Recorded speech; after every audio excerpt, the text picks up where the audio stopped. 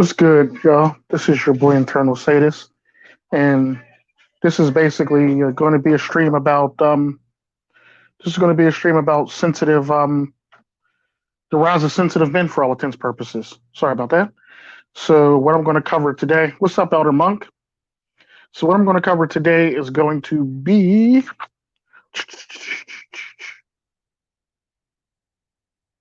what I'm going to cover today is they're over coddled, um, spoiled, sensitive, dealing with them basically, how the ins and outs and dealing with them, and my afterthoughts on them for all intents and purposes is going to be what it is. So that's going to pretty much be the parameters on what I'm going to cover on this lovely thing today. One of the many problems with sensitive men is their ability to take everything personal or to heart, which is actually pretty funny. Because like people try to, always try to mix me up in that same group when in fact I'm just being an asshole, just to be an asshole because I can. Whereas like the difference between that and them and me is, they're being very emotional or they're being very manipulative, which is one of those things where it's like now you're trying to actually manipulate. You're basically what they're doing is basically drawing on emotion of everybody around them for all intents and purposes. And this is typically how this shit works usually when you actually make it so it goes right along and it basically keeps it going. The sad part about that is when they actually do it, it actually comes off as them being very sensitive or them being butthurt or them being bothered by something a little more than what they normally should be bothered by if they were actual guys. The problem with that, what's up, brother?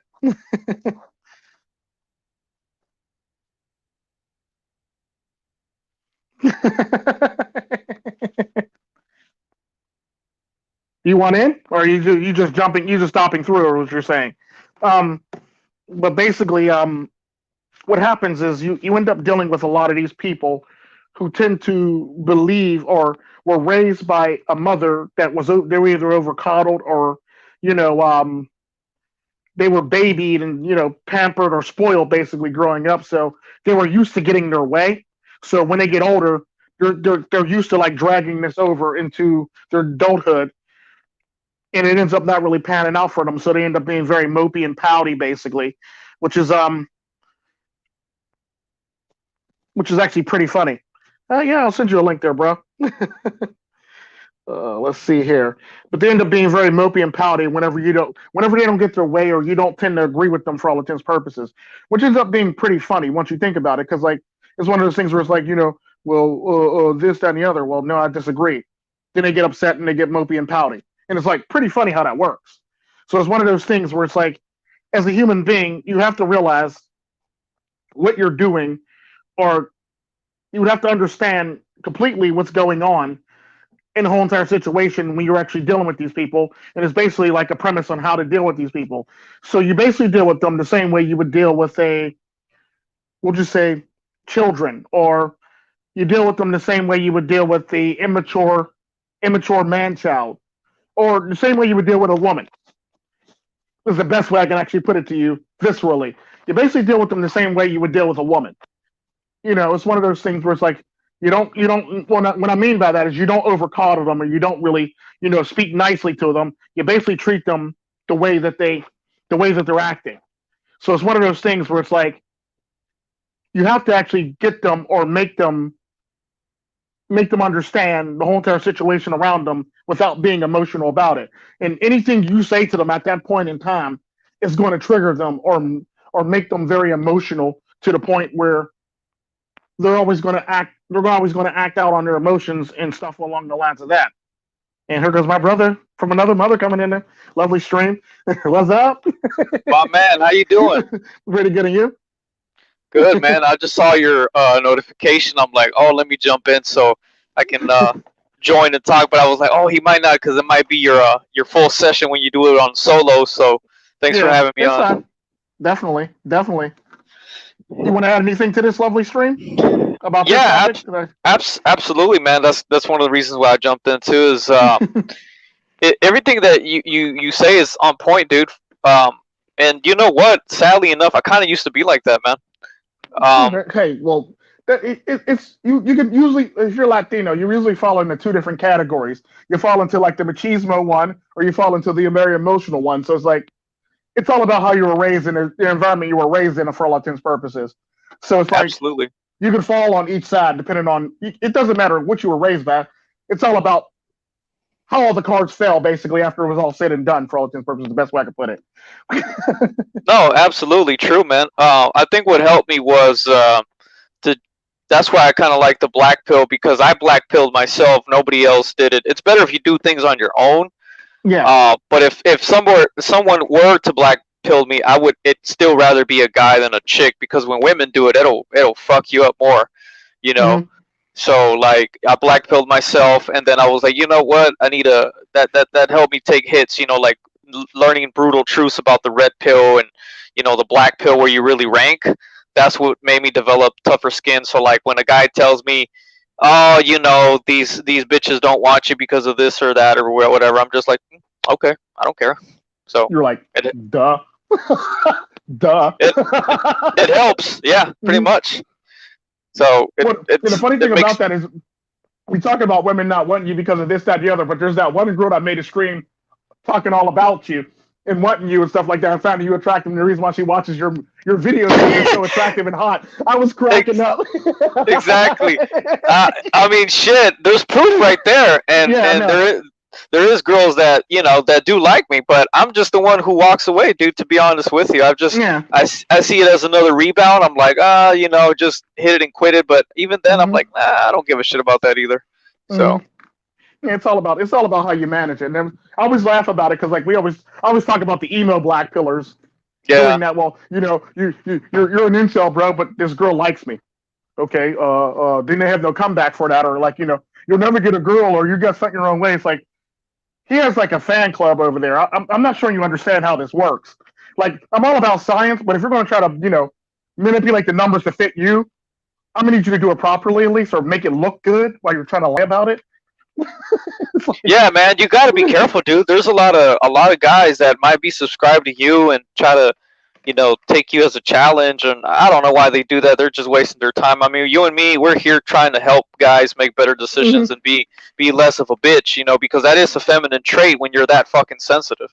Oh yeah, definitely, most definitely, and I get agitated when guys do that type of stuff. It's like, dude, I'm here trying to help you. Why are you being emotional about? You're being emotional. Okay, look, dude, stop. Please just stop. Won't you stop? Okay, look, dude. Yeah, no, you're right, bro. You're right. I mean, shit, ungrateful, man, Yeah, I ungrateful. know. It's Then they like want to the other project.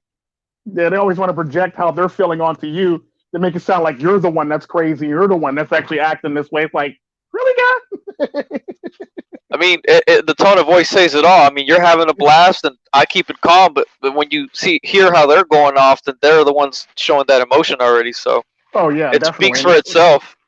It's sad. It's very sad. But then they sit up there because they're so emotional. See, I got him. See, I proved them wrong, and I got him. Like, no, you didn't. You just made yourself look like an ass on the stream. Like, okay, what's up with this? That blue pilled symptom kicked in. That's what. Yeah, right, right. Usually that's how it That works blue too. pilled symptom. That's So usually how it works. funny enough, bro, I just saw a video of this dude trying to say some. He didn't say too many bad things about MGTOW, but he was making it look like if they were the PUAs of the Manosphere. I Mm-hmm. just saw it right now. Some dude named, if you don't mind me giving his name, what was his Okay. name? James Gregory, I think. Yeah. Okay. So look up this video. He just made it yesterday, man. He has like 8 thumbs up and like 50 thumbs down, bro. Dang. That's what So he and gets for. it's That's what he gets for disrespecting the MGTOW community. I guess. Like he yeah, got the pimp hand hard on that one. Apparently. and that was just released yesterday. Wait till a month passes by. Yeah, it's So gonna have some serious unlikes. But like the sad part about that is, I always laugh at people that do that type of stuff because it's one of those things where it's like you're asking for trouble or you're just trying to get attention so you can grow as a YouTuber or something like that. It's like that's only really the reason why you would possibly do it if you want to grow as a YouTuber faster and you want Susan Wojcicki to Porsche you. Like yeah, that's typically one of the many reasons why you would fuck with fuck with a MGTOW community basically. And I always laugh at people that do that because it's like, come on now, guy, really? You yeah. took this L last time. You want to take another one, really? Like, have you learned your lesson? You haven't learned your lesson yet. Like, No, because I guess he likes getting his ass whooped by MGTOW, so he's a masochist. pretty much, yeah. At this point, like, it's like, Shit. man, it's like, Why would you do it therapy. again? Yeah, why would you? Definitely, why would you do it again? It's like the therapy for that kid must be drastic. His therapy Yeah. process must be drastic. But it's like, Yeah. I just laugh at people that do that. It's like then it's the people that just that people that participate in it just makes me upset too. It's like, come on now, guys, y'all know better than this. If y'all give this man attention, he's gonna blow up, and then we're gonna be back here in this mess all over again. He's gonna have all these Yep. subs and all these subscribers, and Susan just he's gonna kiss his ass. And come on now, guys, chill. Yeah, but Susan ain't gonna give him none still. Yeah, for real. So, Yeah. but yeah, man, it's definitely an upward trend. I have a really close friend that I'm actually thinking about cutting off, bro, because he's too damn sensitive. When I tell him the truth, he gets emotional, and I'm like, the dude's a single father, and you know he pays child support and all that, and I think that's what's driving him insane because you know he's only making like $365 a week. So Damn. imagine that. Damn. Like, I can imagine, and just imagine how much he's getting his head beaten for child support, though, too. Yeah, he has to pay $500, and he only makes $365. So imagine that. Yep. So all his paycheck is gone. What about? Does he have one of the children with him or something like that? They have shared custody, but the chick, his ex, gives him a hard time, bro. A hard time. And the crazy thing about it is that one of his uncles is a cop, and like they can't do not much, bro. They can't do nothing. That's the craziest part about it. Like one time, I was at Kohl's shopping, and you know he called me. He was just trying to vent. I'm like, oh my god, here we go, man. You know, like. I try to be there for people, but when it's an everyday thing, I'm like, damn, you can't do things on your own. And he was just telling me that she took off with his daughter, and you know he was chasing her in the streets, and you know just crazy shit like that. And I'm like, oh man, that's exactly why, bro. I stay the fuck away from these women, man. Oh because yeah, definitely. You know what? Black and red pill philosophy is going to turn into the Tico freight train. I'm going to ram their ass over. right. Sometimes that's what you got to do. Sometimes that's the bad part. I'm serious, bro. I'm going to end up in fucking jail. So I'd rather stay the hell away. I've been close a couple times. Hey, you're not alone, Papa. I'm right there with you. I've been real close a couple times. I'm sitting there looking. They like, are you serious right now? Do you really want to do this right now? Yeah. Well, I understand why you're so upset. I'm not upset. So when I burn down your house, you're going to find out very quickly. Exactly. Like, you can't say that. I just did. Like, I literally just did. Like, yeah. Before the fire department get here, I'll already be skating across the border. That's right. You'd be like, bye, Mama. No more right? Papa for you. Right?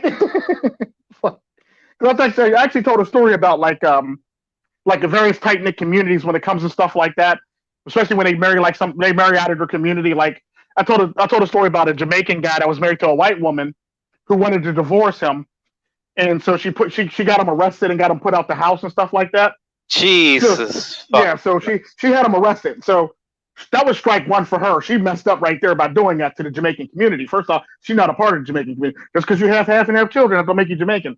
So what happened was the Jamaican community, the whole entire Jamaican community retaliated, and everybody looked the other way.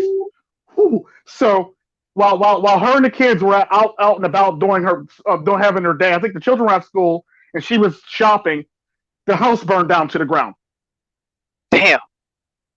Now you would think, okay, they got homeowners insurance, so she was good, right? Homeowners insurance was canceled. Damn. So she lost everything in that house. Well, it's time for her to walk the streets. So what happened was after this happened, because they had no homeowners insurance, she apparently dropped the charges and now she doesn't want to divorce her husband. Damn. Yeah. That's what she gets. She's gonna pay the price. See, she can't fuck with people over there like that, you know. So that's why this actually happened in America. Like this literally happened. Jamaica. This happened in Jamaica, Queens. So it's like one of those things where like, you know, she was getting a divorce, and next thing you know, she's not getting a divorce. Yeah. Okay, kind of hard to get a divorce and take the house, but there's no house to take. Exactly. She deserved it, man. She deserved it. She definitely did. Hey, She you threw know him what's in jail for no reason too. It's like he didn't even do anything wrong. She literally called the cops on him. She timed him coming home from work just right. And the sad part about that, by the time he actually showed up and he got out of his car and he was on his way to the door, the cops had showed up and they were taking him to jail before he even walked in the house. God damn. So he never even made it in the house to even remotely do anything. He was arrested at the Jesus. door. Man, it's amazing how it's really sad, bro. Like really, really, really sad. Mm-hmm. That a lot of women, dude, they're like their colors are finally showing. Oh, definitely. That's Big why I time, like bro. that's the one upside to actually third and fourth wave feminism. It actually puts it out there on Front Street because it's very hard to hide nowadays. Oh So yeah, it's out there. It's literally out there on Front Street. So it's like we're not doing this. Well, your other friend over here said this. that's So right. obviously you're doing it. Like explain for her. It's different, and I don't know. Patriarchy. Like the hell? Where did that come from? It's a bunch of made up. They got no comeback, so of course they're Yeah, gonna there's a say patriarchy. patriarchy. Hey, they see what they see, and if that's what they see in the U.S., then that's what they're gonna go by. So That's it's the fucking crazy sad. part. That is the crazy part for sure. And the sad part about that, she couldn't blame a man for doing it because all she could do is blame the community. Then she would be seen as racist because she blamed a bunch of Jamaicans. Mm. Like Man, yeah, and it was like the funniest thing in the world when I heard about it. When I got the news, like, oh, such and such's house burned down to the ground. Oh, was everybody okay? The family's okay? No, yeah. He was in jail when it happened. The kids were at school. His wife was shopping. House burned down to the ground. They don't got no homeowners insurance. Like, do they need a donation? Oh no, they don't need no donation. They'll be fine. Like what hey, you say, they'll be fine. that's how it goes, man. That's how it goes. And Mm-hmm. keeping it in the topic, I know a lot, including my ass, when I first got into the red pill stage. That's another thing too that's going on with a lot of dudes. Like they see what women are really for now, and it's an uncontrollable feeling. And I feel for them, man, because like I said, I went through it. And I think that's another reason why guys are also very emotional in the manosphere. They're starting to see the truth and where you rank, and that's tough, man. That's tough. Yeah, that's definitely because like the sad part about that. This is because I made a video about this when it comes to getting into the manosphere or the manosphere in general. Basically, I told everybody it's not going to be the easiest thing for you to do because everybody in here doesn't trust everybody as it is because they've been screwed over so many times by so many different people, so many different ways. So Yeah, you're not going to get that immediate trust.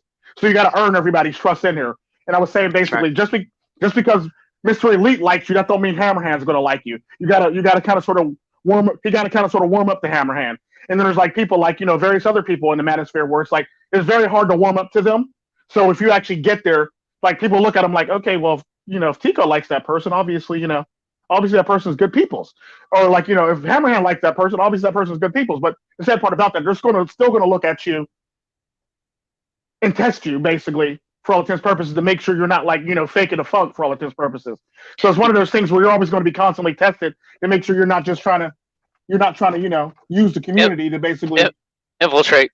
yeah, basically you're going to make sure you're not trying to infiltrate and be stupid for all intents and purposes. So it's like that's one of the harder parts of getting into the manosphere. It's like you eventually got to work your way up and people got to like you and people got to notice you, and it pretty much goes up the ranking system for all intents and purposes.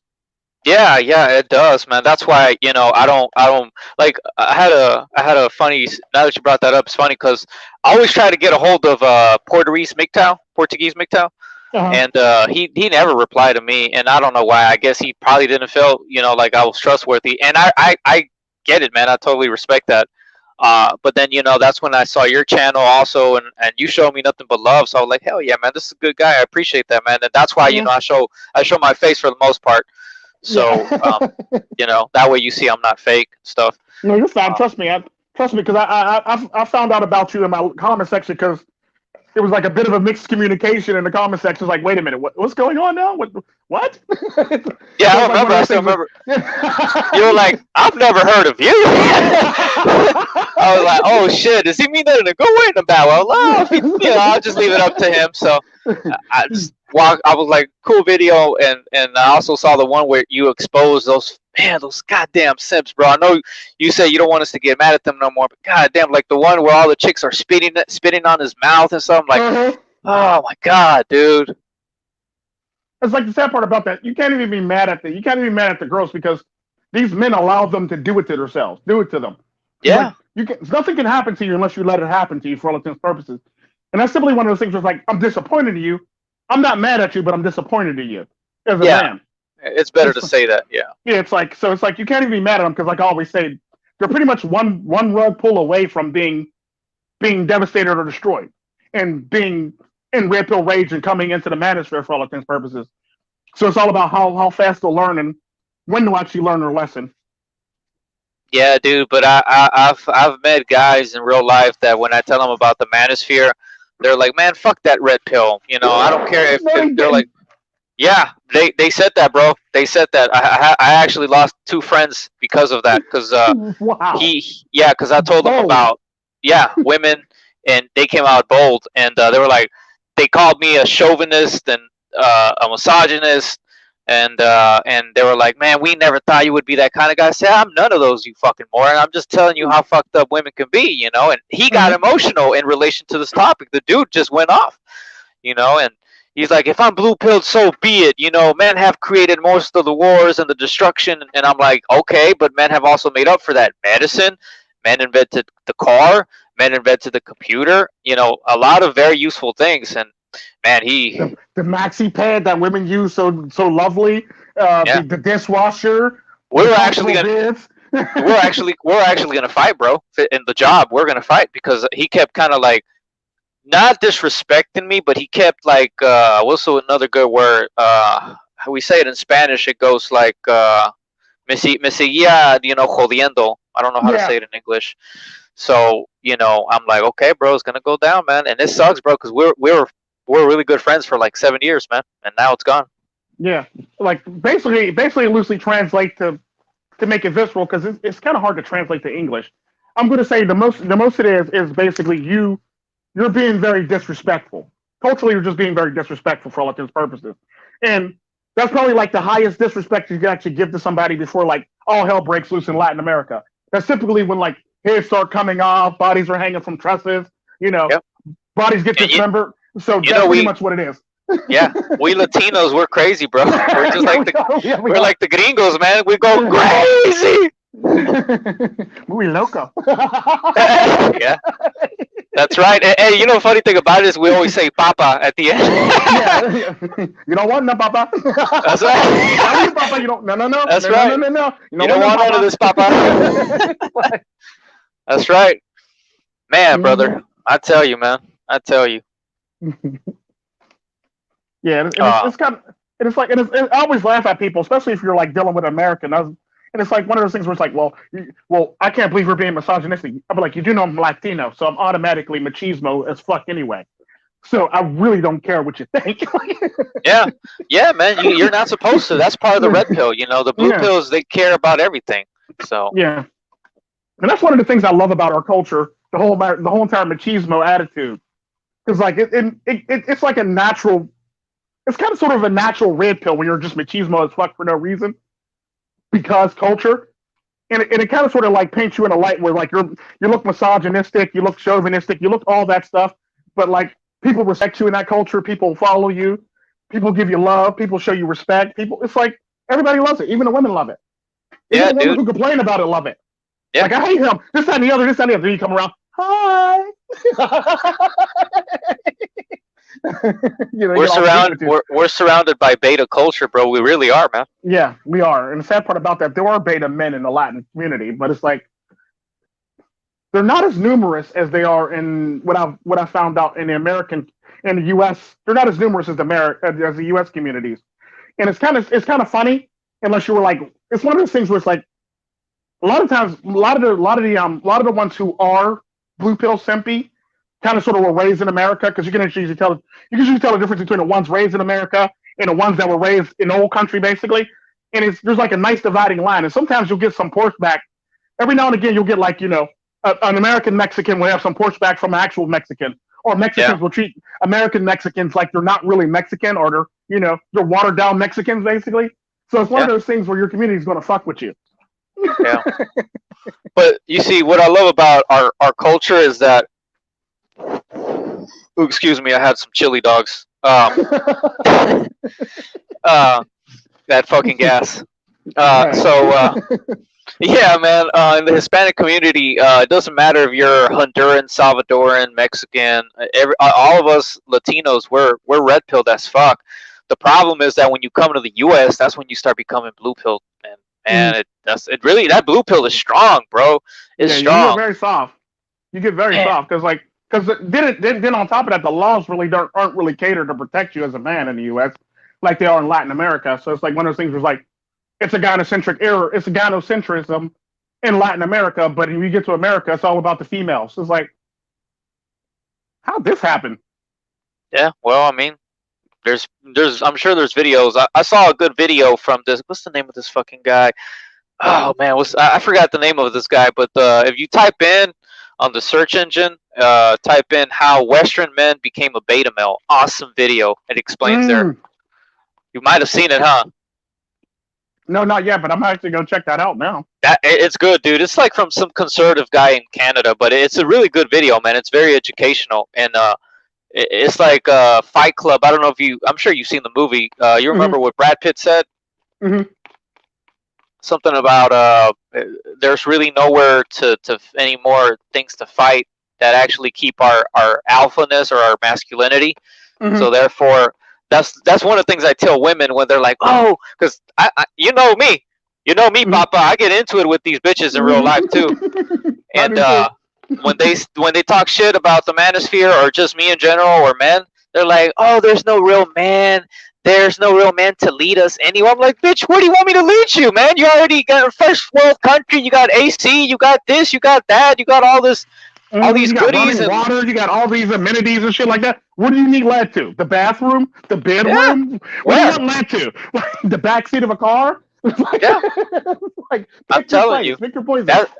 It's their hypergamy, bro. I honestly, you know what? If I was a comedian, but I want to be funny about this, I would actually tell a scientist and a doctor to put to categorize hypergamy as a mental illness. Oh yeah, I'm wrong. Shit, because it's like, how is it that they're gonna want always something new, bro? It's not possible, man. You know what this one chick told me one time when I used to work in the kitchen? She said, you guys always say the same thing when we're in love with y'all. There's nothing new that y'all say that inspires us. I'm like, what else do you want us to say that's not, or that's in the vocabulary? Yeah, I know, right? Because like me, I tend to be more dickish to women. So, it doesn't matter who you are across the board. Like I'll say the most meanest shit in the world. Like I was talking to one of my friends yesterday. She works at a bar, and she said something smart to me, and I tried to actually show her what I meant by a lockbox on the phone, because like certain phones have this thing called a lockbox where you can like store pictures and stuff in, so nobody can get to it. So she goes, I don't understand what you're talking about. So I send her a message saying, tap on the, because you send a picture of a picture, or you take a screenshot of something and you send it in a text message, so it like shortens it, so you got to tap on it so you can open it and see the bigger picture of it.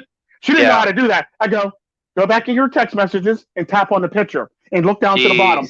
She goes, wow. Oh, I get it now. I go, I text her, your old win. That's right.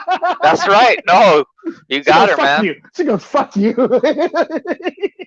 You should have told her, I got some right here for you, mama. Uh-huh. Yeah, she stuck her middle finger up. I go, you might like that too much, mama. That's right.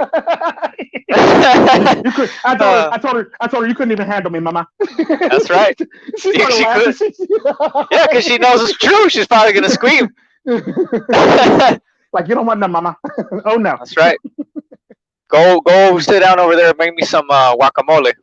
Right. Because I remember the one time I said to her, I said by accident, but actually I was texting because normally I do meal prep every week for when I leave the house. Basically, I do a meal prep. So I said by accident, I meant to say note to self, make some biryani for the week is what I meant to say. So it actually, when I texted, it actually came out, make me some biryani.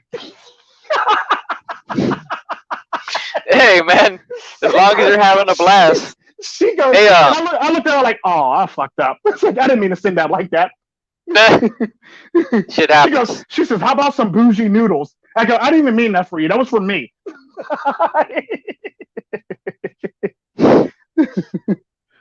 But yeah, meatbag, and who else is in here? Okie Definitely true. MGTOW. What's up, Money AD? Money AD! Money AD! Okie MGTOW, Money AD, Newer Monk, aka Seafood Black Irish, Meatbags in here. Herm Williams. Herm Williams is my boy. Finally made it to my streams like early. We got Okie, we got Tunic, Holy Blade. I mean, Teutonic, Holy Blade, damn. Where's my boy, America's DeVille and Shinobi? Yeah, Shinobi 1 might actually just be getting up very soon here. Oh, okay, cool. Because he's in New Zealand, and then Americas, he might just be chilling at a buffet some damn where, or chilling at the a breakfast somewhere in California. Oh shit! I hear that, man. Mm-hmm. Oh, goodness. Chili man, dogs. I tell you.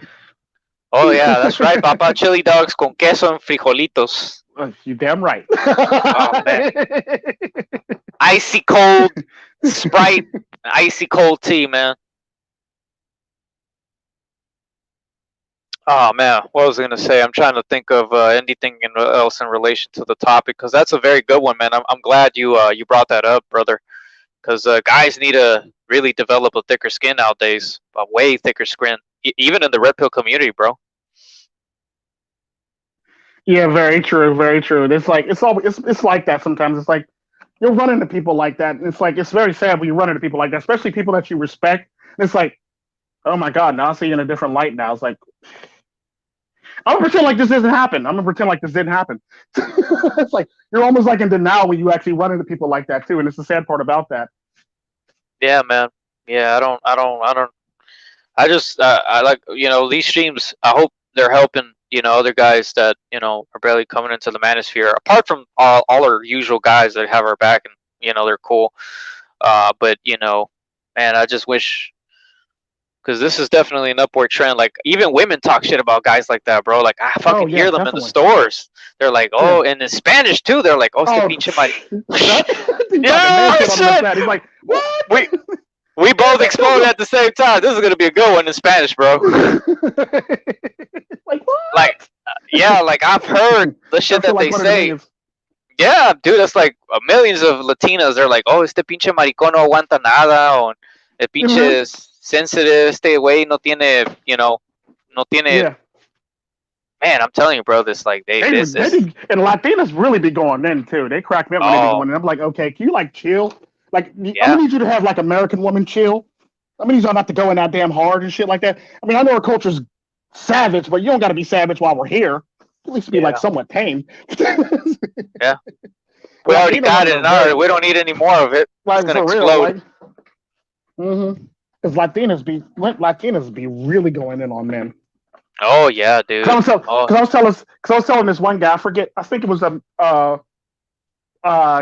Captain Horror, Brandon's horror films. He has a friend who's dating a Venezuelan, and he apparently he's apparently not putting his foot down like he should.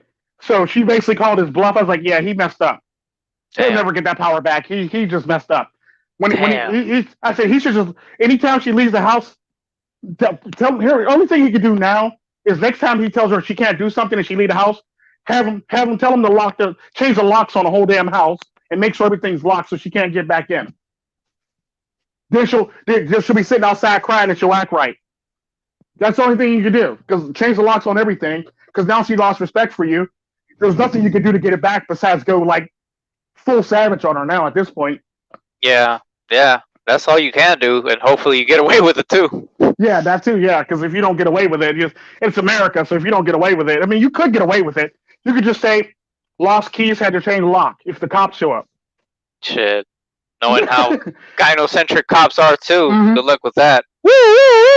Well, no, because you can actually get away with it by saying this and stuff like that. By saying, look, somebody in the house lost keys, so therefore I had to change the locks on the door just in case somebody decided to break in our house, because we're not going to be home. We're not always home. and they'll buy that story if you actually do it that way. But it's one of those Okay. things where it's like you got to do it. You got to do it in such a way. You actually got to remember it. And it's actually got to be your story. You got to stick to it. So it's one of those Yeah, things where it's that's the one of those flow. things where like, yeah, that's the flow. Basically, make it flow. And it's like, look, if you change the locks on the door, you can't really get in trouble for changing the locks. Like, when's the last time you heard of somebody getting in trouble for changing the locks? Though. Yeah, you're right. So it's one Never. of those things. It's a very subtle thing. Plus, it's for your own security and it's for your family security. And you just be like, I didn't hear else that all night. I'm Yeah. sorry. It's like, It's like you're gonna make that Peter Griffin expression. You seen that episode where he kills Lewis and the cops come and he has like that cloud and he's like, yeah. you know, that was fucking funny, dude. Like That was I funny. don't know what happened. Yeah. She disappeared. Yeah, that was some funny So shit. hilarious, brother. Hilarious. That is very hilarious. I'm trying to think.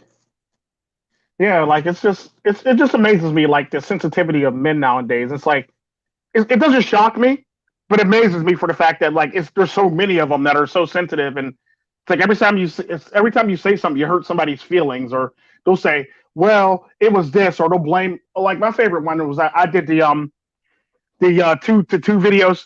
Checks Tico Chainsaw Massacre Facebook.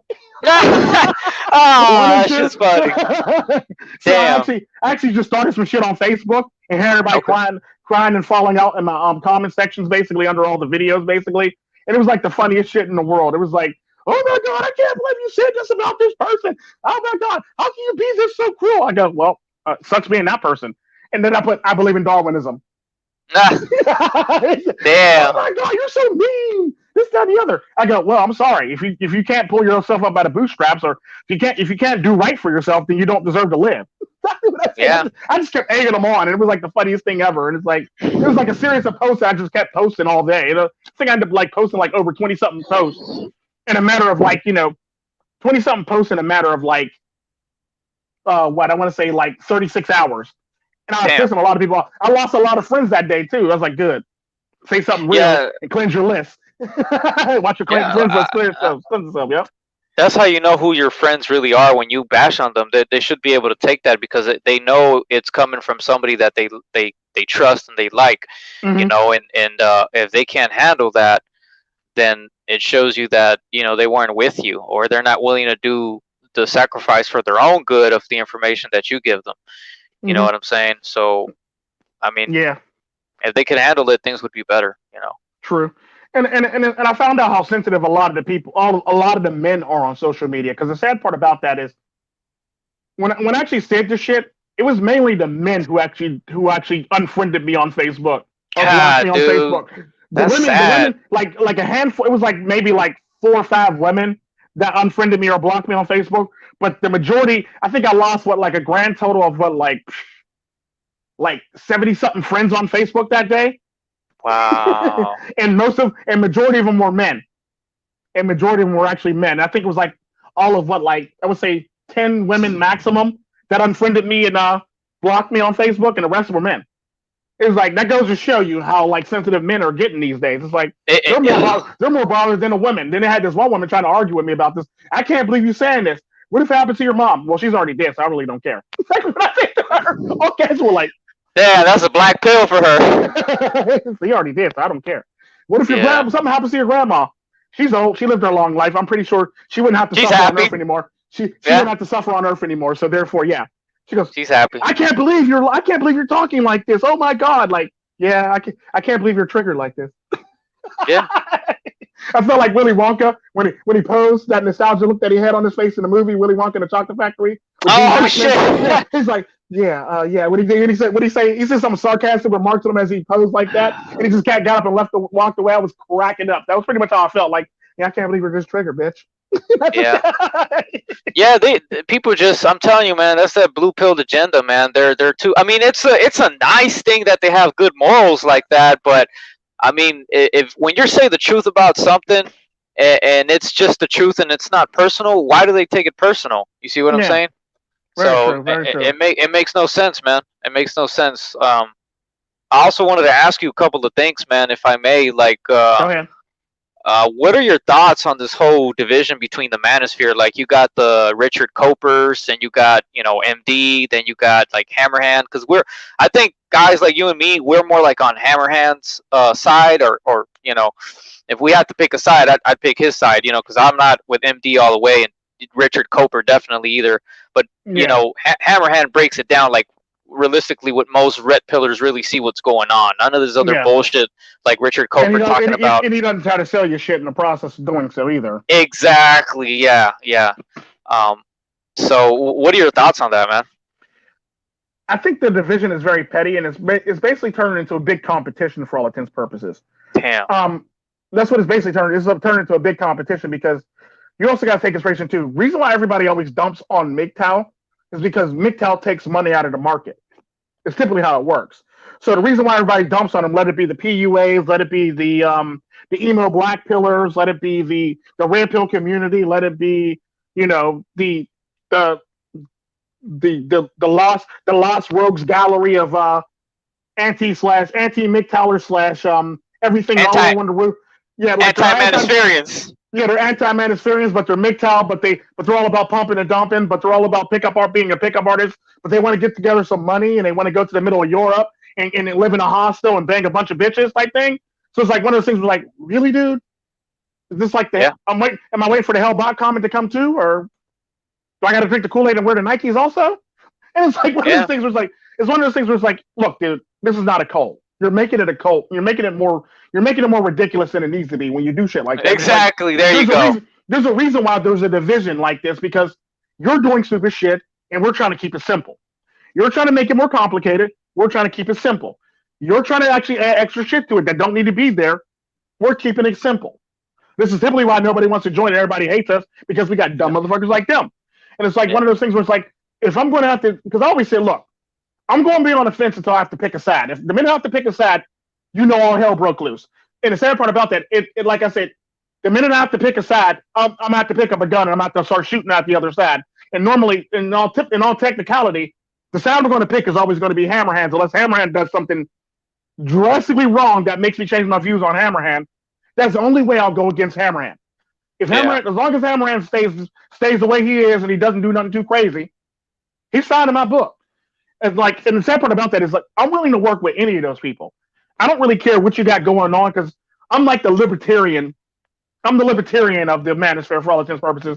So I'm willing to work with. I'm willing to work with anti-MGTOWers. I'm willing to work with anti-Manospherians. I'm willing to work with black pillars that that call me out my name. I'm willing to work with the red pill community over there. I'm willing to work with everybody. The bachelors, or whatever the heck you want to call yourself, the extra people, the PUAs. I'm willing to do a stream with anybody for all intents and purposes. And that's typically how I am. I'm a libertarian when it comes to things. But if I have to pick a side, just know I'm going to have to pick them. I'm going to have to pick the MGTOW side, because everybody else is acting like a bunch of bitches. Yeah, man, definitely. MGTOW is it's freedom, man. I don't consider myself full MGTOW. I wish I kind of would, but I guess the only three things I do, fit the description is no cohabitation, no marriage, no kids, because I've done that for over 29 years now. Yeah. But unfortunately, I'm still under the wage slave, and that's definitely not MGTOW, so I can't fully claim it, Well, no, you can, but the sad part about that, this is where the whole entire levels actually come into play of MGTOW, because there's actually levels to MGTOW that everybody keeps on trying to sweep under the rug. There's like level 1, level 2, level 3. Then there's another scale where there's level 1, 2, 3, 4, 5, and 6. So there's like the ones that I normally seen was like level 1, level 2, level 3, but then there's like ones that go all the way up to 6. So it's like one of those things where it's like each level signifies where you're at in the Manosphere as a MGTOW. And I want to say Mr. Hate Vicious was level 3. I think he used to say Freaky Joji Tales, I think, was level 2 MGTOW. And so like it basically breaks down which each level is, and it defines each level based on where you're at and where you're at in your life in MGTOW for all intents and purposes. So it actually breaks it down each by level. Like the beginner ones will basically still be like participating on a plantation and doing STEM and stuff like that. Then level 2s they're more serious about it. They have more control over themselves, and they might do pump and dump or something like that. Then level threes basically, they'll turn it into a business basically, and they typically they're kind of sort of they're kind of sort of participate in the whole entire like wage slave thing, and there's some that don't, and then you got like fours, fives, and sixes, which like depending on what scale you're actually looking at. If you're looking at the scale that goes up to six, you got like monks. You got like five monks, then you got like six would be like the people that literally ghosted society for all intents and purposes.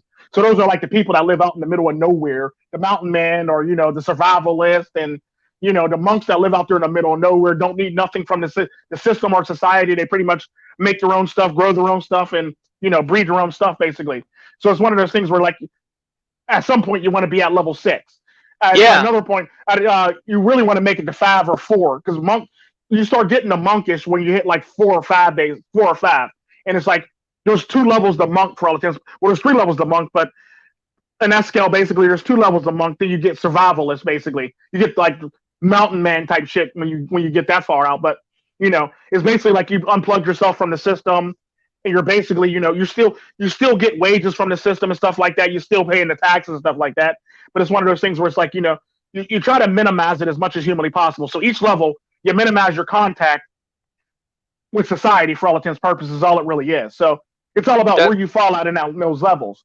So Gotcha. So when you get to 5, you're basically damn near unplugging, and you probably only like show up for like the bank, the doctor, something like that. Basically, when you hit level 5, like you might go see the doctor because you're getting kind of old, so you need that prostate check basically. You're be okay and living. Things are like you're like basically damn near minimizing your exposure. It's almost like being Amish at that point. The only time they show up. Yeah, the only time they show up is when they got to go to the hospital or when they need to travel long distances to go see another relative in another state or another part of town for all intents and purposes. So that's typically the only time like you'll see them on a Greyhound bus or you'll see them on an airplane or you'll see them somewhere like that for all intents and purposes. So it's one of those things where it's like you'll see them traveling long distances basically because your horse and buggy doesn't go that far. So it's like level 5 tends to be like think of it like Amish. Like they only show up when they have to the city or the town basically to deal with the town. Level 6 is basically like they're gone and they done ghosted everybody for all intents and purposes. Yeah, LFA made a video about that a long time ago. I think it was just last year, almost 2 years ago, where he says there were 5 types of MGTOWs. He said, I know you're definitely not going to agree with the first one, and I don't either. So he said that the first type, in his definition, was a guy that goes his own way. He doesn't follow the friends and all that crap, and he ends up getting married, and then he just fucks off with his wife. And the second one is the pumper and dumper, and then the third one was one who didn't deal with women, but he still stayed in the plantation. And if he got lucky, he got lucky. If he got laid, he got laid. Basically, every once in a blue moon. And then the fourth one was like the guy who tried to avoid women at all costs, either in the plantation or off the plantation. And then number 5 was just off the grid MGTOW. So, do you think that's accurate? That's pretty accurate. I don't really agree with the first one. You could probably cut it down to 4 at that point. But yeah, I agree with it for all intents and purposes if you cut off the first one. Because the first one's kind of sort of, it doesn't really count for the fact that I look at that point as you're going through red pill rage. So you're not really MGTOW. You're just going through rage. You're going through the rage right now. So you really don't really get your stripes until you come out the other side. Gotcha. So it's one of those things where it's like you're going through the steps of grieving, basically. So I would say in his case, the way he actually described it, I would say there's only 4 levels. It starts at 2 and goes up to 5 for all intents and purposes. But he's pretty accurate as far as that, from 2 to 5. I would agree. Okay, yeah, because that caught my attention when he said that. Yeah, because I disagree. I definitely do disagree with the first one. Like, no. Yeah, that's like, no. I'm not even MGTOW, and I disagree with that. Like, that's the blue pilled mindset. Really, marriage is blue pilled as fuck. Really, so yeah, like because if you're going to be level 1 MGTOW, you're not really married. 9 times out of 10, you got divorced, and you're starting all over from scratch again.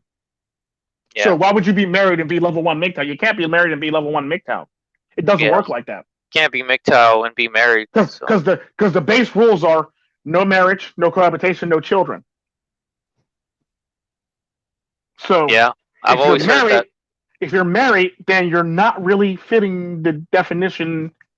That's the parameters, the pillars of actually. You're not really following the pillars of MGTOW. This is typically why I don't refer to myself as MGTOW, for the fact that even though I'm not married and I don't cohabitate, unfortunately, I'm still having children. Hey, man, that's okay, man. You know, hey, you have to spread your seed, so you did. So that's to piss Yeah, off the what I call them, the pseudo biologists who don't yeah, I want know. the Yeah, average guy to have his kids. You know, so yeah, fuck them. basically, yeah. Is that Hey, dude. I refer to them as emo black pillars. Oh shit.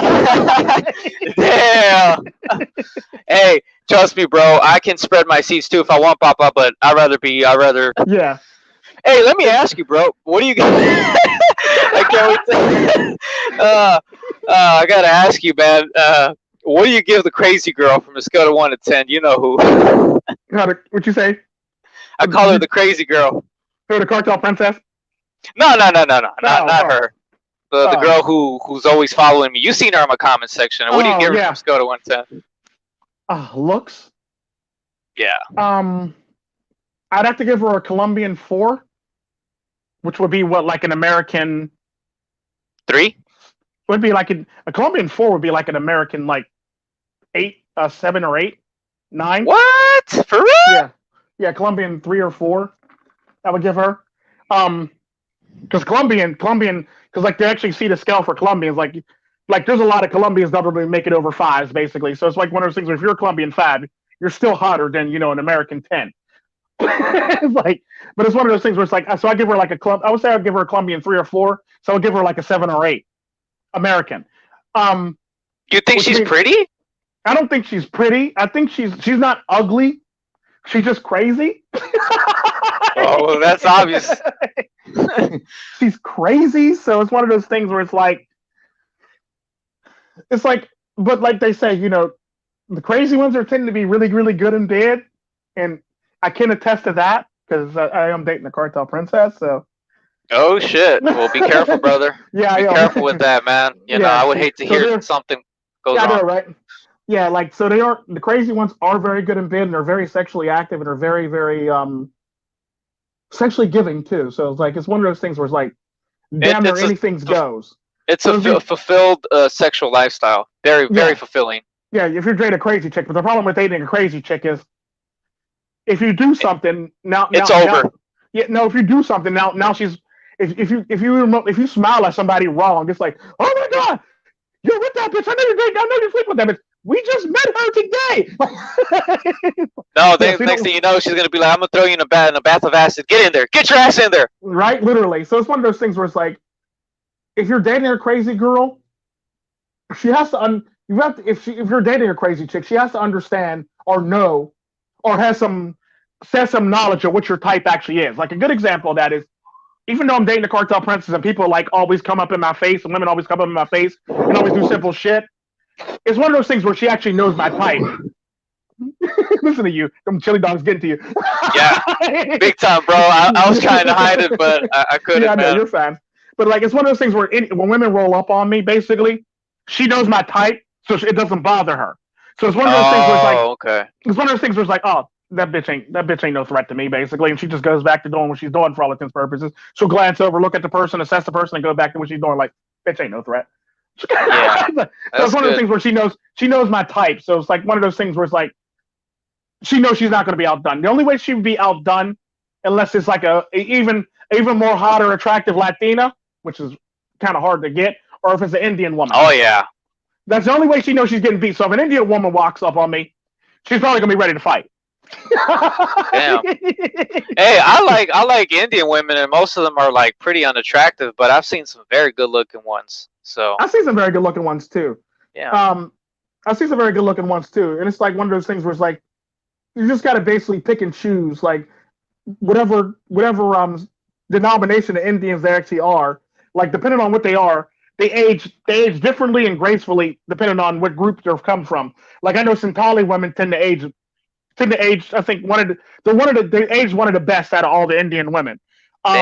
Then Damn. you got the darker skinned ones that age like black women. Basically, they up there looking like Tina Turner at like fucking 50. I mean fucking 80 and shit like that. Yeah, So those you are got good those ones. genetics.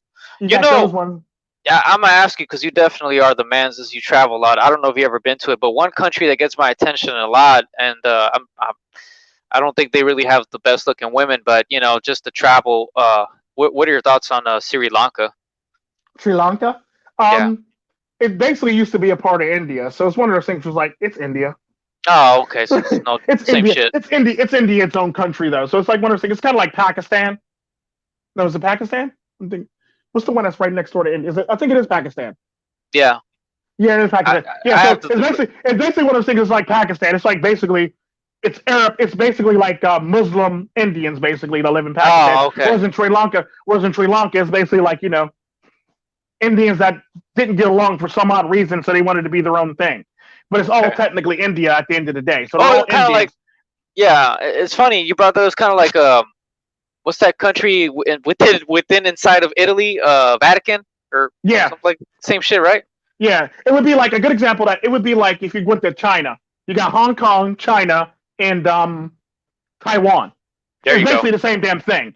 There So you it's like go. they're all the same damn people. They're all the same damn thing. It's like one happened to be taken over by this group of people. The other one decided that they wanted to go their own way, but they're not allowed to bring their own country. They're not allowed to be their own country, and China's basically right there. So it's one of those things where they're all the same damn people. They just express it differently. Is all it really is. Got it. Yeah, so that's all it really is. It's basically like China, Taiwan, China, and Hong Kong. It's all one country, but they all. It basically like if you go to a family gathering, there's always going to be that relative that you don't like. There's always going to be relatives you do like. There's going to be that other relative that's like that every now and again, depending on if they're drinking or not, you may not get along with them, and you may get along with them depending on what they say out the side of their mouth. So it's one of those things. That's pretty much how it is with that. So it's one of those things where it's basically like a big family gathering, but nobody gets along. Those three sides of the family don't get along basically. So it's like the best way to describe it. Yeah, that sounds about right. Sorry, man. I had to change change change gear because oh, I got tired of wearing those damn shades. They make my eyes hurt. So You make my get eyes ready hurt. get ready for my new intro. That damn mask. It's a new mask, so Nice. I'm taking Hidden MGTOW's advice. Yeah. Hidden MGTOW's a trip with that. I love that He guy. actually never showed his face though. I like Hidden MGTOW. He's pretty funny. I like him a lot. He cracks me up. He's awesome, man. Everybody, Hmm. all the homies, all the cronies are awesome, man. Shout out to Yeah, all of them, man. I try to keep awesome people around me, but then when I have to weed some out, I do weed them out. So it's like, oh no, you're not. You can't hang with us no more. You're just being a bitch right now. It's like Yeah. I'll just weed stars. I'll start weeding people out. So like, my core people are basically what Black Pill Radio, Baron Yam, MGTOW the Wind, and who am I forgetting? Oh shit, Hidden MGTOW, or the core is the core group. Then you got like the extra people like Saki Double so I, Double I, and what's his name? Menace, MGTOW Menace, or Jaguar Media. Basically, he's in that group too, but he's like the extra group. He's like he's like the second layer basically. Then you have like Psyche Soap. The people who always show up. Psyche Soap do Zangs.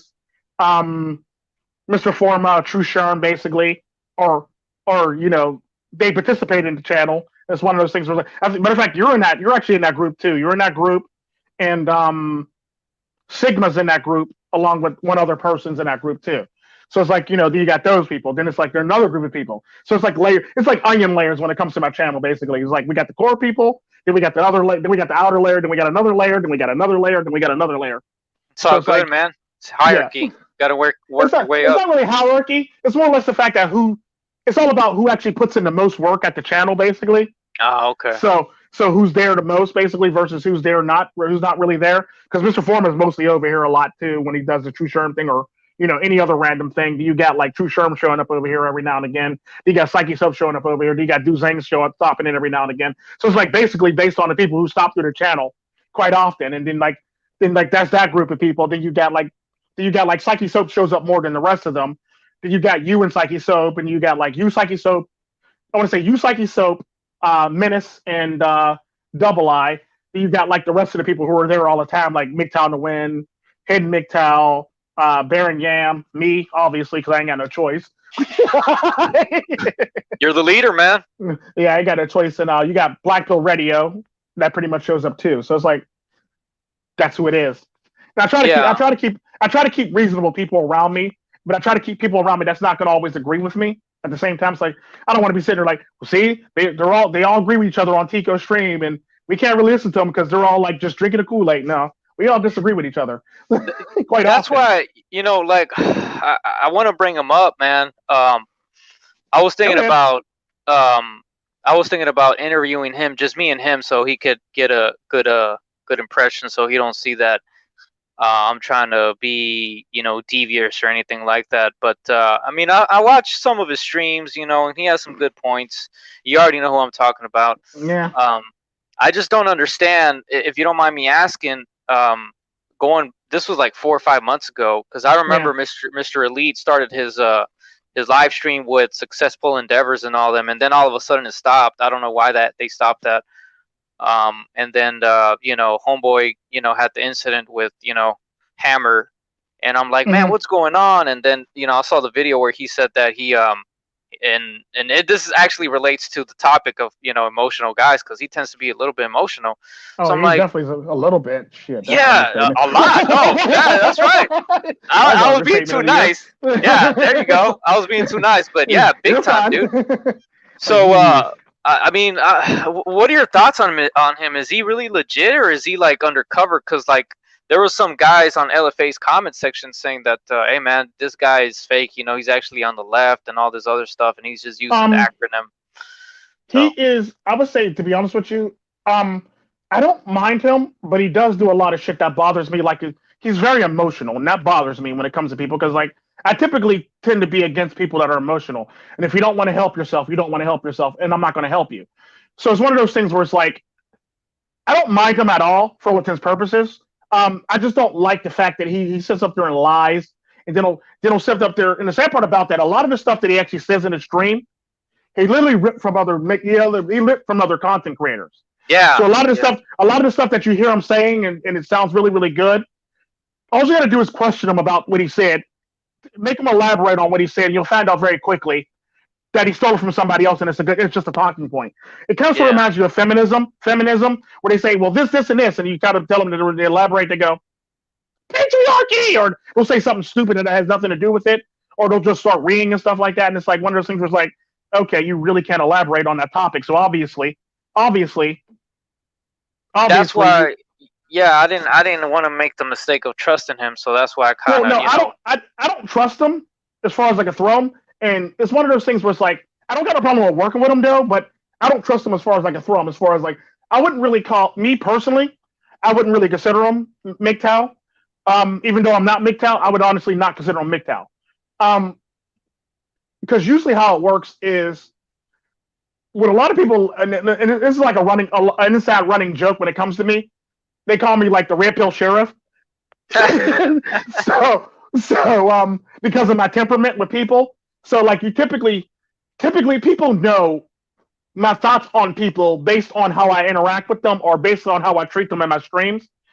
And it's one of those things where it's like, like if I ignore somebody in a stream, I basically don't I'm not listening to that person. I really don't care what that person got to say. Oh, If okay. or if I'm going savage on somebody, it's basically one of them things where I'm just tired of you opening your mouth and you should probably just shut your mouth. So anytime I'm angry on a stream with somebody, I'm tired of your mouth and you just need to shut it and just either get the hell about the stream because you're not making any sense anymore. You're sounding like a bitch. And that's pretty much what it is when it comes to me. So people typically know when something's going on that, okay, Tico's about to probably try to kill somebody on a stream. Oh, shit. So it's one of those things where it's like I typically have streams where every now and again I'm going to expose somebody or I'm going to do something that's going to be like far left field. It's like everything's great, everything's great, everything's great, everything's boom, nuclear Yeah, bomb just went off type thing. It's like one of those, what the yeah. fuck? Where the hell did that come from? Like, oh my That. god. How do you think I came across your channel? It was actually through hearing his live streams, and he Yeah. brought you up, and I typed it in, and then I saw how you were legit about it. And I'm sorry, I hate to go back to it, but I just wanted to get to the bottom of it. And Yeah. you were You're like, fine. hold on a second, I actually sent you the link, And then he actually joined, and you guys kind of got along, and yeah, settled the beef. But when I went to some of his recent live streams, he's still talking shit, and I'm like, Yeah, he God always. And the damn, sad part dude. about that, he always is. Because the sad part about me is like I'm not going to talk shit about people. It's like because you don't deserve my attention from you. Because I look at it like this. I treat you like a child. If you're acting up like a child, then you don't deserve my attention. You need to be on punishment. So you need to go sit over there in that corner and until you learn how to behave yourself wearing that dunce cap. And that's simply how I feel about a lot of the people. And the problem with it is like what a lot of people don't understand about me is like I treat my channel and people like I do my children. So I approach this like I'm a father. So if you're doing wrong, I'll let you know you're doing wrong, and I will treat you as such. And this is where well, you're just being emotional. No, I'm being a father, Yeah. and you're being a very disrespectful teen, or you're being a very disrespectful child right now, and you're not really understanding why you're on punishment right now. So I'm gonna need you to understand why you're on punishment and figure it out. And it's one of those things where it's like people don't seem to understand it about me. They don't seem to get that about me, and that's exactly how I approach my channel. Because like that's the best way I can approach it and not be like completely savage. And the sad part about that, I'm very consistent no matter what, and I'm always willing to clear up something if you ask me a question. I have no problems with answering a question if you ask me it. So it's one of those things where it's like if you're going to, my only beef with him was the fact that he lied on me and said I was this, that, and the other, and I was this and this and that and the other. And the sad part about that is like, no, I'm neutral. I'm always been neutral. Everybody knows I'm Yeah. neutral. That's what I So saw. and it's like, so why are you acting like a bitch right now? Because like I'm neutral and everybody knows this. So you can't say, well, Tico this, Tico that. Because the sad part about that last one that actually sent them a link to join my live stream, and everybody seen that shit, and he was acting like a bitch in a series of threads and them emails. It's like, okay. And I basically said to him, look, dude, you obviously got some emotional shit. I'm gonna need you. Come talk to me when you take your dick when you take Hammerhand's dick out your mouth and you can actually open up your mouth and shit like that. Literally what I said. Literally what I said in that email. Like when you can take Hammerhand's dick out your mouth and you can actually talk like a big boy and you can stop having people's dicks in your mouth and you can act like you're a grown ass adult. Feel free to come back in the live stream anytime you want. Literally what I said in the email. So it's like Damn. it's not like I got rid of him. It's like he's always welcome back as long as he's not acting stupid. And he has because like my channel, I look at it like this. I don't want your beef on my channel. Fuck your beef. It's my channel. Don't give a fuck about your beef. Keep your beef on your channel.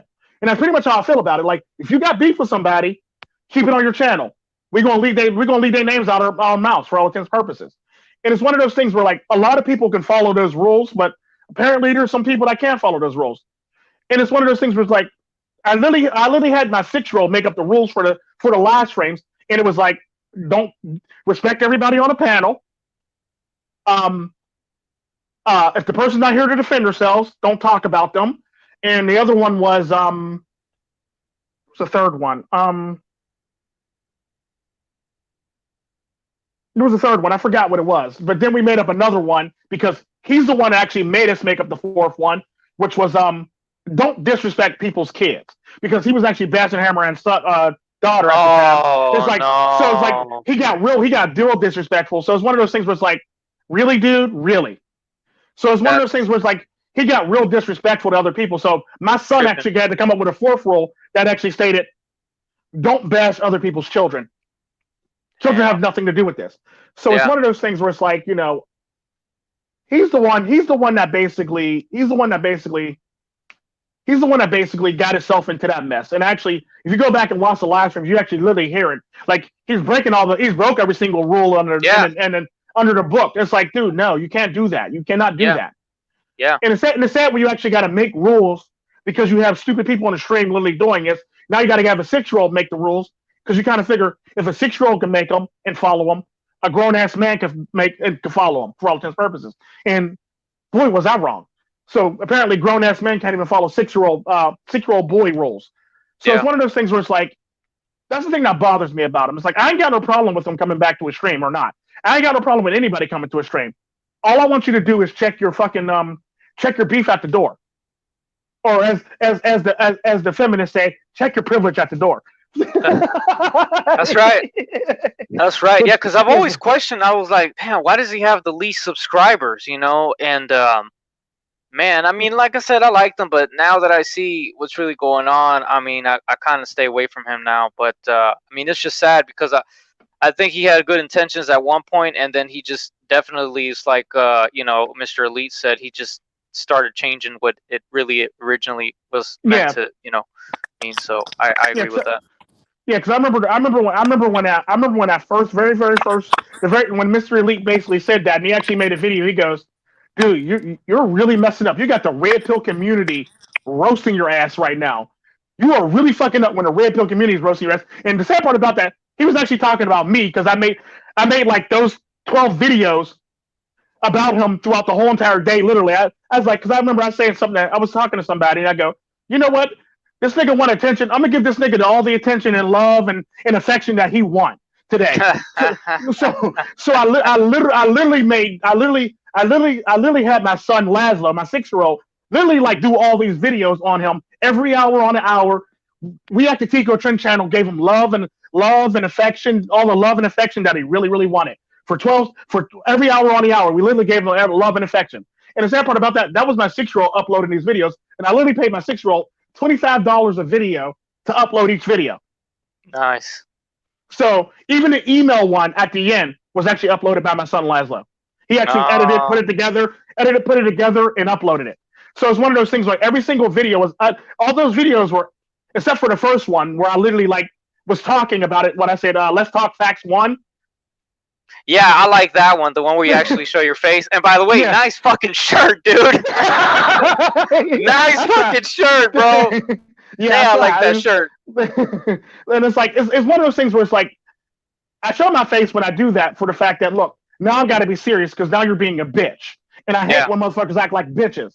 So I typically put myself in front of the camera and actually look right into the camera, and I'll face the camera and I don't take my eyes off the camera to let you know how serious I am about this shit. So that was the first video. And I was like, look, the next few videos are going to be all the shit debunking your ass from all the bullshit that you actually said about me. So there was like, let's talk facts 1, let's talk facts 2, I let's saw talk all of facts them.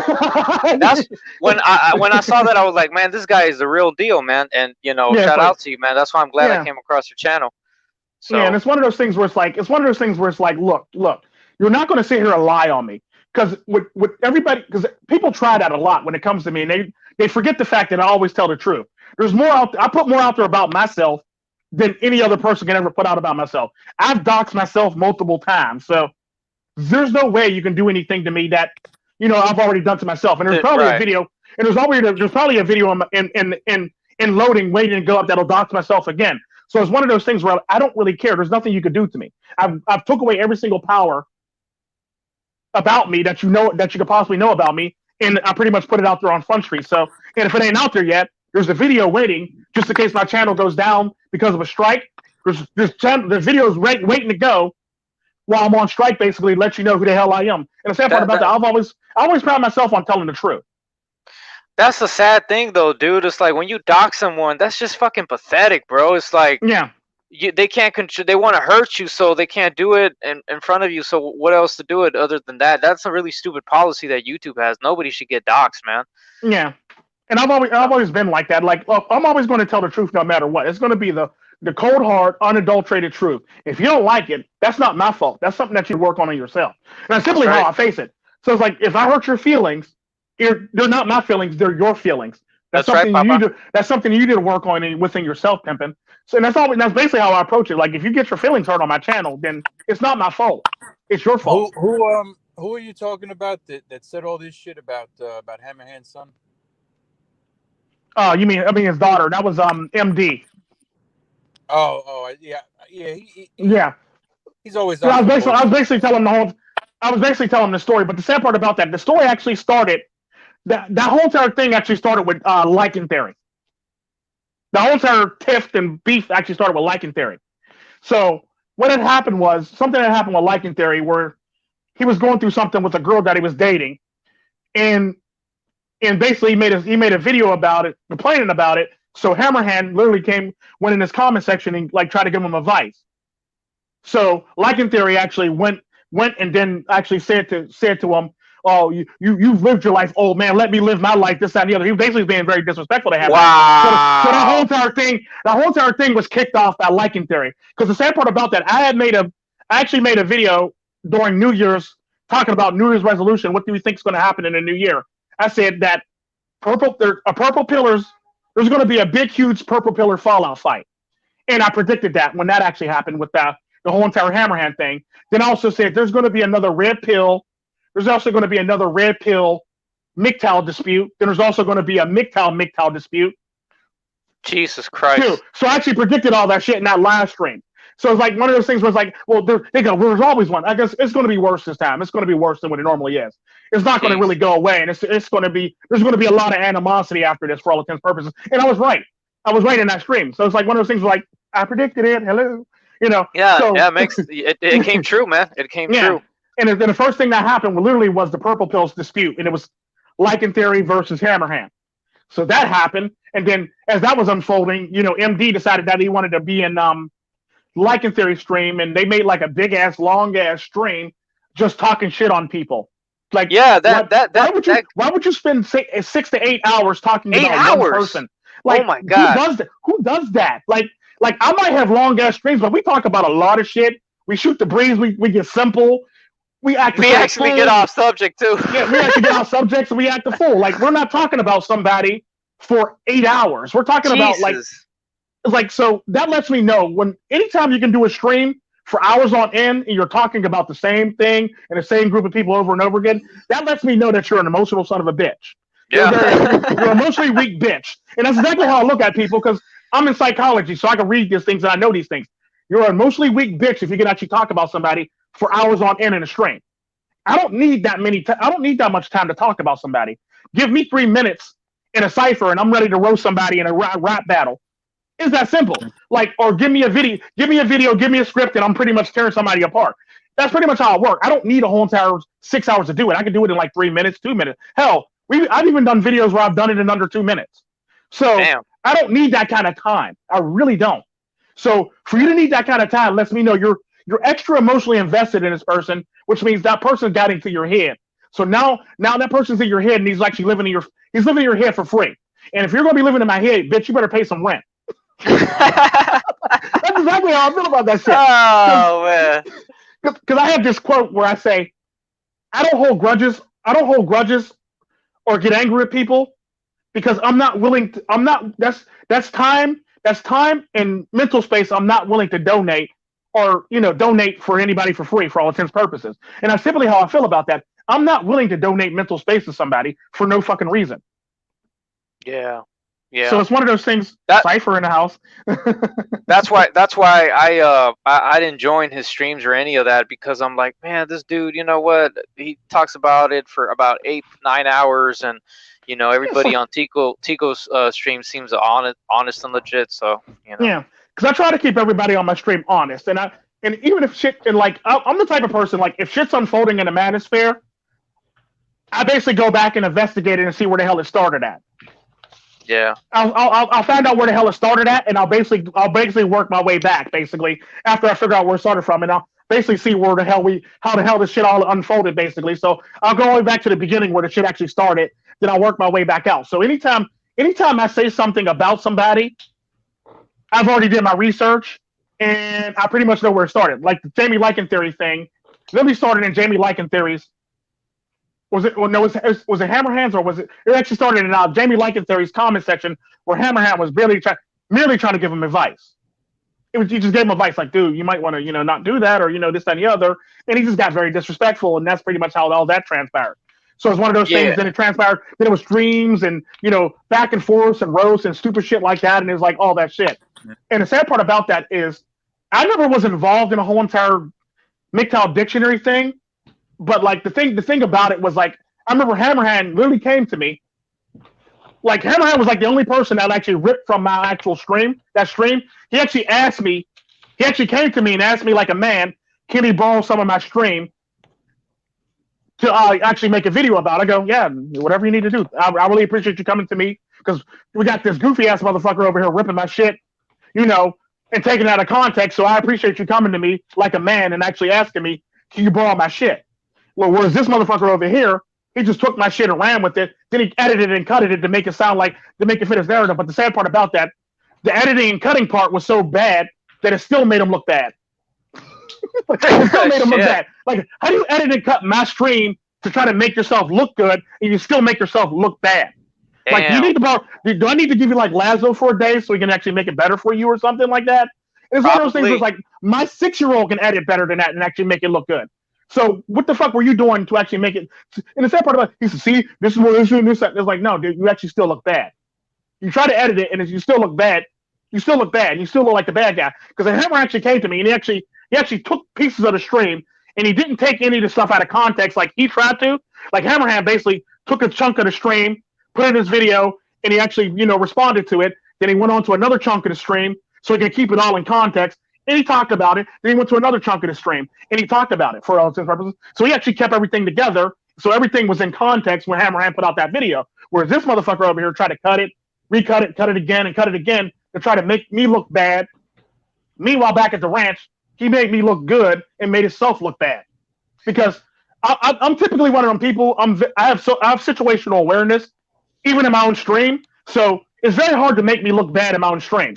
It's one of those things where it's like, well, 9 times out of 10, Tico did say that, so you probably deserved it. That's typically how people actually react to you. Like, well, Tico said this to me. Well, you probably deserved it. He doesn't just say shit to you for no reason. So if he says that to you, you deserved it. You know what I like that you said? Huh? When you were talking to him, you nailed it when you said that we need to stop fighting within the manosphere because this shit is making us look bad. You fucking nailed it when you said that. Yeah, and that's the sad part about that. We need to knock this shit out. Like, how's that look for marketing? Well, and you got people up here in the manosphere talking about, well, I don't care what other people think about me. Well, you should, because we want men to come off the plantation, and it's kind of hard for them to want to come off the plantation when they see us uppercutting each other and bashing each other's heads in doors and shit like that. And the manosphere acting like a fucking bunch of fucking crazy loons and shit like that in the manosphere. That's right. That's right. What kind of PR marketing is that when you actually see that type of shit happening? So we got to do better by ourselves to market ourselves better if we want people to leave the plantation, enjoy the manosphere in any realm. Let it be red pill. I don't give a damn if you're a PUA. I don't give a damn if you're a black pillar. I don't give a damn if you're a MGTOW. I don't give a damn if you're a red pillar. I don't care if you want to start your own thing like Bachelors or Free Agent Lifestyle or whatever the hell you want to start. You're a part of the manosphere. That's all that fucking matters. Exactly. So knock it off and get the fuck along. That's all I care about. That's how powerful the manosphere is, bro. That's why I always use it more because everything falls under that. Manosphere is at the tippy top, and then you got everything else. Everybody, pretty much like manosphere is the umbrella, and everybody falls under this manosphere umbrella. No matter how you like it or not, we're all here. We may not all like each other. It's basically like that big ass family where everybody don't get along, and we have to take this group ass picture, and we got to get along just for this group ass picture, then we can all go our merry way. That's simply all it really is. That's what metaphorically is. That's right. Like, we may not like the PUAs, but we still got to invite them to the cookout.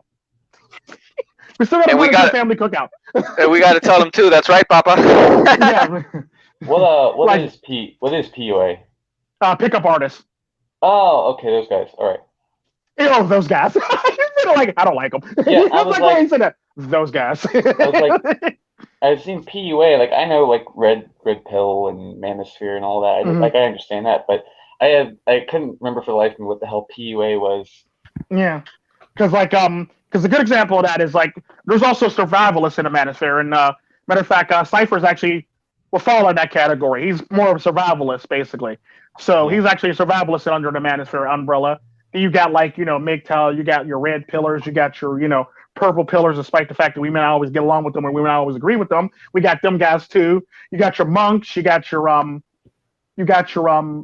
black pillars, you got your incels, volcels. You got impcels, volcels, IPMOR, SYSBM. It's pretty much all a big ass. It's basically a big ass family with different branches of the family for all intents and purposes. That's all it really is. So the manosphere is a big ass tree, and all the different branches are all the different philosophies that came off the tree for all intents and purposes. So at the end of the day, that's all it really is. And if we're all fighting each other, how does that look for us marketing wise? Really bad. Yeah.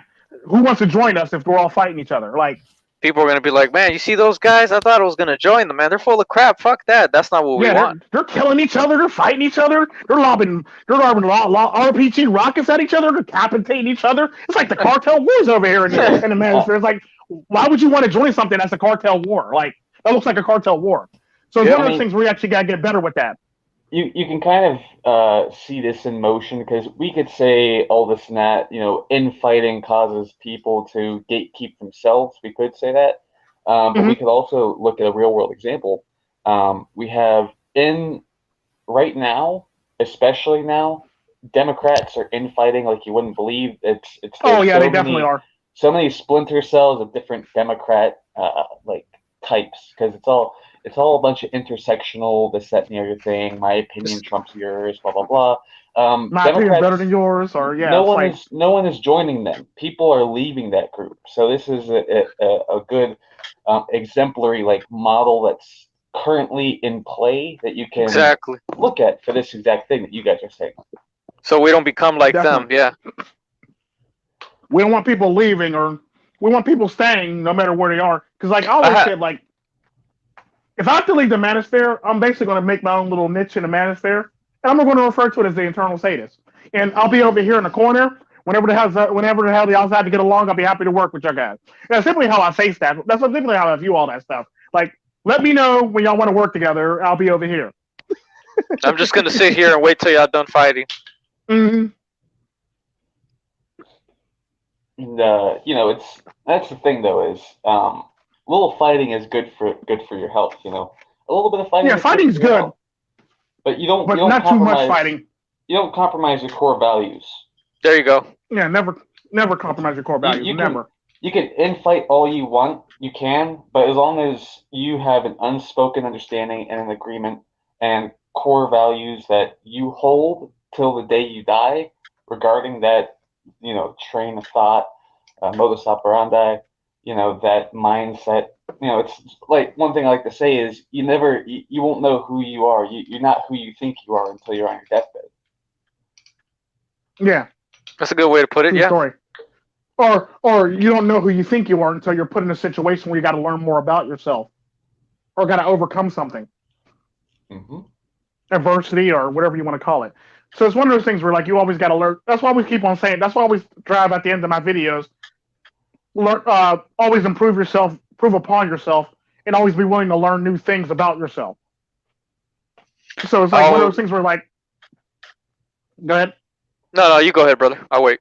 I was actually done, but yeah, pretty much that's all it really was. Like just improve upon yourself mainly. So just always be willing to learn something and improve upon yourself. And mainly is all I say. Improve yourself. Yeah, I always say make sure you don't take the blue pill no more. Yeah, don't do that. Never do that. Yeah.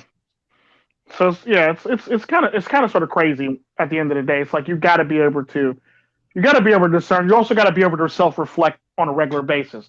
Because I self-reflect on myself quite often. It may not look like it sometimes, but I always reflect on myself.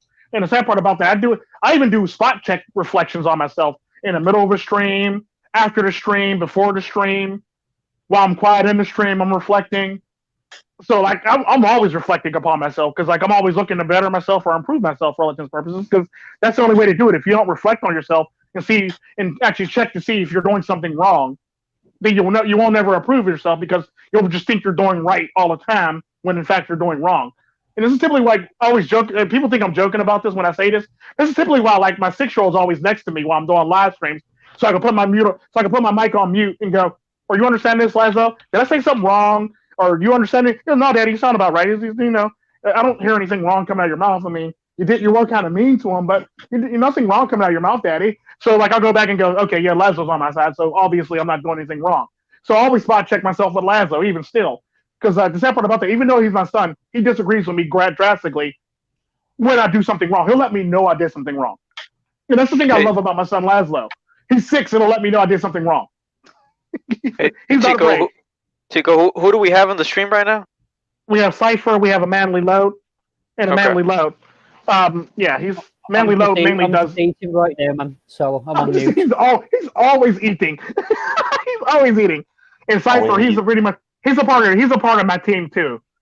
He's actually a part of the core team also, but he mainly does like survivalist, some economic-y type stuff, survivalist type stuff, and he does reviews on certain things. Cool, good. Yeah, I was wondering, the guy with the bananas, he stayed quiet, so if we wanted to let him talk. He's eating. Trust me, he'll talk if he has to. Oh, trust me, he'll let Always- you know when he wants to talk. Always eating that booty. He's always eating that booty. Oh shit. He was eating spaghetti and meatballs yesterday or some shit like that. Oh no, that was Billy the Goat, not me. Oh, that's Billy Goat eating. Okay, that was Billy the Goat eating spaghetti and meatballs. You were eating something before you got in the stream. He says, "Oh, I gotta go eat first or something like that." You told somebody you were eating something, you'll get in or something like that. Yeah, my pistachio peanuts, man. I love them. Oh, that's what you're eating. I knew you were eating something. Pistachios are good. Pistachios are good. Mm-hmm. They are good. I actually like pistachio. I don't really like them all like that, but I do like it when I'm actually cooking something. So I like to actually add them to the dish versus actually eat them plain. Like if I'm making some type of like, rice dish or something like that. Shells on. Have you ever had pistachios? Yeah, definitely.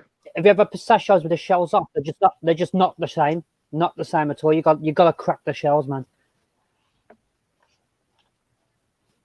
It takes all the fun out of it. Definitely. I actually have my one sister. She actually does it she actually cracks the shell in her mouth, and she spits out the shell. She'll eat the nut.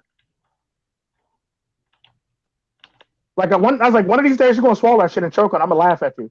Oh shit. Damn. She socks the shit out of me like.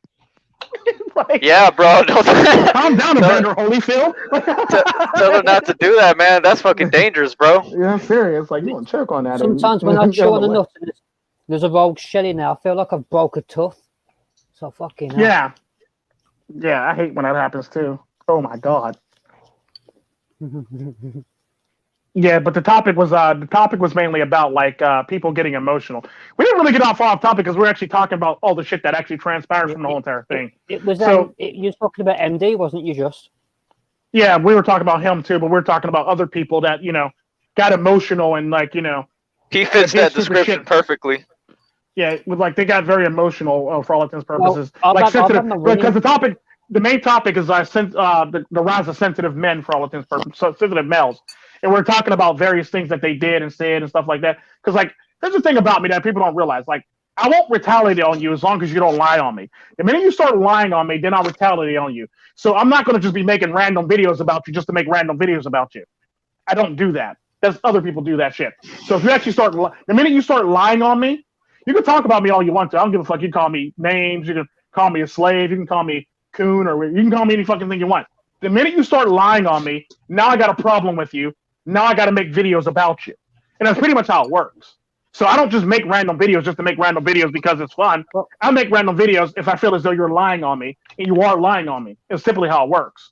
Well, if you're unaware of it, MD on MGTOW TV is so ridiculous that he's even turned on his own fans. It's hilarious. Yeah, I know. If you read on his comments, damn! Wow. He's turning on his own fans. His own fans are supporting him, and then he just starts ripping into him. I'm like, dude, this is just fucking let's get the popcorn out, man. Yeah, because the sad part about that, I don't rip into my fans, even if it's like a person that's not even sub to me. I try my best not to rip into them. Basically, I practice the whole entire. I practice the rule. You play stupid games, you win stupid prizes type thing. So that seems to be my mentality when I respond to people. So if you say something stupid to me in the comment section, I'm going to say something even stupider back to you in the comment section. It's typically how it works. Like, oh, we're going to play this game now. Got it. So it's like, if you say something... Huh? Go ahead, brother. You got the floor. It's like, so typically, like, I'm going to respond with the same fervor or with the same manner that you actually put a comment in my comment section with. So it's not one of them things where I'm just, doing it to be emotional. I'm actually doing it to be a dick because you're being a dick. And I feel as though you're being a dick, so I'm going to be a dick back to you. So that's typically how I respond back to people. So if you say something to me, I'm going to say something back equally or greater. And it can keep on going back and forth as long as it wants to because I really don't care. Because it just adds to my algorithm for all intents and purposes. Being an asshole. Yeah.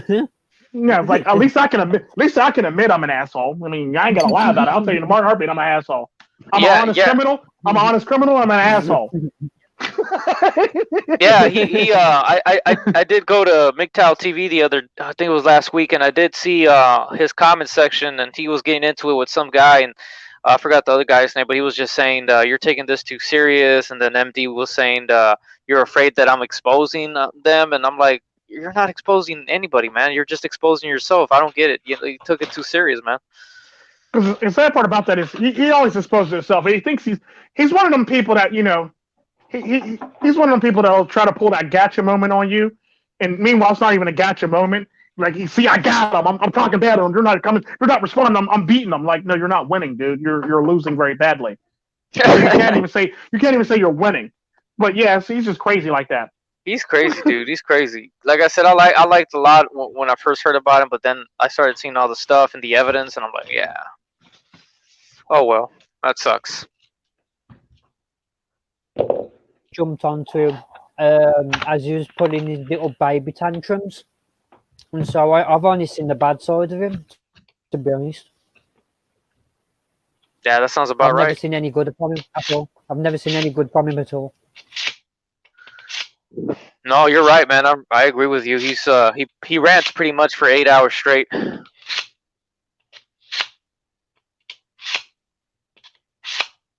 There's no way I'm listening to that bullshit. It's like being a lifelong member of Coach Eli's channel. And that's the problem that I have with a lot of people. Like, look, dude, if you can't settle something if you got to do a whole entire stream about it, and you can't do it by yourself, so you got to have a panel of like 9 people to talk shit on somebody. Yeah. You have no strength and you have no standing to me. Like, I can make a stream by myself and talk shit on you all day, and it won't even be like that long. It will only be like 20 minutes, 30 minutes, or we can make it an hour if we want to have fun. But like typically, I don't need that much. I don't need that many people to actually talk shit on somebody. Nor do I need people to actually co-sign on me talking shit on people, because I don't need that. So that lets me know as a human being that you can't stand on your own 2 feet, and you're a weak individual, and you're a very weak human being.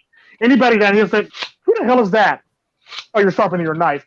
Anybody that's actually got to make a stream where they got to have multiple people in it with them talking shit on one person and co-signing, you're a very weak individual. That's pretty much all it is. You're a weak individual, and you need people to co-sign on you, and you can't stand up on your own 2 feet. So you're not as much as a man as you can actually make yourself out to be, because you need all these people to co-sign on you and be on your team with you. To That's approach right, one Papa. person. To That's approach right, one Papa. person. That's not how we do it in Latin America. What does Hey, Tico, what does it make if you can't take criticism? Because that's basically what all this is about, isn't it? You can't take criticism. That's all it is. Oh, he can't. Well, there's a lot of people that can't take criticism. Like a good example of that is I was actually in a server. I'm not going to say whose server I was in, but I was actually having a conversation in actually the voice chats in the server, and I basically, because I refer to a certain person as my little sister, and typically, if you know anything about me, when I refer to a woman as my little sister, that's typically somebody I would never, ever, ever, ever, ever fucking date in my life, because they got a lot of crazy shit going on in their life. So, bitch, I would never date you type thing. But I respect the shit that you're doing. I respect your hustle. So therefore, you're my little sister, so I got your back. That's typically how it works. So anybody that knows that about me knows that, it's basically a slap in the face and a hug at the same time. So, because I actually make videos about that whole entire thing. Hey, So, dude, I got a what quick question. What happened? What's up with Discord? Is that like StreamYard or what? Discord is basically, you can actually stream from Discord. But it's basically like think of it like a Google Hangouts meets streaming meets you can basically you can actually put live what you're actually doing on your computer or on your Xbox 360 on Discord. So like you can literally be in a voice chat and watch somebody play a whole entire video game. Oh, okay. So is it better than StreamYard? Sort of, yeah. So if you can stream to everyone within the server. It's basically designed for games, for streaming games and teamwork. Mm-hmm. Oh, okay. I appreciate that. Yeah, because I forgot to tell you earlier, the crazy girl, she said she wanted to interview me there, but I said, no, hold on, let me ask around first. So I'm afraid she might try to dox me. It's a pretty nice place to be at, because like we all like sad part about that, because normally we would talk in like the MGTOW chats or the MGTOW email. the YouTube email, but YouTube got rid of it, so we went over to Discord. So Discord basically is how we stay together and keep each other updated for all intents and purposes. It's basically like because you can send each other private messages. You can actually start your own server and have people in it and invite people in it. Oh, so damn! So it's one of those things where it's like you can send each other private messages, and you can invite some people to your server, and have a server for gaming. Have a server because like right now I have a server for gaming. I have a server for I have a server for like if I ever do my Nawak shit. I have a server for if you're actually going through a child support court. I have a server for that. I also have a server for that are just men. Then I have a server that's a public server for everybody. Damn, dude, that's what's up. Yeah. Private and public servers. You invite whoever you want. You have full control of it. You can put admins in it. The full works. Oh, okay, I see. I appreciate that, man. Thanks for that. I just wanted to ask around because I didn't know what her end game was. I didn't want her to dox me or to try to send me some kind of stupid message or I just wanted to be careful. I mean, Discord's very nice to have. I mean, I don't just go walking in every single server because I've actually walked into servers where they were like KKK servers and skinhead servers, and it's like, yeah, we hate black people. I go, yep, not for me. That's right. Not me. Yeah. Wrong server. Just a heads up, man. People, you can't really be doxxed unless you really allow yourself to. I mean, you have to really put information out there. Like, if I want your information, I have to know some shit. You know what I mean? I have to know how to, wade through code and, put pieces together about little hints you've dropped. With Discord, you don't have to put any of your, like, personal information out there at all. So no, you don't have to at all. Yeah, Discord has a layer of Kevlar to it, so you don't have to worry about someone finding you if you don't want to. You can put together a fake email real quick, put together you don't even have to punch in real information because there's no real ID policy or anything in place. Discord is pretty good for keeping on the DL, which is why if you were to be able to comb through all the servers, you'd probably find like 10,000 child pornography servers pretty easily. Oh, damn, dude. Holy shit. I appreciate that. He sounds like the next Double I. He knows this shit. That's awesome, man. I appreciate that. Definitely the next Double I, definitely.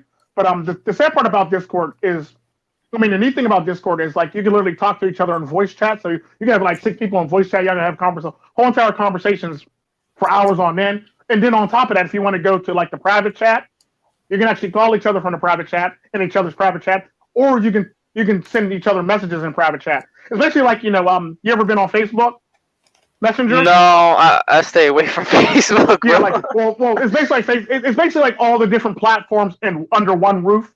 Discord is, where it's like you go to Facebook. It's basically like it's basically if you took Facebook, Snapchat, YouTube, StreamYards, damn, everything, and shoved it under one roof. Basically, think of it like that. You take all that stuff and shove it under one roof, and you get Discord and Twitch as well. And Twitch, yeah. Okay, man. Well, I can't thank you guys enough for that information. Now I know what's up. I just I told her. She's like, I don't like StreamYard. I want to interview on Discord. I said, okay, yeah, I'll let you know. And that was the end of it.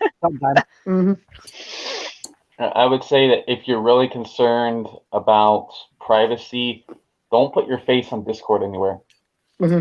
Oh, okay, shit. Don't if you're gonna live stream interview thing, whatever, with video going, keep that mask on. Well, the thing about Discord is you basically just use your avatar, unless you want to cam up. You can cam up if you want to. You don't have to cam up if you don't want to. Basically, so it's one of those things you can pick and choose if you want to cam up. It's basically like StreamYards where you can pick and choose if you want to turn on your cam or turn off your cam for all intents and purposes. So it's one of those things. So you never have to worry about it. The only reason why I actually use StreamYards over Discord is the whole entire security feature. Like I can actually lay my own security over StreamYards, whereas I can't lay my own security over Discord. Okay, and if I can ask Cypress,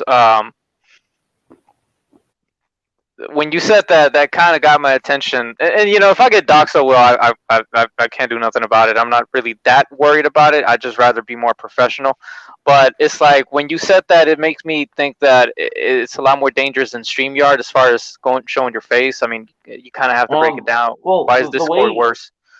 The reason I put things as I do is because you have a concern up front. You espouse concern immediately when telling us that there's someone who wants to talk to you over Discord. I haven't had any problems with Discord as far as security goes. I mean, I don't know and if there's a back door, someone could get into Discord and do whatever.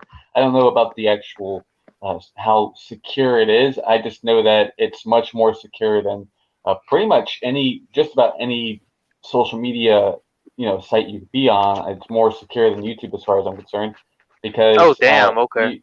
You can't just be kicked out of using Discord as a service. You can't really be restricted. You can only be kicked out and restricted from servers and talking to specific people if they want to restrict you having access to those places or those people. If I don't want you to talk to me, I control that. If I don't want you to talk to someone else, I have no say over that. But if people don't want you in their spaces, they can very easily remove you, but you can't be kicked from Discord completely.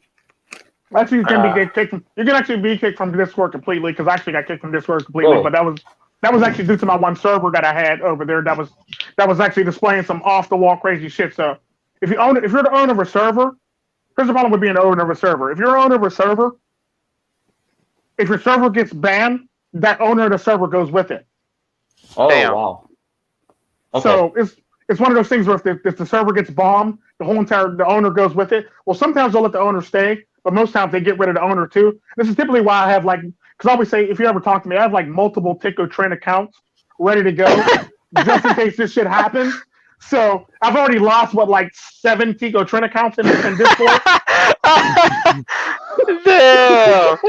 So it's one of those things where I try my best to actually divvy up ownership of the Discord server through various Tico Trend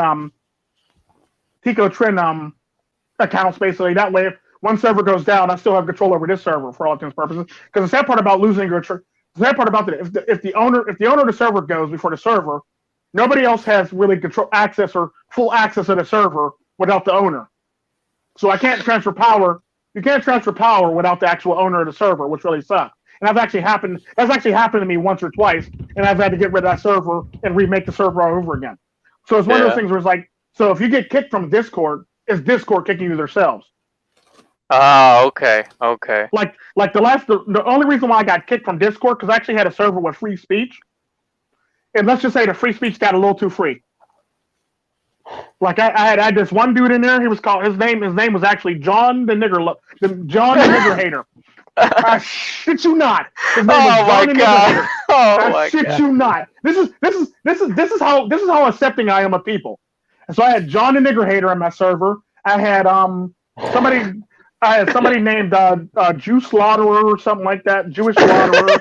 I had the Jewish Butcher in my server. I had white Aryan Saxon Protestant person in my server. So I'm very accepting of people on my server for all intents and purposes. So apparently what happened was I guess Discord got a little tired of between John the Nigger Hater and the Jewish Butcher. They got tired of the stuff they were putting up, because John the Nigger Hater was putting up stuff where black people were being lynched and burned at the stake and stuff like that. Not cool. And mutilated and shit like that. Cool. So that was going up in one room. Then you had the Jewish Butcher putting up pictures of the Holocaust and stuff like that in another room. It's so I had to transfer power to the one account, basically. So because I knew they were going to take it down. It was only a matter of time before they took it down, and they took down the whole entire server, because it was called Trends. Matter of fact, that server was called Trend Labs. And everybody from every walk of life was invited into that server. You could be a woman, you could be a man, you could be an Apache helicopter, you could be a transgender T-Rex. You could be a Pop-Tart. You could be a Pop-Tart for all you want to do if you're in that server. You could be a furry, you could be anything you want in that server for all intents and purposes, because it was an accepting server. You could be racist, you could be anything you want. So the sad part about that is that server went down, and I lost my Tico Trend account, all because of those two people. Damn, bro. One was upload 1 minute you had the one picture where the black people are tied to the tree, and they're whipped them to death basically, and they lit them on fire. One, there was that one. Then there was the one with the Jewish people hanging from the not Auschwitz. What's the other one? The other concentration camp. One of the other concentration camp gates. They had some Jewish people hanging from that gate. Then they had a scene. They had a scene where a bunch of Jewish people's bodies were laid out over a span of the whole entire courtyard, and they were all dead basically. So it's like, oh yeah, I'm about to lose the server. I'm about to lose the server. Tico, that sucks, bro. I'm sorry to hear that. Hey, one more last question, bro, and I'm gonna have to jump off because my battery is at 30%. So what's the deal with our homie? You didn't want to tell me. I guess I don't know. Corey Steele, man, what happened to him? Well, apparently Corey Steele is. You want to handle some Amanely? Oh God. I said no, God. You want to handle it? Or you want me to talk about it? I'll be pretty blunt about it. I mean, he's a suspect paedophile. Oh, no way. Damn it. You know what? I had a feeling, bro, because he kept uploading those fucking videos of, like, young little girls. Yeah. Oh, man, dude. Damn. And plus he's a fucking annoying troll. Pushing everybody's buttons all the fucking One minute time. he's okay, the next minute it's like it kind of reminds me of somebody that needs to take psych medicine or something like that. It's like 1 minute he's okay, the next minute he's talking shit, and the next minute he's okay. Like, did you take your medicine today, Pam? Yeah, that sucks, man. I thought he was cool, but nah, I guess not. Mm-hmm. Shit. Nah, straight up. Anyone who's posting like videos of little girls like that and shit, without a doubt, they have a need to be on a list. They need to be on a list, like guaranteed. Yeah. Because they'll do that. I mean, don't get me wrong. He wasn't posting them naked or nude or anything like that. But the way he was talking to them, that was a whole nother story. Like, Jesus. Yeah, I want to get married to you. I want to get married to you, Corey, and all that shit. Fuck off. I was like, oh yeah, that's a bit You much. must have I know if that was my daughter. First off, here's my problem with the whole entire thing. I have daughters. So I'm gonna start with this. Where the fuck were the parents at? Exactly. First off, that's what I want to start with. Where the fuck were the parents at? Secondly, why the hell are you talking to that child? It's like one of those things where it's like, okay, yeah, we're getting a bit ridiculous now. Unbelievable. That explains. Go ahead, brother. Go ahead. You think he'd come in here and be on good behaviour, wouldn't you? But then he was just being an absolute asshole to everybody and anyone. Yeah, remember he came on my stream that one time and said mumbo jumbo, and you were like, whatever, Corey. Whatever, Corey. Yeah, as soon as that child stuff come out, I blocked him instantly. So. Good, man. Good. Yeah. And unfortunately, on my channel, because apparently I got a partnership or something like that with YouTube, he actually has to do something seriously wrong on my channel for me to actually block him permanently. So I have to actually let him out every so often. It doesn't have to be like every week, but I have to let him out every so often from YouTube, my block list, until he actually does something really, really wrong where I can actually take it to YouTube and go, look, YouTube, look. So I have to let him out every 2 weeks at least, or at least every month I have to let him out of being blocked from my channel for all intents and purposes. So yeah, man. It's one of those things where like I have to apply different rules apply to me unlike other people for some odd reason. Because I was talking to Midtown to Win about it, and I talked to Shinobi One and America's about it and Discord about it. And it's like, look, dude, he's got to do something that's really, really serious for me to have to block him because I can't keep him blocked for no reason just because he said some stupid shit in the comment section. So anytime he says something stupid, let me know so I can actually remember that. So when they ask me a question and they send me an email asking me why is this person in your block list for this long, I can actually take it. This is why, Miss Wojcicki. This is why. So gotcha. I actually need an actual reason to keep him in there. Gotcha.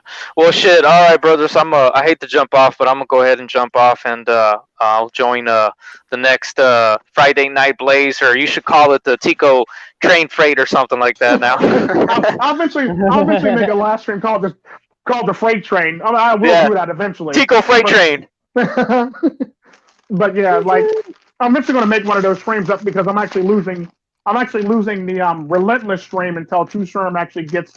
Gonna have actually time away from work, so I'll eventually make a stream like that definitely again. So that sounds good, man. All right, brothers. Well, good meeting you, Cyphers, and I forgot homeboy's name over there. Peace out to you guys, Manly. You guys take care. See you, brother. Take care, Tico. Peace. See ya. Peace. Mm-hmm. So what's up, guys? I'm just about to finish up the nuts. Oh, good lord! So we're talking about emotional, sensitive men or emotional men, basically in this day and age. Was the actual topic. I used to be one of them, so I can relate to them. They need to grow the fuck up and self-realize. Definitely, I agree. You got anything to add to that, Cypher? Well, all I know is, when I saw that you were doing the stream today, I got giddy because I like talking shit on people. Like people. Okay, so one thing I really hate is we have, at least in America, we have a weird like cult of positivity, where it's like think with your head in the clouds because it's the only healthy alternative I can suggest to you, honey. Don't be realistic. Basically, don't accept the. I hate this. People are. This really pisses me off. People say, "Don't say you'll try, just do." Like that's. It's not factoring in error. It's not factoring in the possibility for failing at what you're doing. These are real things you have to keep in mind if you're going to be realistic and actually get something done. Make a plan for things. You can't just buy a house and think there's no property tax to think on as well. You can't just buy a house and think that the garden will tend to itself.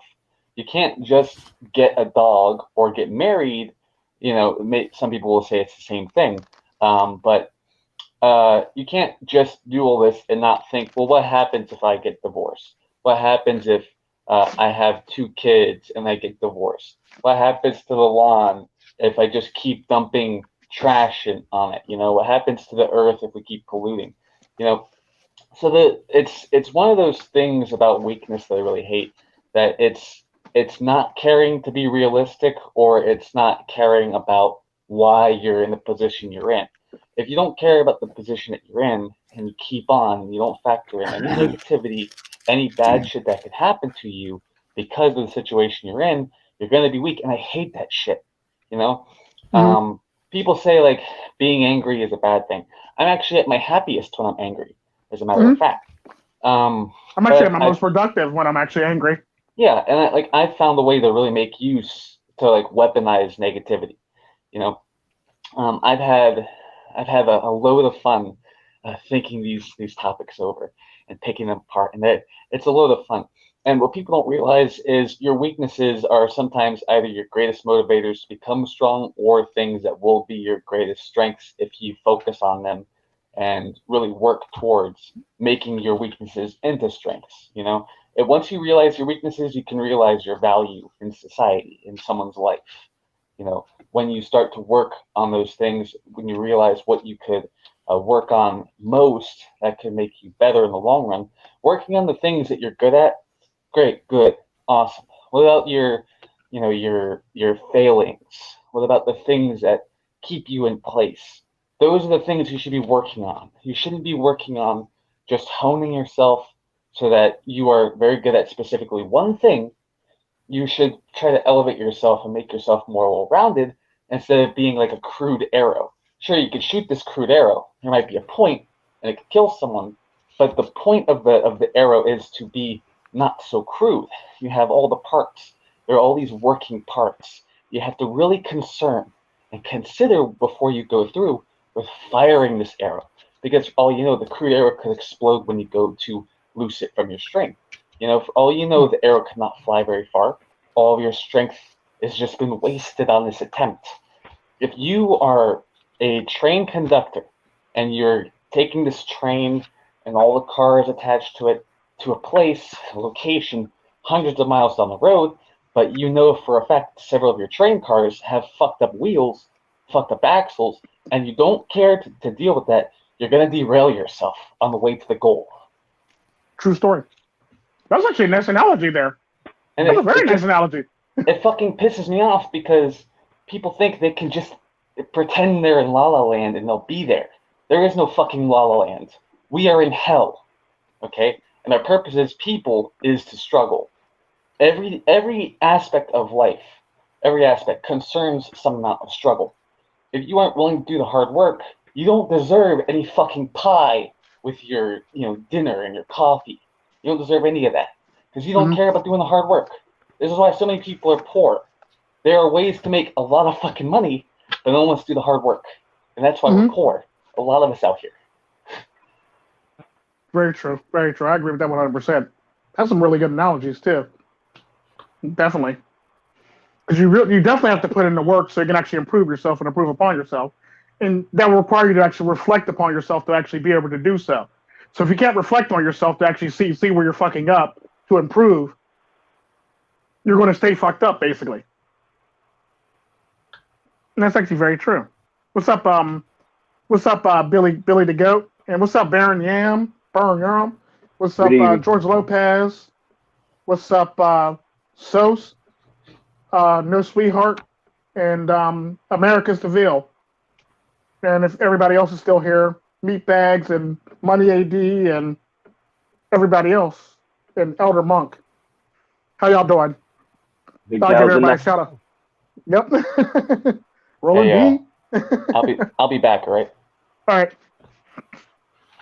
I'll be back. But yeah, I'll be back, right?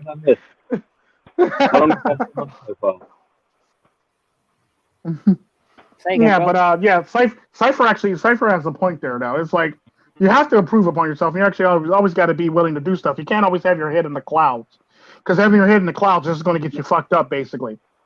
So it's one of those things where like you got to improve upon yourself. Go ahead. And life's not always about you as well. That's another point. Oh, definitely, definitely. If you if you use the MD as a perfect example, it's all about him. And there's other people in this world. MD. And as you said, especially in this damn stream. There's other people in the stream besides him. Exactly. And so this is supposed to be a community, not a dictatorship. So. Gonna work out. What's up, Billy? How you doing, man? Yeah, all right. How long have you guys been on for? For the looks of it, 2 hours now. I've been on for about an hour. 1 hour for me. The stream is about sensitive men, sensitive male. The rise of sensitive males, basically, are just emotionally weak men, or just emotional men. So that's basically what the stream is about. So we're basically covering every aspect of that known to man. Yeah. So you guys have just started off then, huh? No, we've been here for 2 hours. Yeah.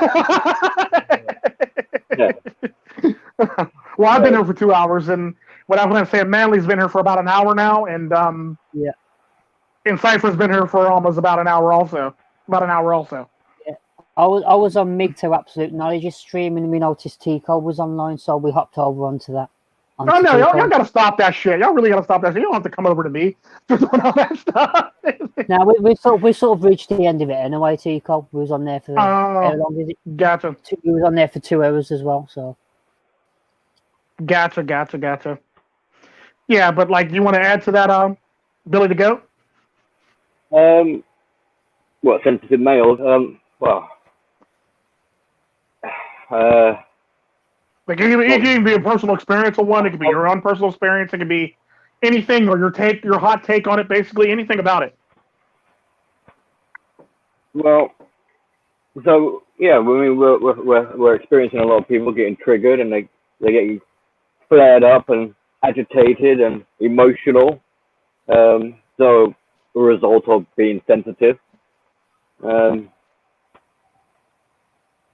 Yeah. So what we experience, what we being what's the right word to put there?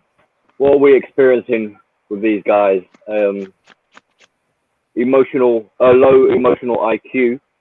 Yeah. So they don't even recognize their own emotions. They don't even know how they feel. Well, you also have to take consideration too. They're men, so men aren't very emotionally smart anyway.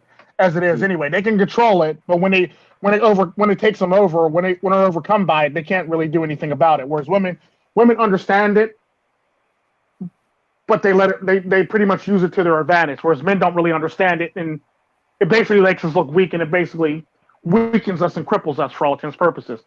Yeah. So, and being raised in maybe like with femininity and a lack of fatherhood or fathers in their lives to help them process experiences and what they might be feeling. So then you drop a sensitive guy who's been brought up to be sensitive. You drop him in the shit, and now suddenly they're barraged by all these emotions that they don't know what the fuck to do with them anymore. Mm-hmm. So what kind of reaction do we expect them to have? Well, it's going to be a meltdown or an outburst or a tantrum or a strop. It's going to be, it's going to be unregulated. It's going to be disordered. It's going to be a mess to deal with. Yeah, so, definitely. So I mean, are we trying to just analyze and work out why these people are like this, or are we trying to suggest to them how they can improve their situation? Yeah, we're doing all the above. We're basically like just getting a basis for all these things that actually makes them them. Then we're actually trying to analyze how they actually could do better or build upon ourselves to be better people for all intents and purposes. So we're basically just getting the general basis of all of them and all their base behaviors on how they got this way, why they're acting this way, and why is it this way for all intents and purposes. Then now we're trying to after that we're going to go to the next level and say how can they build upon that and make ourselves better people and the outcome to that. Or if they don't succeed in making ourselves better people, what's going to be the fate of them? Well, if you're dealing with if someone is sensitive and they're listening to this right now, they're going to be upset hearing it. Yeah, I know, right? True story.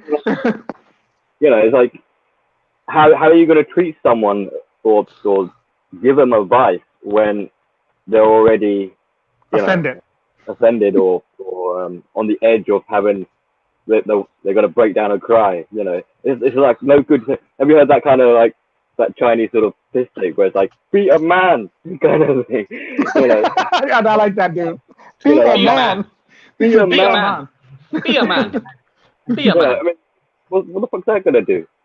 So it's going to sound a bit insulting, but if they've got an immaturity about them, then the way you're going to have to approach them is like as a parent, and you're going to have to speak down to them in childlike mannerisms. You're going to like explain it or assessing it and dissecting it and all this.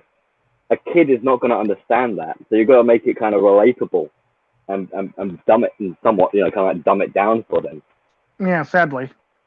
Yeah. Or make it so that it won't trigger them emotionally. And the sad part about that, you're sitting there trying to walk on eggshells while you're doing it. To actually, and the sad part about that, no matter what you do, you're always going to trigger somebody. Because that's simply what I say about my channel. Like I'm not here to please everybody because I'm not even going to try because I can't please everybody, so I'm not even going to try. And to answer No Sweetheart's question, mainly that could be due to multiple different things. Let it be a antidepressant can actually give them breast. Many different antidepressants can give them breast. Certain other medications that's a side effect of it. The foods that we eat with a lot of soy in it and a lot of other preservatives and a lot of other bad stuff in it can do that as well. Or if he gets fat, he just has man breasts for all intents and purposes. If his hormones are out of whack or out of balance, he can actually get breast to basically, beer's got a lot of phytoestrogens in it. So you see a lot of people at the pub every single day, and they reach the age of 40 and they've got these gigantic boobs. Yeah, like a lot of the beers, a lot of the beers nowadays actually have that in it. A lot of the older beers, they tend to be good, but like it's one of those things where you got to pick and choose your beer now, because even the Budweisers are starting to be successful. Yeah, the Budweisers are starting to be successful. A lot of ales don't have it in. Yeah, a lot of ales ales don't have it in there for the reasoning because they tend to be very base. They tend to be like pretty much how you used to make beer back in the day, without being untouched for all intents and purposes. Not too many people drink ales and meads. A lot of people tend to drink like your A lot of people tend to drink the what's it called? Oh, I'm about to get a brain fart on that. Piss water. A lot of people drink what's the other ones besides stouts? There's stouts, there's meads, there's ales, there's oh my god, it's on the tip of my tongue. There's lagers, and there's what's the other one? There's another two categories. Yeah, right. There's lagers and there's but some of the lagers now, and they actually have a lot of phytoestrogen in them. So you got to pick and choose your lagers wisely when it comes to it, because a lot of men actually drink lagers versus, ales or stouts or ales, stouts, and meads for all intents and purposes.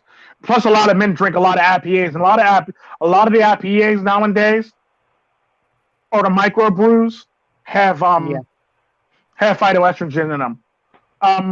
What's the other category? I know there's another one besides the ones I've just named. There's got to be one more. Did you mention ciders or bitters? Well, ciders and bitter. I don't know. Ciders. I really don't. Ciders are pretty okay, unless they brew it like the same way they do a microbrew. They're pretty okay. They're usually pretty okay for all intents and purposes. But yeah, it's like lagers, microbrews, IPAs, and things like that tend to have a lot of phytoestrogens in them. Then you also have the stouts tend to be okay. The meads tend to be okay, and the ales tend to be okay.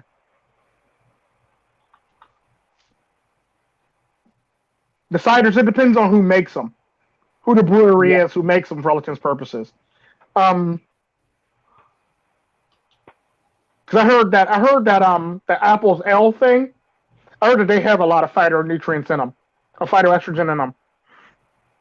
Red's Apple Ale, I think that's what it's called. Tap water has a lot of estrogen in it as well. Yeah, tap water has a lot of that in there. Medications have a lot of that in there. Yeah. Yeah, like Elder Monk said, the more stressed you are, the more your testosterone goes down. Also, the less exercise you get.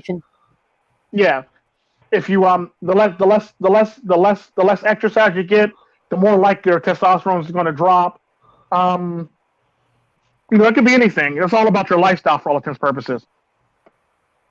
And speaking about beer and all that, and soy, I was curious about this. So I found this website. So it says beer and wine are some of the most frustrating foods to avoid soy in, since they are alcoholic. Beer, wine, and cider are regulated differently than food and are not required to display a list of ingredients. That's right, they don't need to tell you what they contain. At first glance, this shouldn't be a problem since the ingredients in beer and wine are pretty straightforward, but Ashley, whoever the fuck that is, has exhibited soy intolerance symptoms after having a beer. The only way we've been able to determine which beer or wine is soy-free, or at least doesn't cause Ashley to exhibit symptoms, is through trial and error. If you want to enjoy a beer, you don't have to be worried that'll make you feel bad later. When a beer does seem to contain soy, she feels really bad.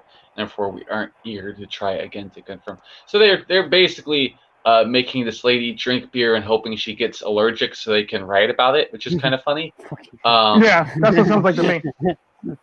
So this is kind of funny. It's like having a voodoo doll that's alive, quite literally, and you just poke it and go, "Let's see who screams when I do this."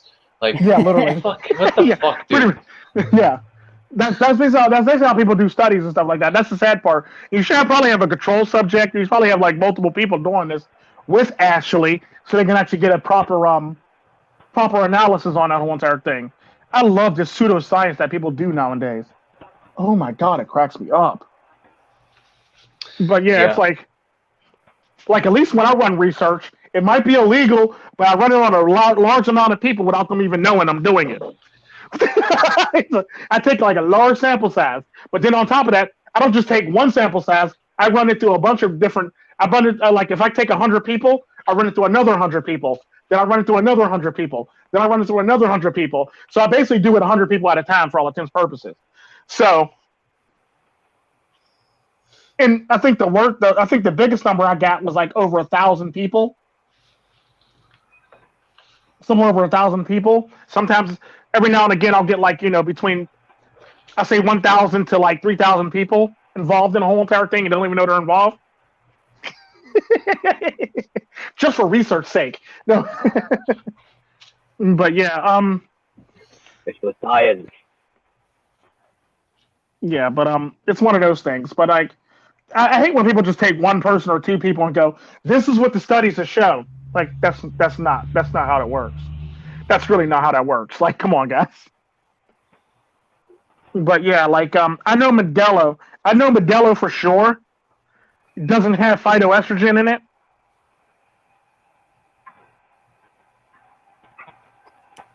I can't think of another beer outside of the ones that I drink, basically, that doesn't. I want to say Zingu doesn't, but it kind of sort of has like a winey aftertaste to it, so it may have some phytoestrogens in it.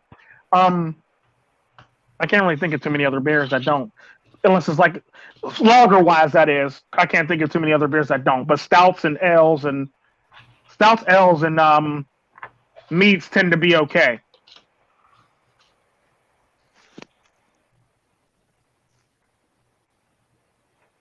He said Tico has a knowledge. Thanks, Sifu. I shut up and listen. He's a trip. I only know that because I used to be a bartender. And I went to bartending school at one point in my life. Yeah,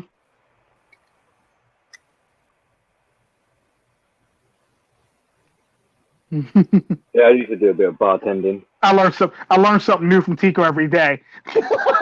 That's shocking considering that you're older than me. What'd you say, Cypher? Somebody say something? Well, I said I used to be a barman, a bartender. Yeah. I don't know any of that kind of what's in it. I was just like, what is it you want? Yeah. What do you want? What do you want? What can I get you? I have milk and yeah, right. I used to actually make right. I used to make actual like crazy drinks and like set shit on fire and shit like that. So I was like I was considered a flair bartender. I could do tricks with the bottles and stuff like that. Set shit on fire, do tricks with fire, and various things like that. So I actually had fun doing that. That was actually pretty fun. However, don't do flair and tricks in the hood, because I found out that a large chunk of black people are scared of fire. About 90% of the bar. 90 to 95% of the bar scared of fire. I had an ashtray thrown at me once. Did you? Yeah. Ashtray. Damn. Someone had a beef with the manager of the of the pub, and they just came, grabbed one of the glass ashtrays, and just lobbed it at the bar. So it wasn't because of me, but I just happened to be the barman at the day at the time. That sucks. Luckily, it missed me, but it hit quite a few of the spirit bottles hanging behind me. Yeah, that sucks, because it probably broke a couple of the spirit bottles, because a lot of those spirit bottles weren't even that strong. Like, I wonder what they were thinking when they made the glass for half those bottles, because like if you tap some of those spirit bottles wrong, you can actually shatter the glass. It's like the Nikolai bottle is a good example of that. Yeah, don't put that back in a speed rack too quick, because you can break that thing.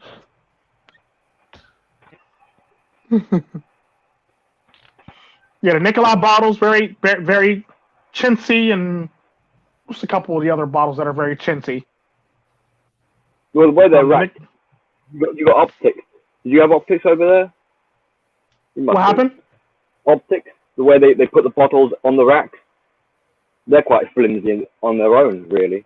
Well, the sad part about that, like the speed rack by itself, it's like one of those things where like you take it out, pour it in, and put it back in a speed rack. And they call it a speed rack for the reason, like, that's basically when you're mixing drinks, all the stuff comes off that rack, basically. So they call it a speed rack because that's where all the cheap shit sits at, basically. So all the cheap stuff usually sits on the speed rack, or does basically anything that get used the most sits on that rack. That's why they call it the speed rack. So the sad part about bottles like the Nikolai bottle is it's so chintzy. If you pick it up and drop it in that speed rack wrong, you can shatter that whole entire bottle, because that bottle's not that strong. Like if you pluck the bottle wrong, or if you tap it with another bottle, you can shatter that bottle. It's sad, but that's how weak that bottle is. For those of you who don't know, it's like the rock gut vodka for all intents and purposes. It's called Nikolai, but the bottle, like, it tastes really good for rock gut alcohol, but the bottle's like, I think they probably cut costs on a bottle, because the actual alcohol itself tastes really, really good, but the actual bottle is like cheap as shit. It's like you literally if you actually set the Nikolai bottle down wrong or too hard on a counter, you can literally break the bottle. Like legit. That's how weak that bottle is. But yeah, I don't know. But how do we get to this? Oh yeah, at phytoestrogen and alcohol and stuff. Okay, got it. They're like, wait, how do we get to alcohol? I didn't think of like, how the hell did we get here? Like, but yeah, it's like one of those. It's one of those things where it's like, yeah, you got to watch out for various things. And wine, if you ever notice, wine is good for you, but if you take it in large doses, it tends not to be good for you. Like a good example of wine probably not being good for you is like typically like a lot of women who are breastfeeding drink wine. It actually helps them. It actually helps in producing breast milk. It actually helps them relax, and it actually releases like antioxidants into their system and stuff like that. So basically, that's typically how that typically thing works. However, if you think about it, if it helps produce breast milk, that means there's cells within the breast that it helps actually, that it stimulates to actually make it so she can breastfeed a lot better and more efficiently, which means if you drink a lot of wine yourself, it's probably going to stimulate a lot of those cells in your chest tissue. So that means you're probably going to start getting man boobs after a while. So that's pretty much how it works. Because it makes those ducts or those glands, those milk glands it makes the female's milk glands or ducts in her breast basically, either like, I think it not inflames it, because that would be the wrong, it makes it a little bit bigger, but it makes it more productive. So I wouldn't be shocked if you're a man and you drink a lot of wine and you got man boobs for all intents and purposes. And you get so your hips start, widening out. Yeah. Hips start widening out. Yeah. There are a lot of men that got wide hips in this day and age too, sadly. And I do believe, speaking on the ups and downs of drinking anything, yeah, sure, you drink beer for 60 years or 40 or however excessive, yeah, you could cause yourself liver damage. But from what I understand, beer is good for your teeth. Yeah, it is. I mean, it got trade-offs for it to do it, definitely. So it's one of those things where it's like, if you pick and choose, it's all about, I'll look at it like this. If you're going to drink beer, you could damage your liver, but hey, you'll have some good ass teeth. That's a trade-off that you're willing to go with. That's a trade-off you're willing to take. That's your thing. However, I would say if you're going to do it in moderation. A lot of people smoke and drink would start sort of combating that, isn't it? Yeah, that really messed us up too. Yeah, when you smoke and drink too. There's a lot of people. There's a lot of people that don't smoke unless they're drinking. They call them social smokers, or what they call them, the ones that like only smoke when they drink a beer or something like that, or drink alcohol. What is the name of those people? There's a name for those people. Oh my God. Comment section, help me out here. Part-timers. Yeah, basically at that point. There's a term for those guys. Social smokers? Yeah, something kind of lamey like that. Yeah, because I know there's people that like normally if they smoke, they don't drink unless they're in a social gathering, so they're social drinkers. So I guess you would call that social smokers. Like peer pressure. Yeah. I mean, I would say socialite, but that's not really it either.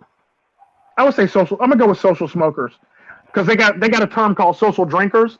Like people that only drink when they're with their friends. So these are typically people that would only smoke when they're with their friends. Because I actually know it, but in fact, I know a lady who literally only smokes 1 day a week, 1 day a month, all month. She literally lights up a cigarette once a month, every month. It's about the same time.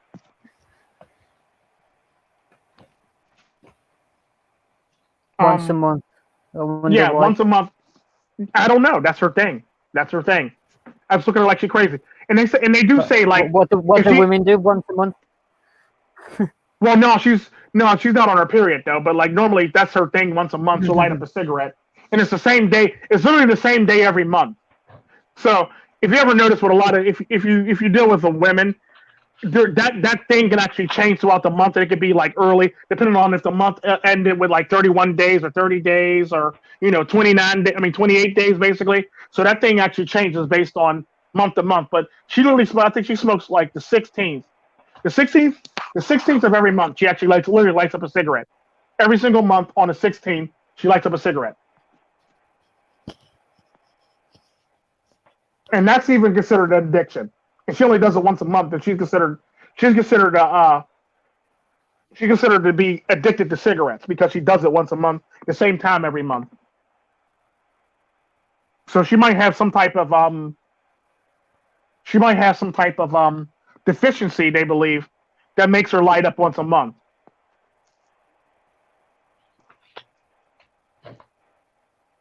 I don't know why, but it sort of reminds me of like a wind-up toy. Sort of wind her up and then watch her go. Watch her go. She's lighting up. Yeah, she lights up the 16th of every month. She's also I don't know if it's her lifestyle, but she's an actress. She mainly does like Broadway stuff, and she does like stuff like that. So I don't know if it's her lifestyle that makes her do it. I don't know what it is about her that makes her do it. That the 16th of every month, she literally lights up a cigarette. It's like you just look at her like you were so fine the rest of this month. All of a sudden, now you need to light up a cigarette. It's like she literally needs it that month. She needs it on the 16th every single month because she's not a pleasant person if she goes without it. We found that out the hard way.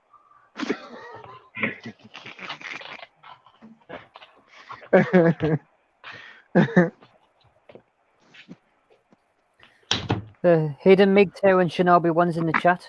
Yeah, I see them. What's up, Hidden MGTOW? What's up, Shinobi One? What do you say? Yo, wake and Tico bake. Thanks. Thanks. Wake and Tico bake. That's funny. But yeah, it's like, I don't know. We still got off topic somehow, some way. Fuck. Getting off topic. But yeah, Sensitive. to answer that question, that is sensitive men. But yeah, like, does anybody want to add anything else to this, as far as sensitive men are concerned, and people not owning up or reflecting properly, or we want to move into the whole entire, like, what to watch for in men now, or men that actually act like that, or examples or stuff like that, or Anyone? anybody want to go? I got something to say, but it's longer than what they'll want to say, probably. You want to go first? Yeah, go first and give us time to think. Yeah, everybody needs to think, apparently. Go ahead. No, I mean, as it is, so as this goes with every conversation, at least every meaningful conversation, that the last to speak is the person who's taken the most time to think on everything that's been said, and is also the most informed person. So the last person to speak is usually the person you should be listening to. So maybe this will help in some capacity. I'll give you an example. My brother, bless his, I don't even know if he has a heart in him, but he grew up like I did, sort of like a troubled landscape, and this is a tale of two journeys, right? So he and we lived together for a great amount of time, and all throughout his life, as opposed to me, he's been like, he's had channels for him to enter into, to find interests as a young person, to maybe build onto and develop, maybe, something, right?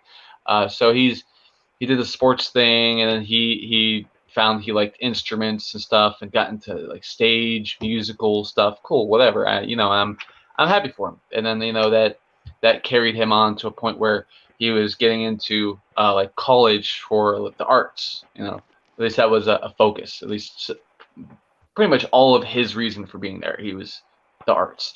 I, on the other hand, my growing up and stuff, I didn't really feel comfortable anywhere.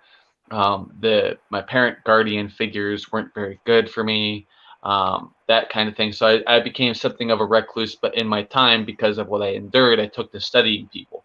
And my brother was one of those people. He goes to school, does the college thing, whatever, and at some point he became a mental shut-in, and adopted also the politics of liberal-leaning minds, and that just only became progressively worse. I remember so he's mostly German, I'm mostly Italian. Not really, doesn't really matter too much, but I mentioned my being mostly Italian because I'm bringing up the fact that he's mostly German is relevant to this. So he I was keeping like a light watchful eye on the situation in Germany when we had things like the police over there were made to omit the fact that rapists and people who were committing murders and thefts, these people were of like the Islamic faith. And a lot of these people were also migrants. This is very heavily documented. And the police weren't allowed to list any of those details for fear of being cast as racist. And my brother had no idea about any of this, and it was relevant at the time. And I tried to show him, and I sent him the thing, whatever. And I'm pretty sure he ignored it because he didn't talk to me about it later at all. But so he ignored that. Then he started getting more, and I know this is sort of on the side of politics, but this has to do with strength and all that mental fortitude and everything. So he just became worse and worse. I know that he's very much against Trump. Whatever, doesn't matter. He voted for Hillary, and even he was like, I know you're not going to be very happy about this, but I voted for Hillary. And I just told him, I don't care who you vote for. Vote with your heart. Like, I'm not going to give you shit over that. But he voted for Hillary. He wasn't very happy about it. Whatever. I told him, it's all good. We're still family. And I didn't support Trump, but I wasn't necessarily against him. I was just indifferent. But I was heavily against Hillary. No, thank you.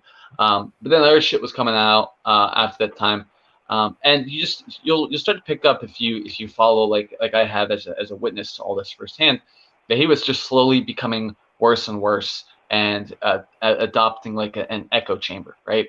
And so I tried. I posted, at least when this was like a newer thing, I posted on Facebook about how Twitter was they were introducing new rules that basically cement protect classes as being part of the terms of service community guidelines. So in Twitter's own like update or whatever, they made it very clear that the more you identify as a disenfranchised or underdog archetype of personality here in the country, like if you're a disabled trans black half Ethiopian ethnic gymnast from Saudi Arabia, you have disabilities, don't forget that. If you feel any sort of like perceived slight from anyone, and you cite in your complaint that you're X, Y, and Z, and to the moon and beyond, and Satan's anus, they'll pay special attention to your case because you're not just one thing. You're 10 different fucking things at the same time. As a person, we have to respect that for some reason. So I bring this up, right? I posted about it that Twitter is cementing protected classes. And that's not a good thing, by the way. If you know what like a caste system is, if you know what like Japan looked like in like the 1400s and everything else, early, all these where a pyramid was like it's the food pyramid dictates order to the land. If you're a straight white guy, you're at the very bottom, whatever. I made this very clear because that's what Twitter was doing. They're making it so that So and then my brother messaged me, and I couldn't believe this shit. He messaged me completely just irritated with me. He said that I was scared. By the way, completely forgetting that I'm a bisexual, right? Said that I'm scared of something. So like he just became worse and worse mentally. Couldn't, and emotionally, right? Couldn't take the things. But he was a great part of it had to do with the fact that he was surrounded by artistic types and performers and stuff. And naturally, most of the time, you're going to find that they're of the liberal persuasion, which I'm nothing against them. It makes sense that arts, the arts and all that are more like liberal minded, because quite literally liberalism concerns near constant change. It's not like there's no. Well, why do you think like they're like not for borders and not for private property and stuff, and ownership and freedom and rights and stuff? They are quite greatly, immensely, and so much just cemented in that being because liberalism. You get very liberal when you spend money. You're very liberal with it, right? You're free with it. You have no concern or care for structure or order. The spirit of chaos has no concern for that at all. So neither does a liberal landscape, right? So it's a very dangerous thing, but it's fine in the context and in the halls of like the Oscars and like Hollywood and stuff, because it makes sense. You know, people's interests constantly change. Unfortunately, the people on that side, their strengths don't improve, their weaknesses don't diminish. And I said to myself years ago, the moment I'm honest with my brother about his problems, he's going to completely collapse and freak out and melt down. And that's exactly what happened. And we got into it a bit and stuff. And it was just that he just took so much to just concerning himself with which opinion he should be espousing and talking about. And he's all his life has been building up to this point where he's constantly been practicing manipulation, you know, and in order for you to be good at acting, you have to be good at, you know, being a manipulator. You have to be a good liar. And you know, I made this very clear. And he just doesn't understand any of that. He doesn't remember even simple things, but because he's so lost, and so because he's not very much willing to involve himself in conversations where it's not a conversation that immediately agrees with what he thinks already. He's not willing to subject himself to a conversation. He's not willing to brave the dangers of the forum. He's incapable. And I bring this all up because this is what happens to people if you don't set them aside and go, you know, maybe it'd be good to talk about these things, see how you're doing, see what you're thinking. If you just let people continue to think and, you know, no noise is made, you don't try to engage them, they're going to continue down the path that they choose. Sure, fine. And that's great. That's a beautiful thing. But when it comes to completely closing off the outside world and only concerning what you're already thinking, you're not a strong person. You're actually making yourself increasingly weak. You're further weakening yourself because you aren't willing to walk across a minefield to get your dog who ran across and survived somehow. You need to involve yourself in conversations. What Tico does like every day, 3-5 times, however many times he does streams, these are, you know, a day, however much, you know, it's good because you have these forums. These forums are important. And while, you know, in Tico, you know, he's a guy of some ethnic descent, whatever, he'll still allow racists in his Discord. That's a sign of someone that, you know, has an actual pair of balls. You know what I mean? Has an actual spine. People who just freak out and aren't willing to, and like I'll even give you another example of like this sort of pairs with this really well. My brother is like the conversation piece, kind of a weak person. Right now, there is on Twitter, and of course it's Twitter, right? There's a conversation going on about how some medical science group page, whatever, they were talking about how something to do with, and I could get a link for this or whatever, but something to do with how like African Americans, something to do with them suggests something about the coronavirus. I don't know. And it wasn't like blacks get coronavirus and they don't die, but they get it because fuck niggers, right? Like it wasn't like that. It was just, here's like some shit here, some science shit. And we had all these woke doctors come out the woodwork. Someone said that race, ethnicity is like a social construct and shit. And it's these people came out the woodwork saying, yeah, this is racist. You can't say that because it's racist. It's like, why do you think it's racist though? Oh, because it suggests that the blacks, you know, their chemical makeup, how they're born, everything, da da da. It's like, but science itself isn't racist. This is just a reporting of findings. But everyone's losing their mind and going, oh, you need to blah, blah, blah. So they aren't taking the information and saying, oh, well, this, okay, well, maybe we could look at this. Maybe this is important to look at. It's not like, you know, this page has been posting in the past that, you know, they're going to a pro-KKK rally thing or whatever, right? They weren't doing it. It's just, this is a reporting of findings. I mean, if white people were in the same position as blacks in terms of the data, right? Or if it was whites that had the same thing, but blacks didn't, it was the exact opposite. Like, say, for instance, you reverse the polls, you know, reverse the polls completely, like sudden bizarro land. The whites are, this information is coming out about whites. Like, your focus shouldn't be on the skin color. Your focus should be on, you know, the data and how much it matters and what you can do with it. If I try to feed you information and you're already ingratiated into an echo chamber And here already, you're not going to be a strong person until I say really mean shit while being as accurate and not being as rude as I could be. You have to keep using different tools. You have to use stronger tools. You know, if you want to break down a cement wall, you have to use a sledgehammer, right? You can't just use a straw because a straw doesn't hurt the cement as much. No, you have to get in there. And you know, there are people who, and I think we actually had this conversation before, where it's like you can't talk to a liberal using logic, right? You can't use facts. You have to speak to them, their own language, their maiden tongue, or whatever, right? Because it's their maiden tongue currently because they're still a stupid child, right? Stupid children, you can't say, well, I'm sorry, honey, we can't go to this place because some science mumbo jumbo. No, you go, sorry, honey, we can't go because we would get hurt. It would hurt our bodies. You know, you have to talk to some people differently. My brother is just next to impossible to talk to because if you could certainly debate him, but you can't ever go, you know, well, you're wrong about a lot of these things, and I see what you're doing. You're manipulative. You can't actually, because here's the thing about these college kids that I really hate too, is they go to college and they think you can't judge them at all. That they come out and they're learned, knowledgeable people. They think that because they go to college, they're smarter than every other fucking person on their block, and they act very much like little cunts about it. And that's what my brother did too.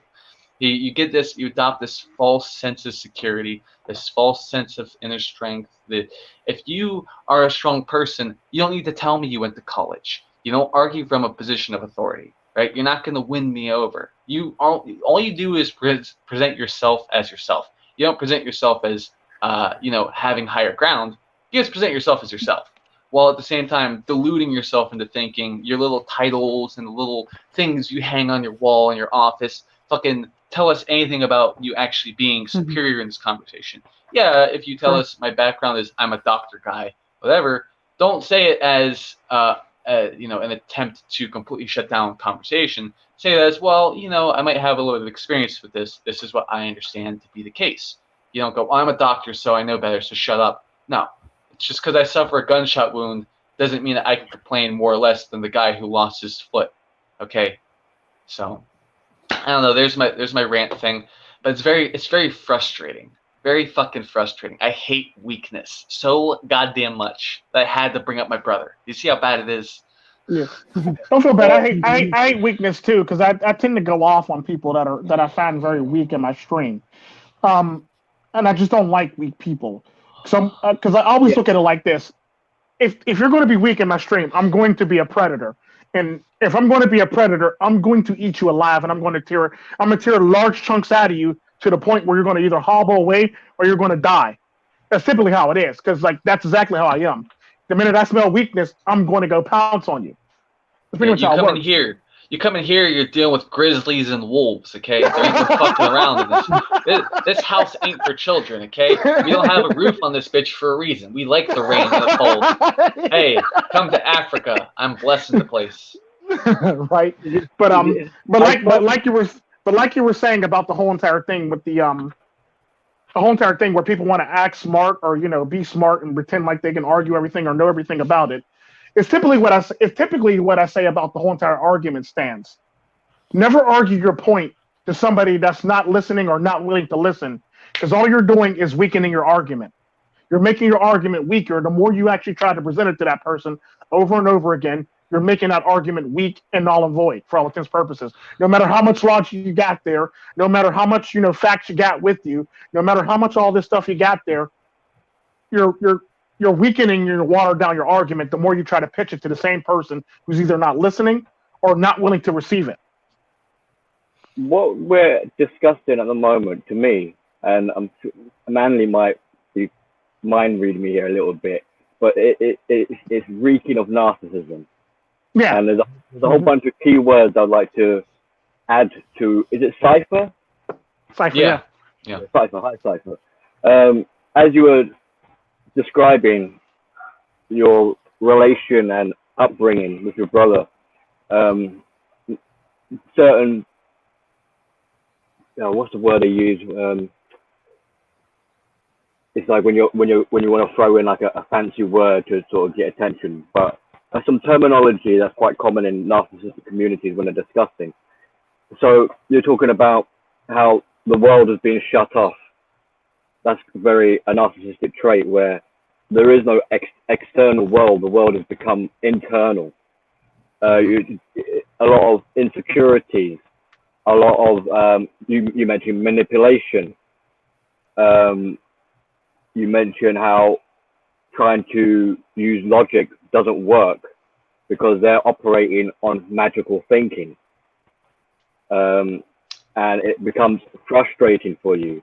Well, people who deal with narcissists often find themselves becoming frustrated because they can't get through, and the prolonged trying to explain yourself to them ends up gaslighting yourself, and it becomes a kind of war of nutrition, which is perfect for a narcissist to be dealing with, because then they're hoping that you'll be exhausted by you draining your energy.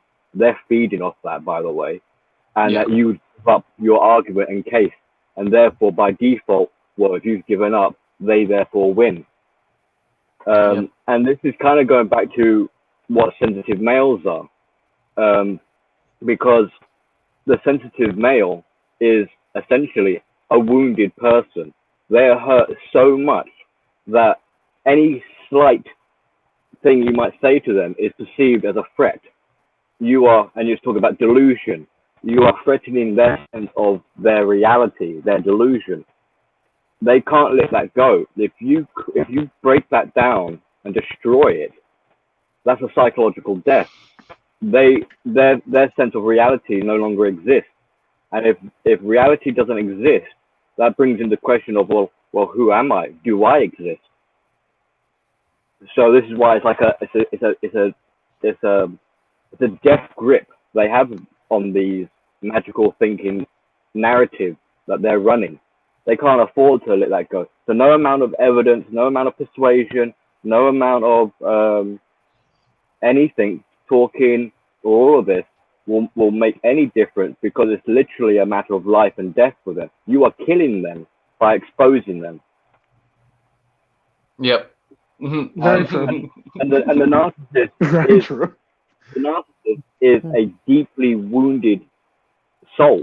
That, well, if you can even say that they have a soul, but they are severely injured, and well, it's something that seems to be growing amongst society, where people are now having some degree of narcissistic characteristics and traits, maybe borderline, maybe some other kind of thing, maybe it's comorbid, but it's this injured self that hasn't quite developed properly and hasn't learned how to cope in real reality. So they've had to create, this is why the world has been shut off. They cannot navigate in the real world. So in order to control, another element to consider is about control. So in order to control their idea of what the world is to shut it off and make the world internal. And this is where we start going into the God complex, where if I can't control the world, I will become God itself. And I'll become even higher than God, because then I could be the creator of life and death. And so they have a false self, a false idea, a false narrative, but they are in control of that. So it's a really deep, complex issue that isn't easily resolved. The only real way of kind of resolving this is the process of mortification. And this is quite a dangerous thing for them. So and essentially mortification, if you were a therapist for these people, the ideal kind of way of wanting to do this is you'd have to approach it like a surgeon on an individual basis, tailored to that individual, and you would be re-traumatizing them, putting them back into that state of where they were originally first injured, which is where it becomes dangerous, because you're inflicting pain on that person, and then they're going to be resistant to that. They're going to be very hypersensitive to what you're doing. They're going to twig that you're trying to injure them, so they're already going to start shutting down. But as a trained, skilled, highly trained, skilled therapist, you would be putting them on the brink of death. and if you're not careful, they might attempt suicide. You know, so this would be a patient that would have to be put on suicide watch. And the idea would be this is kind of like you would break them down in order to rebuild them. And to spin off it a little bit more, so what essentially has happened here is in this person or this individual's upbringing, usually at a very young age, childhood, this is why we talk about the childlike mannerisms and behaviors, is because it's an emotional stunt. They haven't got past that mental, emotional level. So they've shut down. That's the wounded child. They physically, they've grown into an adult, but they've got the mindset of a child because it hasn't matured. What has matured instead is this mask, is this false ego, this false sense, this self, this false self. This has been what's been promoted in their life, and so this is what they've invested in. They haven't invested in the inner child within. If anything, they're ashamed of that. They want nothing to do with it. This is where they divorce themselves and become separate. This is why they almost appear like they are soulless and have such an evil persona. It's because it's not genuine. There's no authenticity in it. It's fake, and they know it, but they've got nothing else. So you try and remove them up. What's behind it is there's no one there. The child never grew to be the child and real person that people would expect to happen. So they compensate. So they're so ashamed of their wounded child, they act shamelessly. They're so weak that to compensate and hide that, they act strong and bold.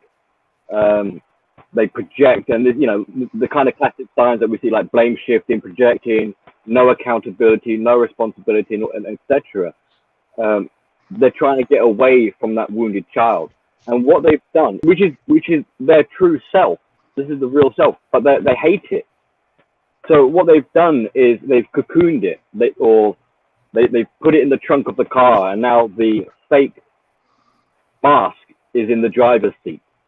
They're slaves to their own ego, who is in control, and they are withering away. They're dying more and more. And so in this process of mortification, what you're trying to do is destroy this false self and revive the wounded child that's been locked up and the key's been thrown away. And it's kind of like, you're hoping that a wimp that they absolutely despise and hate is going to somehow find the internal strength to overcome the tyrant that has taken over. Now, if they don't do that or see the need to do that, it's going to be virtually impossible. And True. the other sad part of this, so this is why narcissism, technically, it is possible that they could quote unquote recover, but realistically, it's virtually impossible. And to make it even more sad, because in a kind of way, these sort of people, after a while, they do very abusive things, and they do heinous crimes, and they'll kill you if they could get away with it and things like that, so that they can maintain control. But after a while, you end up pitying them, and we see this with women, like once they hit the wall and they've had their cock carousel and things like that. After a while, we start feeling sorry for these people. Sorry, I'm ranting a little bit, and I kind of lost myself a little bit. Take your time. Take your time. So to make it even more saddening for them, but for their point of view, and how untreatable or how dire the situation is for them, is not only is it a very small minus. I mean, there's been no recorded cases of any so-called narcissist actually recovering, but if you were able to treat this wounded, fragile child, which is withering away and virtually non-existent, who you're bringing into reality or back into the control seat isn't actually isn't the matured child who would have been. It's someone. It's basically another mask. It's just that this mask is more acceptable and can cope better at life than the fake mask that was adopted. So essentially, the inner child has died, and who we have walking around us today are zombies. This is kind of like the zombie. It's who they are. They do not know. They were never given the chance to be able to be. Yeah. Lifelong participants of something have no idea who they are, except for the lifelong participant. They only know the participation itself. They know that it's all they know because it's been a lifelong thing for them. It's not nearly lifelong, right? Something that people were saying, and I wanted to mention this earlier. Some people were saying in chat, like weaklings will gather together in a group, and it doesn't do them any good because none of them are strong. Imagine you thin the herds of a group and you have 3 stragglers. It's like I've said this a few times before in one form or another, but that if you let weak people, like some of these people gunning for some of these current policies, you let like these Antifa types and shit take over, like these people that go, wait, stop their children watching. You let like the soccer moms, if you let them live in a new society and you don't have any strong people around, then when the real enemies of the planet or the country or whatever touch down, they won't know what to do because those people, there's a language barrier, likely, first of all. Secondly, they don't care about empathy. They've already hoisted you up as the conduit for their destruction that they're going to bring, right? Say, for instance, you have all of your really strong Republican types or whatever just completely wiped out, and your liberal types are left over and don't actually know how to defend themselves. And when you have just them left over here, and you get people come in, an invasion force, they don't care about what the home team cares about. They're getting wiped the fuck out, and the invasion force wins by default. Okay, yeah. Your gathering of people can't be weak people. Sorry, it can't be weak people. They have to be open to, think on alternatives to how they are now. They have to be. You have to be willing to change. They would be willing to change the things that make you an enemy to the strong in the first place. If you're going to be any stretch of the imagination, strong would suggest among the weak people that you're surrounded by, right? But once you already have a gathering of weak people, they likely will all want the status quo to remain intact, and none of them will care to strengthen themselves. That's why you actually, and this is, maybe you've seen it before, but online there are people saying that exercise is a white supremacist thing. Exercise is a neo-Nazi. Exercise is for people who would vote for Trump. Exercise is for mean people and Republicans and racists. Yeah, there are actual fat fucks and lazy cunts and femboy faggots on the internet saying all this shit that exercise is bad for you.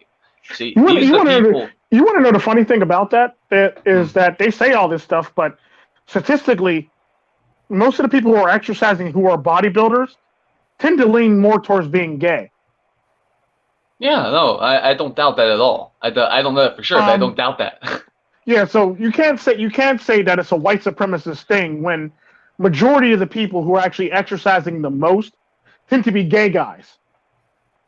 Like, and then like I'm not including the bodybuilders, because bodybuilders that's just some other level shit right there, and the powerlifters, that's some other level shit. But most of the regular everyday Joes who exercise tend to be gay guys. Yeah, and I mean, lesbians. Like, a lot of your gay guys and shit, like, just guys in general like to fuck people against the wall. You can't do that if you're weak. You know what I mean? You can't lift someone up by their throats against the wall and then fuck them viciously. You can't do that as a weak person, right? I can't do that. I'm pretty sure I can't do that. I've been working out a little bit here and there recently, but yeah, no. But I wanted to touch. What happened? So have any of you heard of the comedian Steve Hughes? Steve Hughes? Has any heard of Steve Hughes? Vaguely, yeah. Yeah, well, he has this joke where he's like walking into the showers with all these football players or American football players. And they're more taking the piss of him being gay because he joined a cooking class. And Oh, he okay, yeah, goes, "Well, gotcha. you guys are showing each other naked while I'm going to join a class full of women." Yeah. He took the piss out of him. Yeah, fucking The But sad part about something- that, a lot of men actually join classes because there's women in it. A lot of straight Oh. men will join a class because women in it. Oh yeah, no, that's yeah, that makes sense. Yam is a good example of that shit. He joined he joined home ec because there were some hot women in it. That's exactly what he said. Yeah, no, and I mean, like, people do that, right? Because, like, I'll give you an example, right? There are men who will go to, like, feminist rallies and pretend to be a feminist because they want to pick up chicks. There's also there's also pickup artists, but then there are people who do the same thing, but are on, like, the reverse polarity side of things. These people, they aren't pickup artists, but they're actual predators.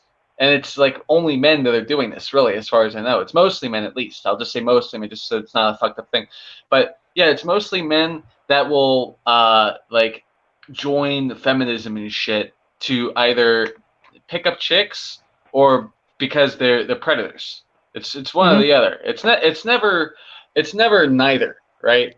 Because any male feminist, right? They aren't that pathetic unless they are. Right, and it's hard to tell because pathetic men will share some of the same traits. They'll share like similarities with predators because weak people have no confidence to them. Predators have only like the vileness of confidence to them, and that they know that if they put up a strong front, that it's like like a channel. They have access to these things, so they use. In a malicious way, confidence to approach people for their own twisted desires, right? And that's a thing. Of course, it's not as super common, but you see it enough that you tend to think otherwise. But I don't know what he's saying. Goat man. I'm gonna call him Goat man. So Goat man. BillyTheGoat. Yeah. Billy. So Billy was saying earlier a number of things, and I just want to confirm some of these things. I'm trying to think. So like when basically everything Billy said was correct earlier when he was going into it. I can't remember exactly what it was, but I know that, for example, to sort of like prove some of the stuff that Billy was saying. My brother, when the last time we spoke ever. We were going back and forth, and I guess his memory is bad, but he was also, you could tell he was desperate just from viewing this conversation. So mind you, my brother and I had never met my biological father, and all he and I know of my biological father is that my biological father likes to abuse people, likes to hurt people. And so my brother and I have never met my biological father, but in his hour of desperation, he said, and I quote, "You're a piece of shit, just like your father." So these people who can't actually argue effectively or debate anyone effectively, Billy has said something similar, but I'll just say he suggests this, that when all else fails, they'll do things that basically it's like they're trying their best to deal some kind of damage. They're very desperate because they're losing grip of what they think they know or something, right? It was that my brother doesn't know this, but I'm next to impossible to win against in a debate. I'm next to impossible. I'm not going to say it's impossible. That would be ridiculous. But I'm really hard to win against in a debate. And my brother didn't know this, didn't understand this because he kept trying. He didn't try to argue anything realistic. I mean, for fuck's sake, do you guys remember the Gillette ad? The Gillette ad that was like, men be better. Men can do da-da-da. Something my brother said a while back before we were like seriously fighting and just stopped talking entirely. He said to me, I couldn't believe this shit. He said the Gillette ad is good. It's effective because, and I'm not kidding, he said that he was going to go approach a lady for whatever reason, but then he remembered the Gillette ad and decided not to. And he said that's why it's useful, because men will remember to be civil or whatever, like we're fucking retarded. So when you argue really bad points, you tend to say more about yourself than you mean to. And in some cases, what you're saying can be so destructive, you lose credibility among your peers. What my brother communicated to me, if he's being honest, is that he can't be civil in public. He needs a chain. He's a dog in public unless someone else reminds him not to be. My brother thinks he can talk to me about shit that matters, but then says that he needs a corporation to remind him how to be civil in public and not be a fucking animal. And it's like, how am I supposed to respect anything you're saying to me when you literally need a corporation to tell you how to act in public? How fucking pathetic are you, you dumb bitch? True story. Exactly. Liberalism. And that's basically what Amanely, not Amanely, dang, BillyTheGoat said when he said that they tend to start lobbing insults, or they start projecting, or they'll start doing anything in their power so they can actually maintain their imaginary power that they have over you in this conversation. Yeah. There's two things I'd like to sort of expand upon there, if I may. One, not only are they gaslighting, and that was some serious gaslighting right there. Like gaslighting and provoking you. The idea being as well is that if they can this is where it becomes a transfer. Because they can't regulate their own emotions, they need external sources to regulate it for them. So by provoking you and pissing you off and upsetting you and making you angry, they can, one, blame you for that, so it becomes your fault. They're not responsible. And two, it's to, there's actually a bunch of reasons, but another main reason is to make you scared to want to have a round two. So you hopefully would not dare interact with them again on this matter. That'll be the end of it, because otherwise, fear my wrath, fear my rage. So not only will they have a meltdown, but it will be a big meltdown, so that you're now scared of it happening again. So you're now responsible for them keeping their cool. Another part I wanted to sort of expand upon a little bit. I mean, a lot of what we were saying. I mean, narcissists are cowards. They're not thinkers for themselves. So because they have a loose grip on us on a reality, or no grip at all, they don't know what reality is. So in order for them to construct a sense of reality, they need to get external. Again, it's all external sources to shape it for them. So this is where they have no moral compass. They don't know what right or wrong is, but they have a cognitive skill. They don't have emotional skill, but they have cognitive abilities.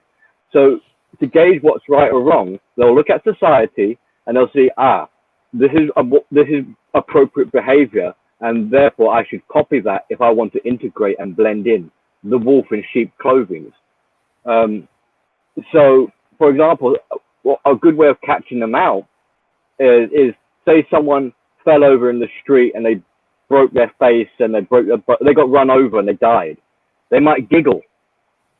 They might find that funny, but they'll realize if they draw attention to themselves because they're giggling and it's inappropriate, they'll modify that behavior and they'll start to show what would appear, but it's not genuine, empathy. They might start doing the crocodile tears. So this is part of that manipulation game where they're a faker, they're an actor. They understand how things should look because they've done their homework in looking at social media and looking at how to conduct themselves. But it's not genuine in the sense that they understand the meaning why they need to be like that. And so basically, what he's saying, it'll pretty much be like a sociopath at that point. Imagine aliens coming to the planet and they don't know how to, kind of this psychopathy, sociology. Sociopaths. Yeah. Sociopathy. You pronounced it right the first time. Sociology. All little things kind of contribute and make the problem even more complex and harder to assess. I mean, you can't really go around. Well, I'll go on to that in a moment. But if you imagine an alien coming to the planet trying to blend in incognito without being detected, and they have no idea what's culturally acceptable, you know, they would study people in the shadow, like from afar, and pick up bits of information, and the way they dress, the way they speak, what would be acceptable, what would be funny, what would get them attention, what would get them praise, and it's all reflected back. This is another part of narcissism, which is it's like a world of mirrors. So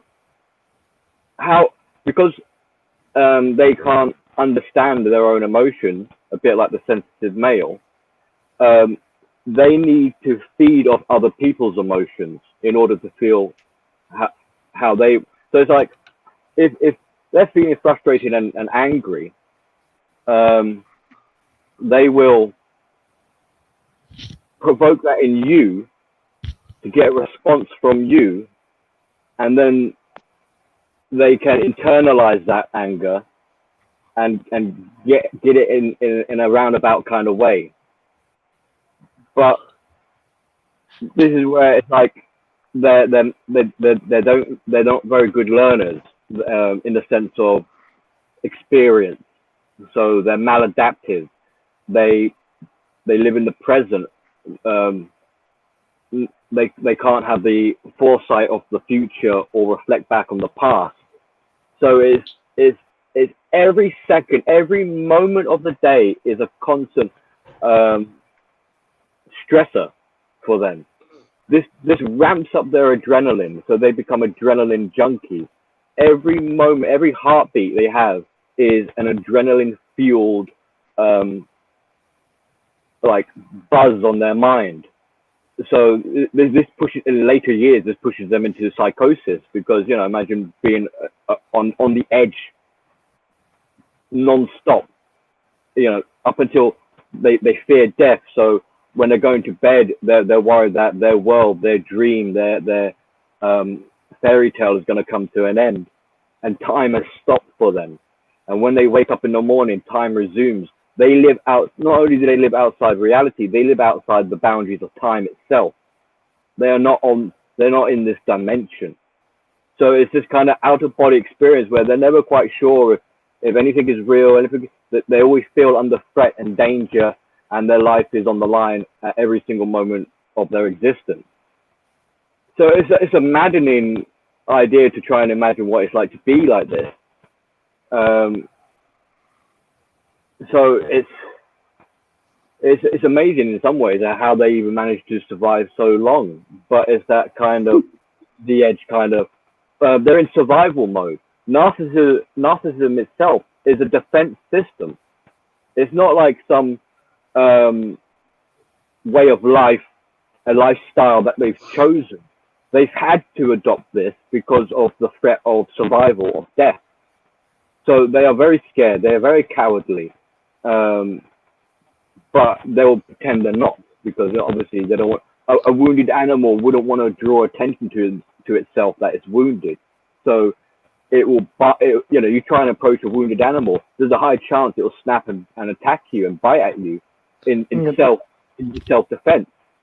This is typically why they always attack people in groups instead of by themselves. Mm-hmm.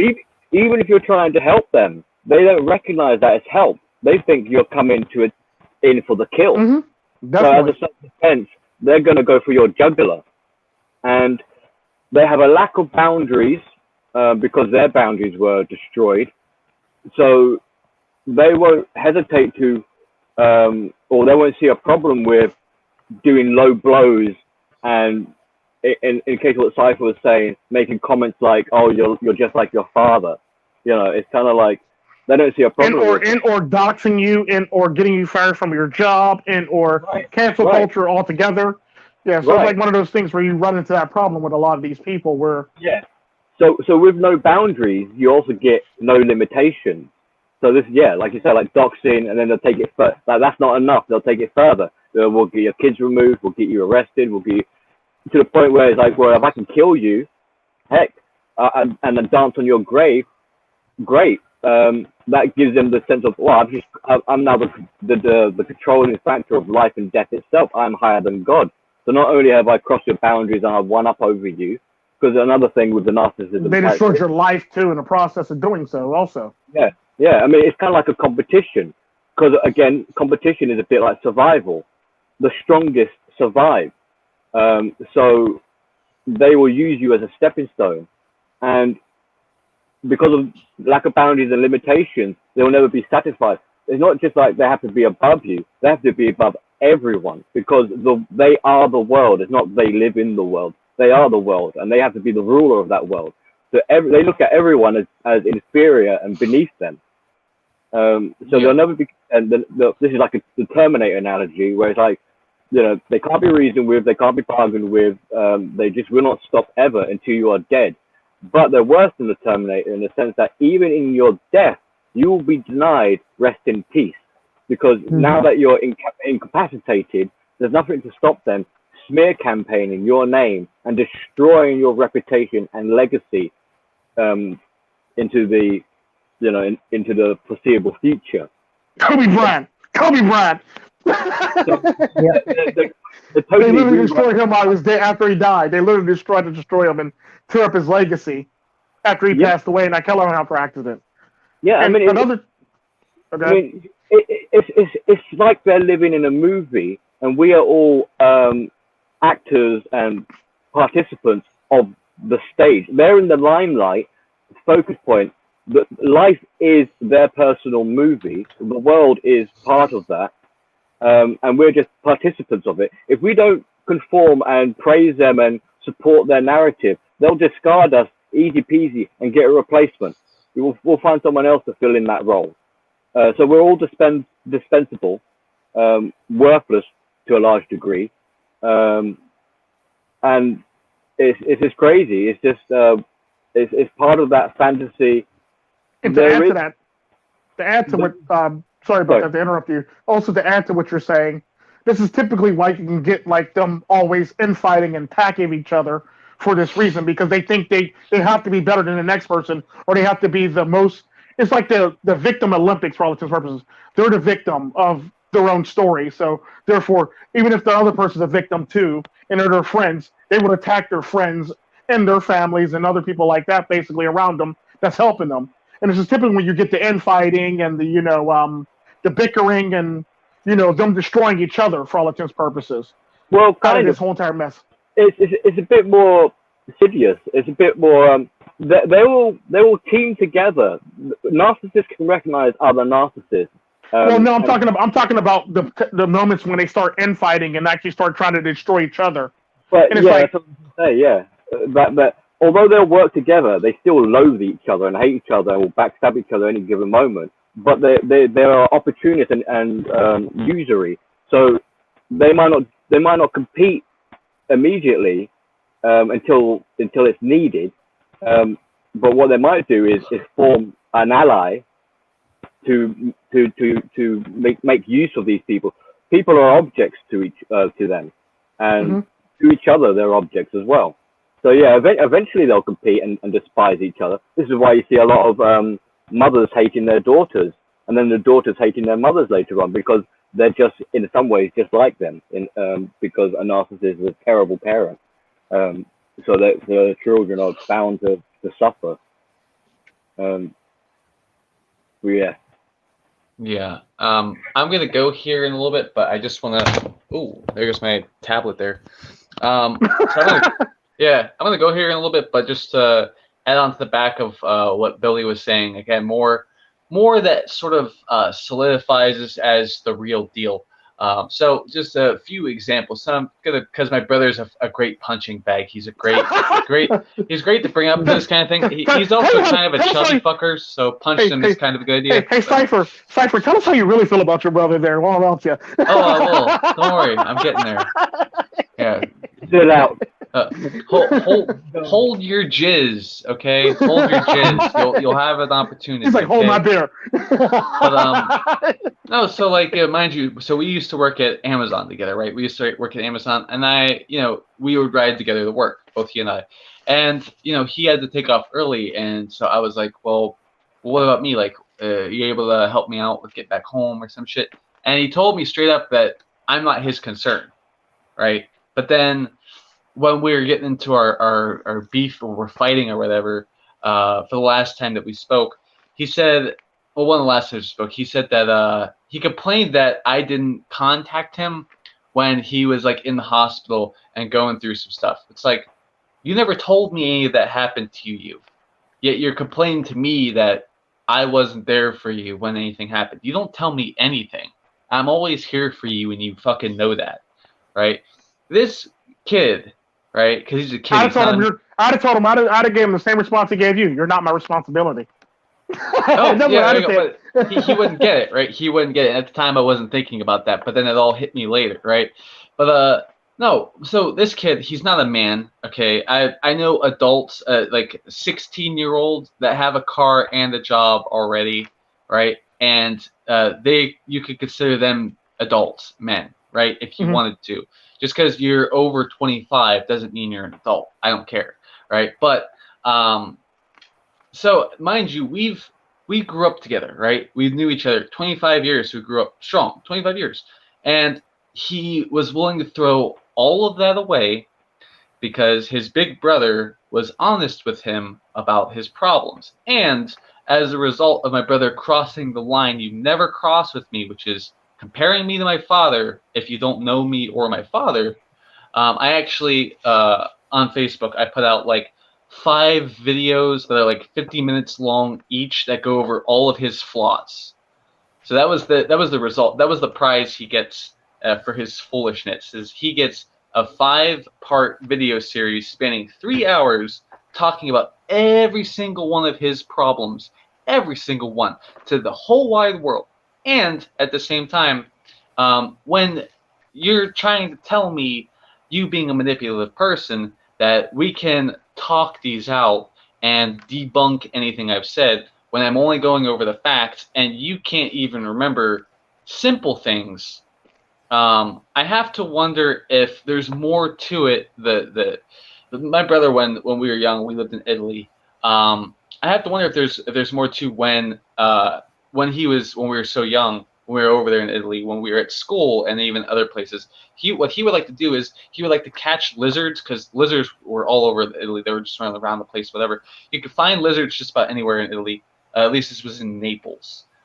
Catch a lizard and hold it by its tail. My brother would do this. He would make a hobby of it. He laughed and he smiled, but he'd catch a lizard, hold it by its tail until the lizard broke off its own tail to escape its captive. It's the person who captured it. My brother literally, as a kid, was smiling and giggling because he had a lizard and was just waiting for the lizard to purposely break up its tail to get away from him.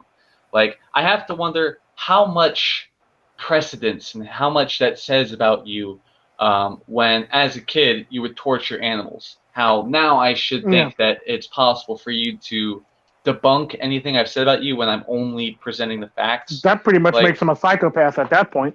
Yeah, and your child psychologist at that point.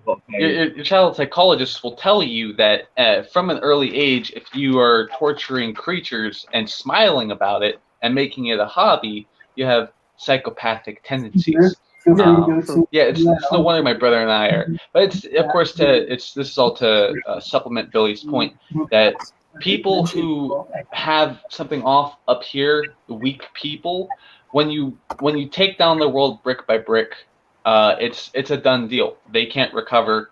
It's over for them, and that's happened in my time. My own brother of 25 years breaks away and says, "I'm not talking to you anymore ever again." 25 years over his brother being honest with him about his problems. So if Billy ain't if he ain't the truth, I don't know what is. True, Billy is the truth, definitely. I agree with Billy 100% on that. And the same part about that, I know when your brother told you that he don't want to talk to you, you probably celebrated too. Yeah. He said, "Yep, I knew it." Yep. If I ever see him again, I'm kicking the shit out of him. I'm just not going to say anything. I'm just going to beat the shit out of him and walk off. What do you say? On site, brother. On site. On fucking site. On site, nigga. Right, that's right. Yeah. Anyway, if anyone wants to say anything quick, I'm gonna take off in a moment. Well, with the lizard tail, inflicting pain and torturing people. I mean, hurt people hurt others. It's a way of medicating to heal the pain that they've got from their history from within. I mean, other things that might be a bit weird is like they might play games which are a bit bonkers. Where my ex, for example, would do sleep deprivation. So as I'm trying to sleep, she would poke me and wake me up. You know, because they're trying to induce emotions and states of being in the other person, or in the case of the lizard, you know, make some sort of effect in the lizard's life. Traumatize the lizard to some degree. It kind of goes back to control and pain, and trying to manage that pain. Very true. I mean, generally, from what I understand, there's basically, like, whenever I hear people's accounts and stories, and when I hear information, I always try to bring it back way into the deepest core level I can possibly fathom, and expand from there. And from what I can tell, there are basically 3 driving factors to human behavior, which is survival, fear, and pain. Usually everything comes down to one of those kind of 3. Yeah, true. So, and when he decided to go stop speaking and to give you the silent treatment, that's to punish you. You've done naughty in his eyes. You have not been playing along in his game. So he is going to punish you by not speaking to you anymore. A way of inflicting pain and hurt you. I wouldn't be surprised if at some point in the future they tend to what they call a hoover, and this is the vacuum cleaner analogy, where they try to suck you back into that cycle of abuse or cycle of behaviors, or back into their narrative, into their story. So although they discarded you, you're not completely thrown into the garbage can. It's like you're treated like a toy, and you've been put back on the shelf for a later date. And I noticed in the chat room, people have been saying, "Oh, have you been dating my ex?" This is a common thing that people. Shinobi one, and Sos actually said that. Have you met my ex? You obviously met my ex. The explanation for this is, in a bizarre little way, I kind of have, and we have all met each other's exes. This phenomenon of, like, why are they all so similar in their patterns of behavior? How is it we're able to now, as a community, pinpoint, like, right, this is gaslighting, this is monkey branching, this is what's going on, and we can predict what's going on? Well, it's very predictable. Once you have the knowledge and information and understanding why it's happening, this is the advantage we have as survivors of their abuse, is that we can predict and plan and see what's going on for what it is. And the reason why they're so alike is, an analogy here would be something like, let's say you strip down a computer and you remove all the fancy applications and you put it down into its core basic functions. The computer will operate in the same way as any other computer. There'll be the power on, it will run the processor, it will boot up an operating system, and away you go. So when you look at an undeveloped person who hasn't complemented a personality, they're just running on basics, then they are going to operate in the same kind of mannerism, the same sort of way. And if you add that to what I was saying a moment ago about survival, fear, and pain, well, that's basically core. That's core values, or a core operating mannerism. This is instinct behavior. So what they're doing is operating on instinct and doing instinctual things. What up? So it's kind of like, so where it becomes predictive is, well, if you know that, let's say you're hunting an animal, it's like I know, for example, that you're gonna eat, and I know that you're gonna sleep. Now, I might not know exactly when and where, but I know it's going to happen. I start laying down traps, and I start looking at the signs and things like that. So it's kind of like you already know. One time, I fucked an old lady for $800 one time. Sorry. I fucked an old lady for $800 one time. Good Lord. Go ahead, Billy. Go. Finish what you're saying. Yeah. So, for example, like we already know that if they discarded, let's say we've got a couple, a man and a woman, and the woman's discarded the man, we already know that they're going to find another man. And we already know that when they do find that man, they're going to try and lock him down, probably marry him as quick as possible to escape him. So, and we understand why they're doing that now. So, this is why it's important us guys come together and share the information, share the knowledge, because the better we're tooled up with this, the more we can predict and avoid. Essentially, they're setting up traps for us, and we'll be able to not get caught in them. People can't handle the truth, bro. Definitely can. But yeah, you want to add to that, Amanely?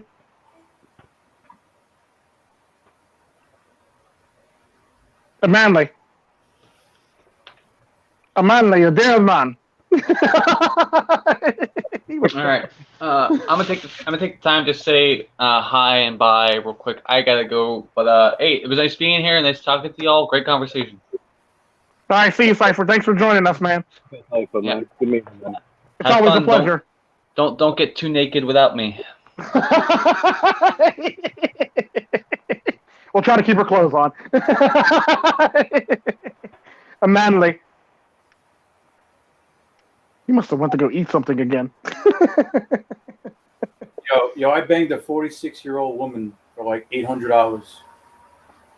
That's what's up. But back to the actual topic at hand about the emotionally weak or emotionally stunted or emotionally vulnerable men, basically. The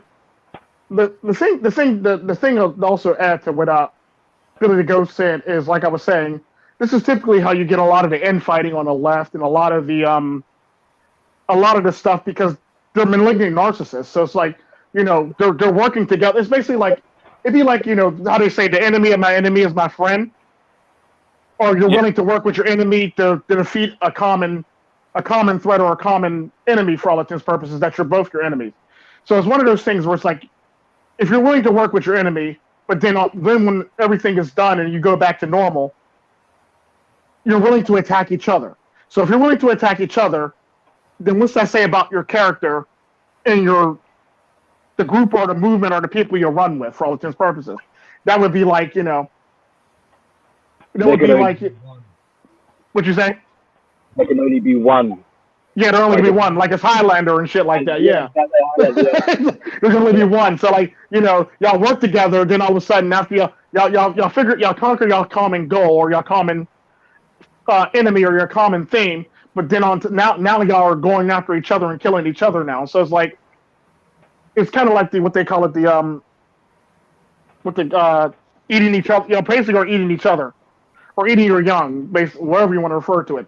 You're basically eating each other at that point. So if you're going to eat each other, then who's going to? It's basically like that one quote. Was it from Poland or was it from? They came for somebody. Nobody said anything. They came for that person. Nobody said anything. Nobody did anything. They came for this person. Then there was nobody left to defend me, basically. So it's one of those things where you're going to keep on eating each other away to the point where there's going to be nobody there to defend the last remaining person standing, and they're going to be easy to pick off.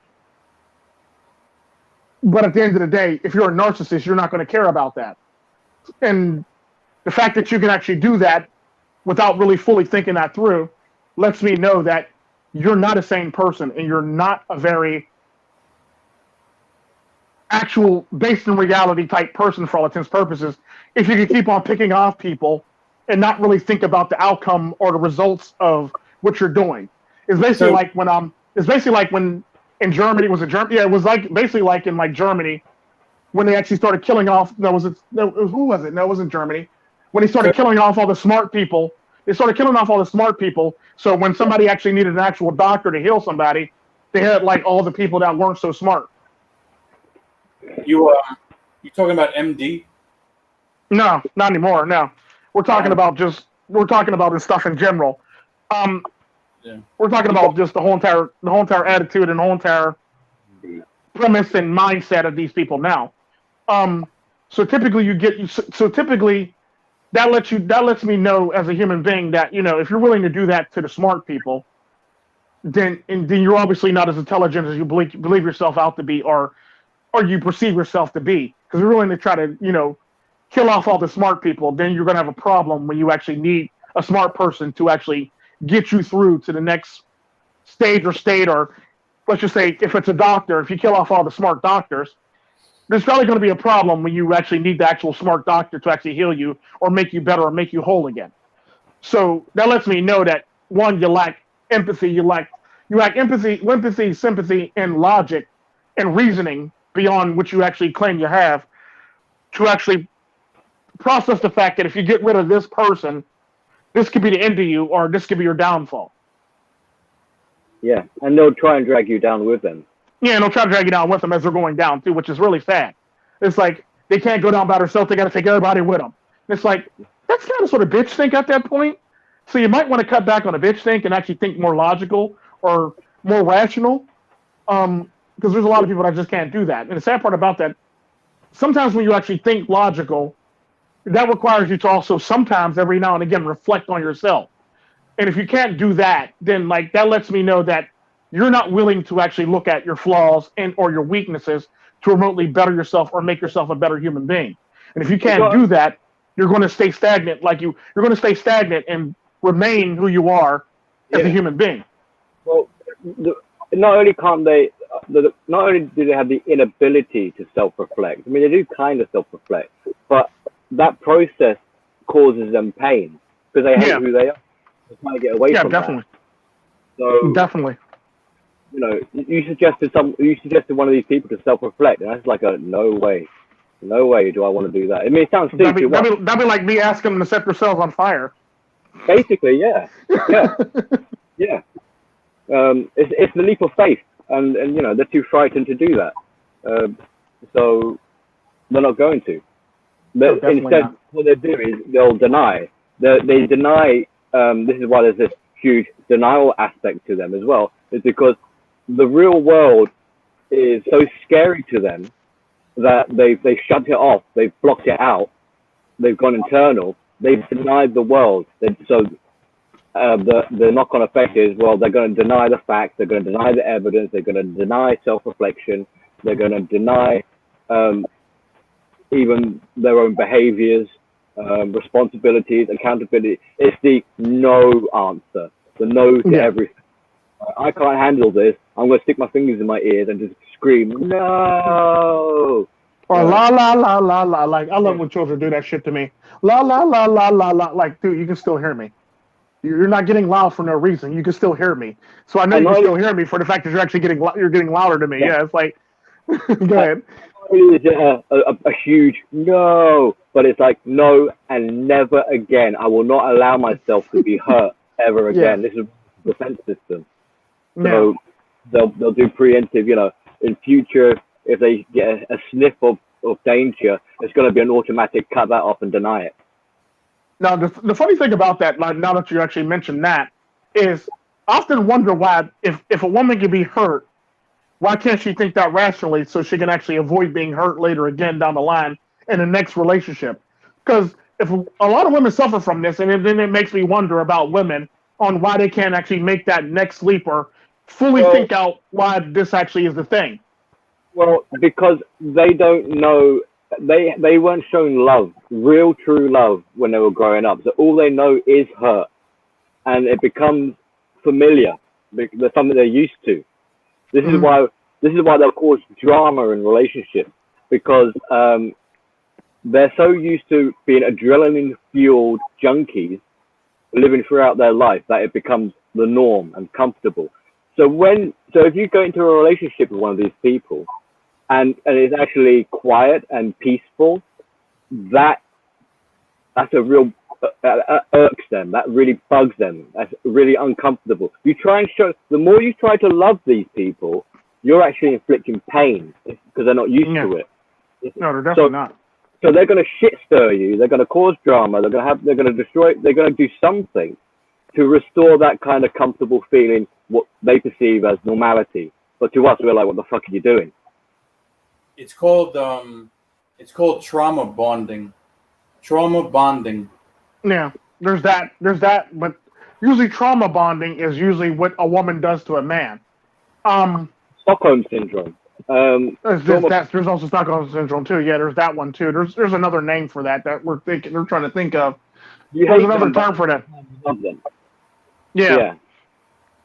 So this is why, like, when people get into a breakup and they realize, like, my ex-partner, she was a real bitch. She done all this stuff, but yeah, I somehow still miss her, and I wish we were back together, kind of shit. So yeah, you're right. Like, it's trauma bonded. You've been definitely trauma bonded if you miss that person. Whereas if you ever met me, it's one of those things where I got suitcases with your name on in the closet, and the minute you cut up, bye, bitch. Yeah, I mean, what's happened is that this is a warning for men or people in a situation like this, because you've been interacting with this person, they've been breaking your boundaries and your self-esteem down because they've got no self-esteem of their own. So one of the first, so you've got a narcissist or a toxic person. One of their first priorities or objectives will be to cross your boundaries and start chipping away at your self-esteem. Then you as a person can't defend yourself. You're now vulnerable. You're now the victim. You're now caught in their web, and you've got no power to get out of it. Then they start rewriting your narrative to suit theirs. And they're essentially putting you into a state of shared psychosis. So the longer you're with these people, the more fucking damaged you become as a person. Oh, definitely. And in order for you to defend yourself, you start having to be a little bit narcissistic yourself as a counter response. So you start picking up their traits and their mannerisms. You start becoming them. And this is a process called enmeshment, where if someone comes up to you and says things like, oh, we're soulmates or we're a twin flame, that is a huge red warning flag. That is someone who is trying to enmesh, where two separate identities are merging to become one. And I like to describe it as the monster from the movie The Thing. And so essentially they're hijacked. This is why it feels like a sacrifice, because they're trying to make you sacrifice your soul and you lose your self of identity, or your identity yourself. And they've taken it over. Again, you're in their world. You do not exist without them in their mind. So, yeah, trauma bonding is because you've been enmeshed. They've hijacked your control system and your operating system, or they're in your driver's seat. This is where a simp behavior is basically that. The simp is... Trauma bonding would technically fall under the category of Stockholm syndrome, because you technically want them, need them, and you pretty much need them forever, whatever psychological reason, for some odd reason, you just need them in your life. Or it's basically like, it also can be a fetish too, once you think about it, because like a lot of the fetishes are basically a form of trauma bond, or a form of, so trauma bond is technically a fetishization also. It comes under, so Stockholm syndrome, the captive has now identified with the abuser. And they'll go to that abuser's defense. So you try and arrest that abuser, they're going to defend it. This is what I'm saying, it's like a bit like a simp. Or a good example of that is like women, when they date somebody that's a rapist in jail or a serial killer, that's not that person. I know this person. They're a great person. Like, he's a serial killer. He raped like 90 people. You don't know this person. Well, that was back in the past. That's not him now. I know him. I know his soul. Okay, yeah. I'm gonna need you to go sit down, lady. There's just to go a little bit more on this trauma bond, and there's something quite interesting I'd like to share about the bad boy role position. But back to the trauma bond for a moment. That's actually codependency. Mm-hmm. That simp is now dependent on their partner or an abuser. Mm-hmm. And codependency can take form in many, like, there's many examples of how someone could be codependent. A child is dependent on the parents to look after it. So that's a codependent relationship. The narcissist is codependent. They're dependent. Well, it's a bit of an argument because some people will say, because with codependency, you're so dependent on the other that you might be, your nature might be a good soul, like you're law abiding, but because you're dependent on this person, you'll be willing now to break the law for them and do bad things. And the problem with the codependency is that they'll give and give and give and give and give until there's nothing left of themselves. And the narcissist is taking. The emotional vampire. They're sucking the life force out of you. And the codependent, is just giving more and more and more and more. They've been put on life support, and they're being kept alive by this toxic person who is giving them breadcrumbs just to keep them from dying. So occasionally the narcissist might, fulfill the wishes of the codependent, and now the codependent is ever so grateful, like, oh, she's so wonderful because she actually said good morning to me this time. Yeah. So that's basically your what tier 3 simps or your tier 2 simps for Twitch and all of them and OnlyFans and stuff like that. Yeah, they tend to be like, oh, she said good morning to me. Obviously, she loves me, and she's never done that to me before. It's like they fantasize that this person loves them more than what they really believe. Yeah. Now, if they actually weighed up and be like, how many times has she said actually good morning to you compared to the days that she hasn't? Then it becomes more apparent, like, oh shit, you're right. She's never really. Well, the sad part about that, but that it's not apparent to people who actually suffer from that, though. They'll keep on believing it no matter what, and they'll tell you that you're hating on them. You're trying to stand in front of their love, basically. Well, because they're in that shared psychosis. So you trying to wake up the blue pill or the simp or the victim or someone in this toxic dynamic, they're not going to listen to it because you're now threatening their shared psychosis, delusion, reality. They need that abuser, so they'll come after. They're on that side. It's like Agent Smith, or the people in the Matrix who aren't agents. They're still potential agents. They'll team up with Agent Smith and take you down if you're disrupting the Matrix. Mm-hmm. Yeah. So it's a huge problem. They need to kind of find out for themselves, but usually it happens post-crisis or post-self-destruction. It's usually the damage has been done, and now they're on the road of recovery. This is where we all are now, kind of thing. Most of us have been through this, so we're sharing that sort of experience. And I mean, my ex was a terrible person, but during that relationship, if any of you tried to warn me about her, I'll tell you all to fuck off, kind of thing. Yeah, literally, yeah, and that's typically the type of way that you get stuck in a lot of those things, because you end up like trauma bonding to these people, or you end up having like a form of Stockholm syndrome, or having some type of allegiance to the person that's abusing you for all intents and purposes is another way I can actually describe that. And it's actually literally real, and people don't seem to understand that. They say, well, you were hurt. Well, no, he wasn't just hurt. He was destroyed.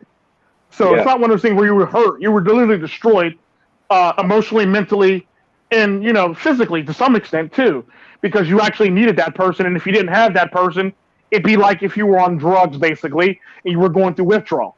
So it's one of those things. If you're not with that person, you're going through withdrawal. You're displaying a lot of the withdrawal symptoms, like you were on like some type of serious drug, like coke or crack or meth or something like that now, because you actually literally need that person physically at that point. Yeah. So two things going on here. Addiction. a lot of this is addiction as well. I mean, with a narcissist who's adrenaline pumped, they'll become thrill seekers, and if they did go through the process of mortification, they might now become alcoholics or drug takers because of addictive. They got highly addictive behavior. I mean, look how much time they're taking selfies and are on social media. Definitely. And they put that addiction into you, so you've become an addict. And this trauma bond is that you're wishing the good old days will come back. So you're addicted on their so-called love. And they're dependent. I mean, they're dependent on that happening in their victim. A real life person that suffered from this was Johnny Depp. Yeah, he's going through it right now. Yeah. Now, so another aspect of the trauma bond is cognitive dissonance, where on one hand you think, "What the fuck is going on?" and on the other hand is like, "Oh, shut up, everything's good and all right, just don't say anything and we won't spoil it." So this is now an internal conflict you have within yourself. Now you've got no self-esteem at this point to defend you, so your world is collapsing. You don't know what to think anymore, and more harmful is you don't recognize what danger is anymore. You're with a partner who is causing you harm, but you don't recognize it. So you don't recognize what danger is. That's a real risk, because when something harmful comes along, you could be injured. When someone's trying to help you, you won't recognize that, and you might go on the defense and attack them. So you have this internal struggle in you, where you don't recognize what a threat is. This ends up causing physical problems in the person. And I've gone so far as to surmise, and I've said it a couple of times, but I've never heard it anywhere before. Oh, actually, I tell a lie. I did find research, but it's been rejected. But I suspect, now I'm a type 1 diabetic, and I suspect that result has been from trauma, from cognitive dissonance. My own body doesn't recognize its pancreas, so my body's defense system has attacked itself, and now I no longer produce insulin. I have to do injections. So diabetes. So with cognitive dissonance, one of the symptoms is an autoimmune. And diabetes is one of those. Now, they rejected the idea of it being a trauma response of psychological abuse, because they gave the example of like, well, people during the war didn't come out diabetic. But my rebuttal to that is, well, that's because they knew who the threat was coming from. It was from across the trenches, you know. They didn't have an internal threat where they're thinking that the problem is within. So, and to give a little bit of background with diabetes, with type 1 in particular, it's usually an onset juvenile thing. There's no apparent cause for it. It seems to come out of nowhere. They have no explanation. And this is the sort of same kind of answers you get from someone who's been in a toxic relationship, who has suffered cognitive dissonance, who is having autoimmune problems and other kind of physical ailments. Maybe they're losing weight or something like that.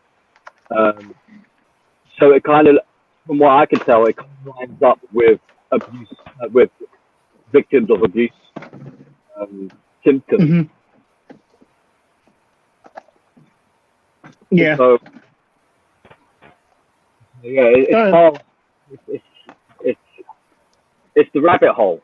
It's crazy how it's so deep and intertwining and interconnected. It seems to be like a network of rabbit holes, from what I can tell. That's pretty much what it is. It's pretty much a big network of rabbit holes. It's basically like you go down one, or you end up going down two at the same damn time, or three, or four, or five at the same time, and you don't understand how you just went down multiple. It's all because of the neural pathways that your brain creates over and over again to actually get you back to where you need to be, or take you directly to the certain path that you need to be on, or that you believe you need to be on for all intents and purposes. Because you're basically rewiring your brain when you do it. Every single time you do something, you create a new neural pathway, so you can actually, like when you learn a new skill, basically is a good example of that.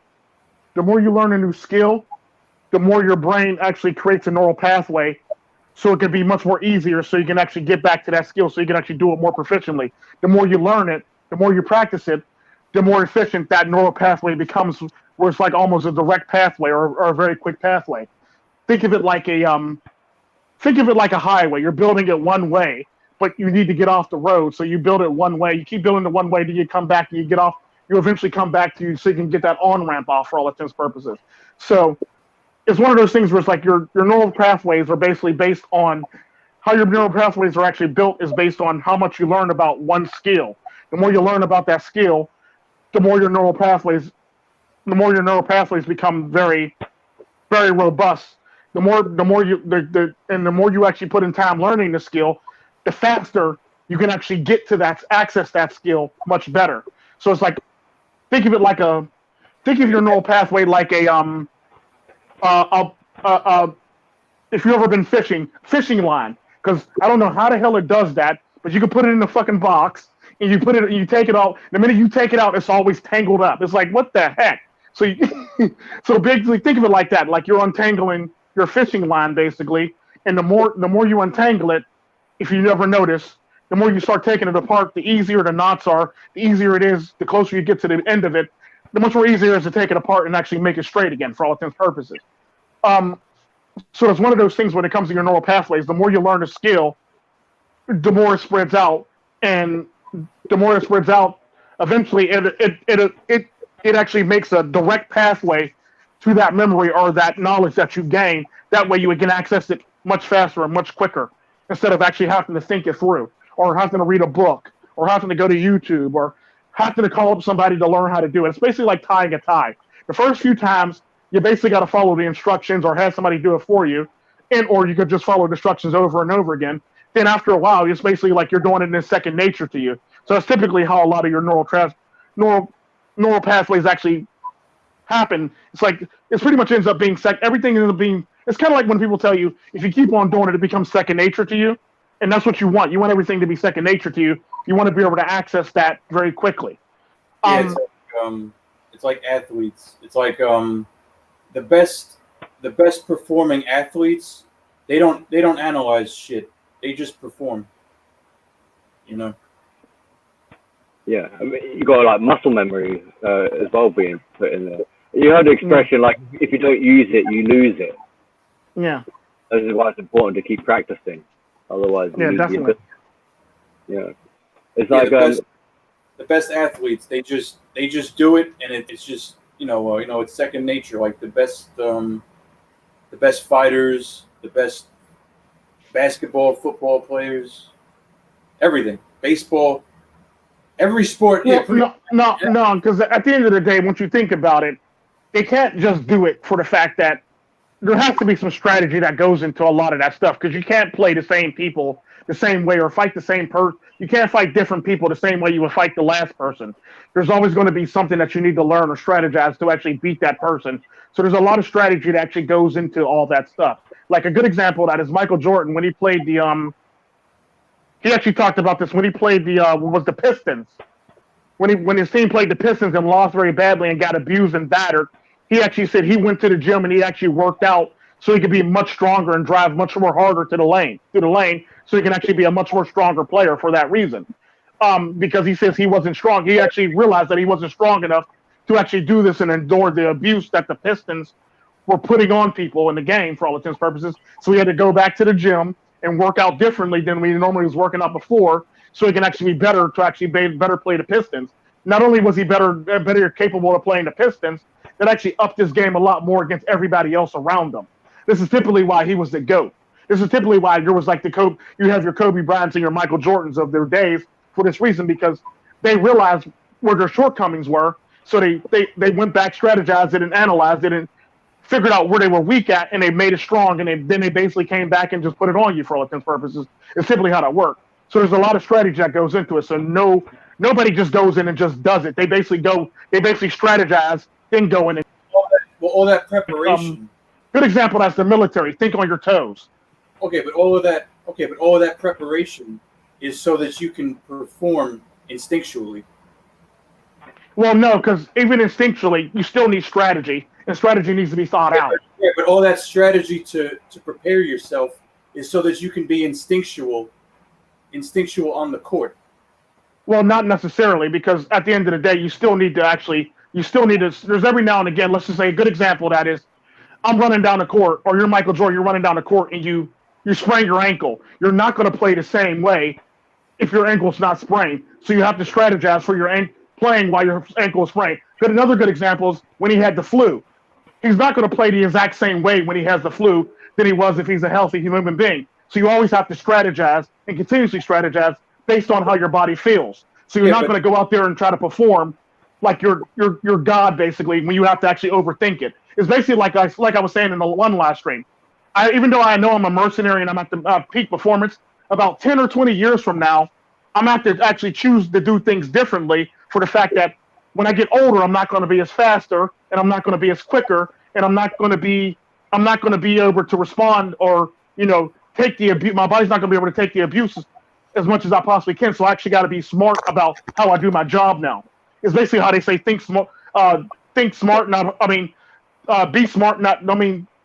say, be smart, not, that whole entire thing about be smart, don't just, basically just relax your body, basically just be smart about what your choices and how you actually go about things for all intents and purposes. So it's one of those things where you have to be able to do that and have to be able to overcome adversity while you're doing that. And typically, just because you're in physical peak shape, if you twist your ankle, you're not going to be in physical peak shape. Good example of that, when I used to play tennis. I actually tore up my ankle enough where I couldn't go side to side to actually hit the ball back and forth. So I actually had to develop a different game on the fly to basically be able to play and whoop their ass, basically. So it's one of those things where it's all that stuff, just doing it stuff, doesn't work if you can't strategize it in your mind first, or can't figure out how you can get your body to perform another way or differently, so you can actually make it happen for all intents and purposes. Because just because you're making it happen, that don't mean you can't break your ankle. Then what you going to do? Do it on one leg? How are you going to do it on one leg? You got to think about this. How can you think about this? Well, you got to strategize how to play on one leg now. And typically, if you're going to try to play tennis on one leg, you're probably not going to get anywhere unless you force somebody to actually play your game, which is very rare in tennis, where you can get somebody to actually hit it to you on one leg because you don't have to move. Oh, did I mention I banged an old lady for $800? Yeah, you did. Just so you guys know, I mean, no. But yeah, it's one of those things. It's one of those things where. Well, I've got a sound out of that as well. Yeah, it's one of those things where you got to take into consideration a lot of the stuff and a lot of the stuff, your surroundings basically around you. You got to have good situational awareness to actually be able to actually. Because what I notice with a lot of the people on the left, they lack situational awareness, and they lack the mental mobility, and they also lack the fortitude to actually have to deal with actual arguments. This is typically why they bring feelings to the table. And the sad part about that, like I said, you should never argue with somebody who's in their feelings. Because at the end of the day, when they're in their feelings, it's not going to even be an argument, and you're going to devalue your argument at the end of the day because they're not really listening, nor are they willing to actually open up to actually listen to the argument. It's kind of like my favorite is the black women. Is a good way to explain that.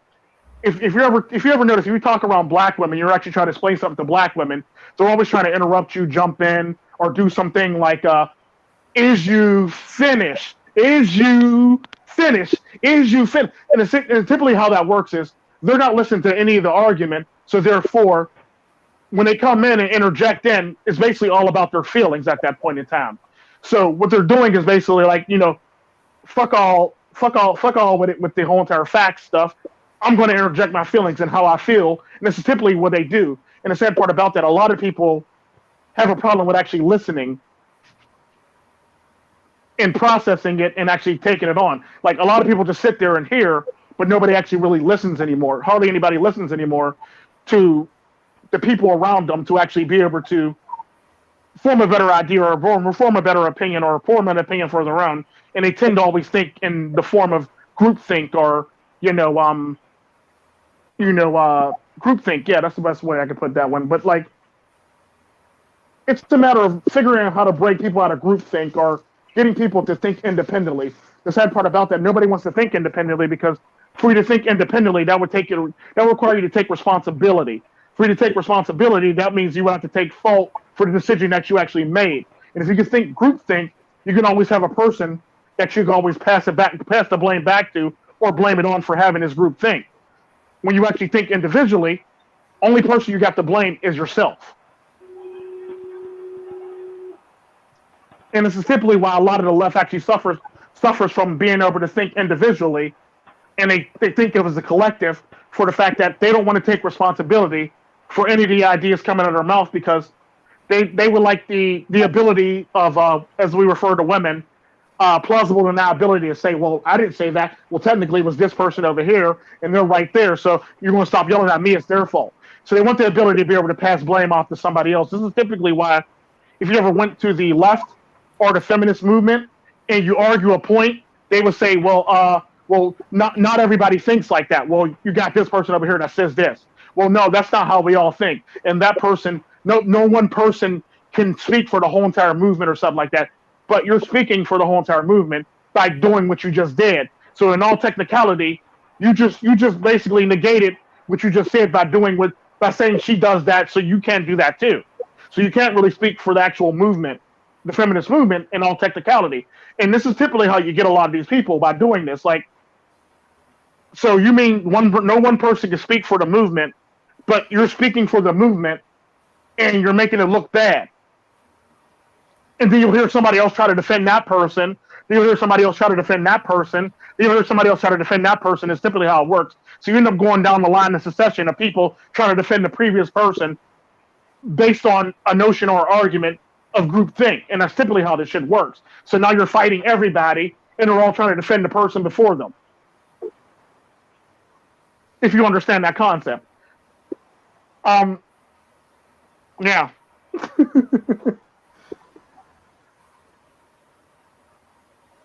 Yeah, and a lot of people just get stuck in groupthink, and that's the problem when you get stuck in groupthink. Or you get stuck in what they refer to as collective thinking. And this is where all the whole entire talking points come from, and the NPC stuff that we talk about on a regular basis too. This is where all that stuff basically stems from and comes from. And it's all about narcissism, but at the end of the day, none of them want to take responsibility for it. So therefore, by thinking as a collective, they have a person to fall back on or blame for the way they think or the way they act, basically. And they can always say, well, this is how it is, and this is how it's supposed to be, and this, that, and the other. Like, no, it doesn't have to be that way. You just want it to be that way.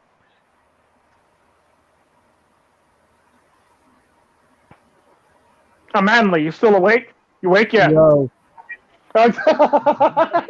What happened to you, man? No, man, I faded out. No, man, I just popped off for a bit. I must have just Gotcha. just called me when I was in. Just popping off. Yeah, I can't add to this? Into the kitchen with me, you see. Gotcha. You want to add to this lovely conversation about, like, yeah, because BillyTheGoat pretty much went in on it too, and I just went in on the another aspect of it. You want to add to it?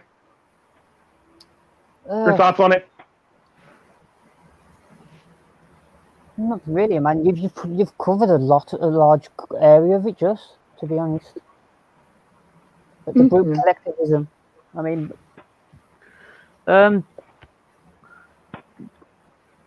you could sort of say that with anything really, with the group collectivism. Yeah. You know, because that kind of people find that protection all the time in general society. But obviously within this case, you're talking with big children, so there's a bit more. Unfortunately, it's a bit more of explosive response than just more subtle within society. So It's a huge temper tantrum. Yeah. It's From a really big child. Rather than coming up to you and saying, well, you shouldn't really think like that. These are all more like, you're a Nazi! So... Yeah, no, it's like, what? Wait a minute, how did we get this far? When did this happen? Yeah. Like, who are you? Have you shaved my head off when I was asleep or something? To shave hair off when I was asleep or something? No, I've still got my hair. Right? Yeah, and it's kind of crazy because, like, it's one of those things where, like, you can run into women, like I was saying in one of my streams about a woman that literally cut her husband's throat in broad daylight in public and said it was just a joke. Why are you overreacting? It's just a joke. She literally cut the man's artery, and she's sitting there saying, you're overreacting. Why? It was just a joke. You can't take a joke. And he's sitting there bleeding to death, and I had to actually apply pressure to the actual officers and the paramedics got there, and she's literally saying this, he's overreacting. He's a big-ass baby. He's overreacting. They go, lady, he's literally squirting blood right now. He's overreacting. It was just a joke. And, like, she's literally saying this to the cops after she did this, and it's like, the cops are looking at her like, lady, you're crazy. Like, so that reminds me of a story where I think this was in Britain as well, where the cops pulled her over and she literally just finished chucking her husband's penis out of the windows after she chopped it off and cut it into pieces. Oh, you talking about Lorena Bobbitt? And she was talking to him like normal and everything. Oh, lovely. Yeah, that was Lorena Bobbitt. Oh, yeah, you know it. Oh, fucking hell. Wow. Yeah, just tucked it right out the window and everything. Like, it was like she had a normal conversation with the cops, like she just didn't do anything. That takes some serious psychopath. That's a serious psychopathic tendency right there for you to actually be able to talk calm to the cops, like you just didn't dispose of, evidence or a penis. But it's similar with these people. You talk to them like they haven't done nothing wrong. They've just burnt down the fucking shop. Someone's like livelihood. Yeah. Oh yeah, but Black Lives Matter or whatnot, and I'm like, fuck you. Detachment, literally. Yeah. That's what makes it crazy. To them, it seems like a dream. Like they were drunk and they've essentially they've blacked out. So it helps them to deny allegations and what their actions and things like that. As I said, it wasn't me. I was dead at the time. Yeah, or you can't be a victim because you're a man. Wait, what? Like, how's that work? Like, wait a minute. Like, yeah, they say all the off the wall stuff like that, and it's like they justify it based on their minimum beliefs or But they use their beliefs indoctrination, to justify it, don't they? Huh? They use their beliefs to justify it. Oh, they'll justify for them, but it's not good for you. It's basically like that one live stream I did about the good for me, but not for thee. It's typically the same mentality that they literally have. Like, it's perfectly fine for me to do it because I'm a guy, but it's not perfectly fine for her to do it because she's a woman. Well, you're doing the exact same thing, and if you know anything about me, I hate hypocrites, so therefore either knock it off or we're going to not talk about this. So it's one of those things where, like, if you're going to be engaging in that same behavior that you're going to try to put down, you're a hypocrite. So why are we going to have this conversation about you? Because there's a lot of men that actually suffer from. There's some men, and there's a man, especially the original Friday Night Blaze. He actually suffers from this greatly. Like you're not understanding this, and you basically suffer from the same thing that you try to put women down for. You're doing the exact same thing. Well, it's different blood. No, it's not different blood. It's the same thing. So you can't say it's different. It's like, yeah, it's one of those things where it's like everybody gets into their own delusional ideas on why it's right for them and why it's not right for everybody else, or it's okay for them to do it, but everybody else can't do it. And it's like one of those things like you hit the nail on the head there, saying it's delusional, which it is. It is very delusional. It's fucking delusional. It really is. You're delusional, mate. You're delusional. You're very delusional, mate. You're very You're delusional, delusional. You're delusional. You're delusional. had to channel my inner freaky Jersey Tales on that one. But yeah, The double standards is a result of moving the goalpost. Oh yeah, definitely. The goalpost Definitely. is moved. Yeah, it's so bad now. You don't even know where the goalpost is, or you can't even identify where the goalpost is anymore in this field. That's how ridiculous it is anymore. It's like, well, it's not there no more. It was only there like 5 seconds ago. We changed our mind like 1 second ago, and now it's over here.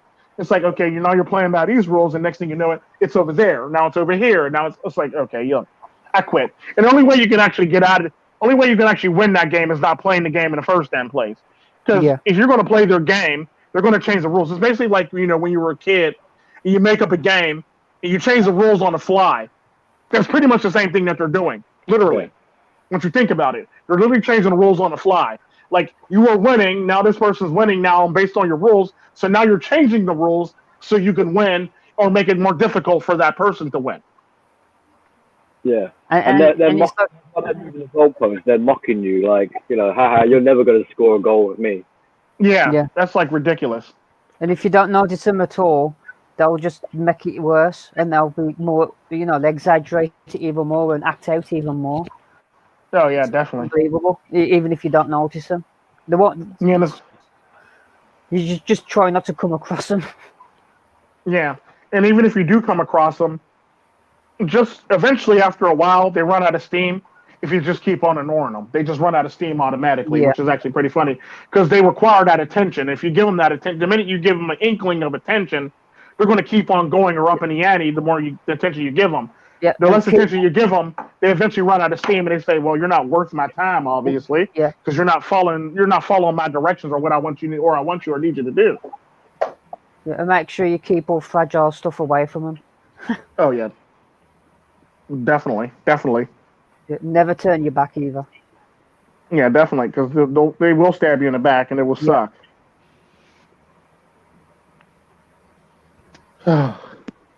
Be wary if they're preparing food for you because they might poison you.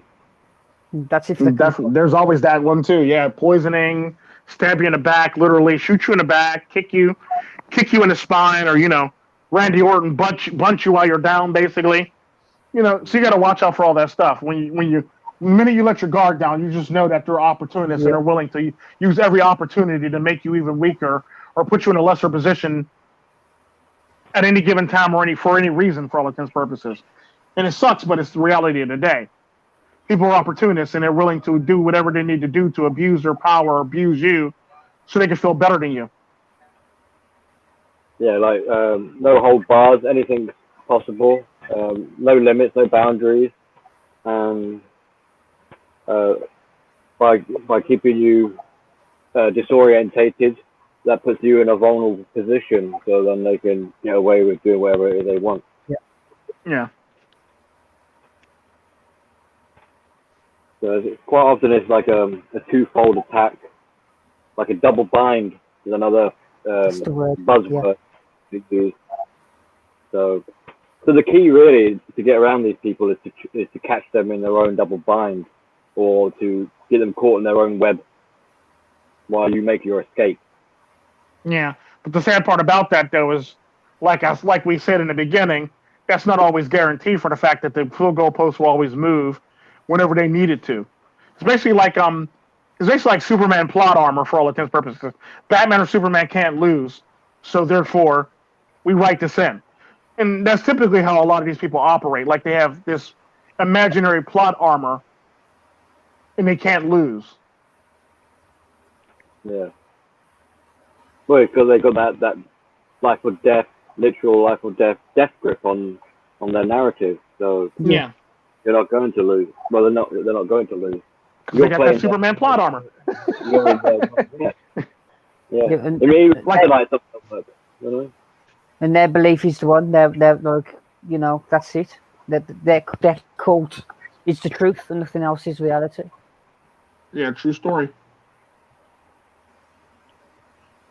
It's simply a lot of them actually get away with what they wanted to get away. The amount of time. Sorry. No, I'm just going to repeat myself, but if you think about it, it is a cult mentality. You're dealing with a cultist kind of behavior. Yeah, Yeah, it is. and cults hate having their secrets exposed, so people sharing this kind of knowledge and insight and information, etc. They're really they're on the back foot on this. Like this is why MGTOW, Red Pill, they're gunning for us a lot because we're exposing them and waking more and more people up, and that's a huge problem for them.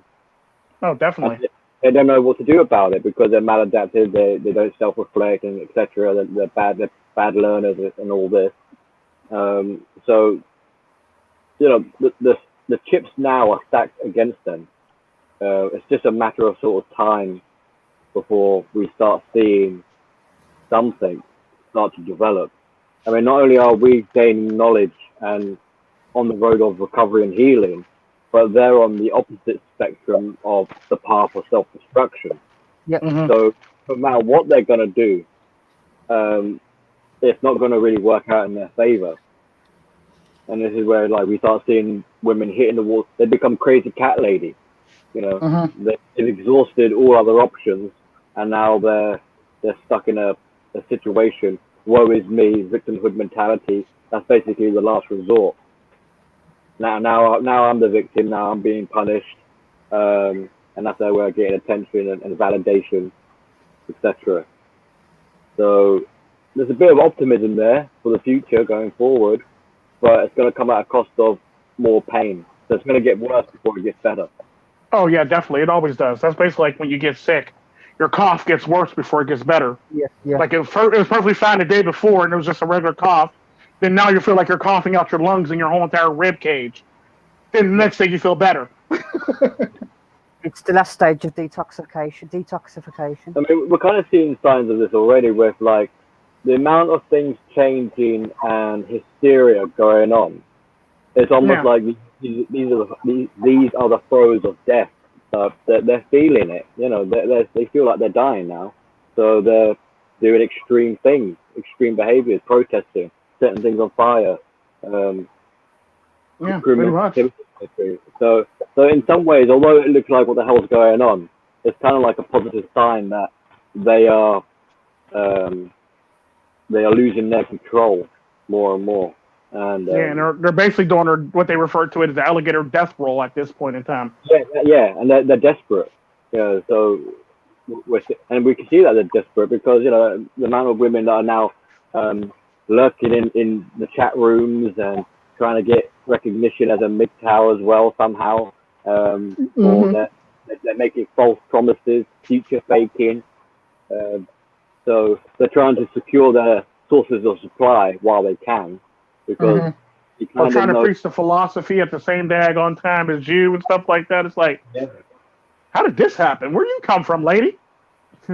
Yeah, so it's interesting times we're in now. Yeah, definitely. I agree 100%. This is typically why I don't think there would. This is typically why I think there will probably be one more wave of feminism, and it won't really work, or it'll probably be all disbanded, or tore up, or destroyed for all intents purposes. Because it's not really going to be able to. It's basically going to be one of them things where it's like, okay, we had enough at 4, ladies. Knock it off.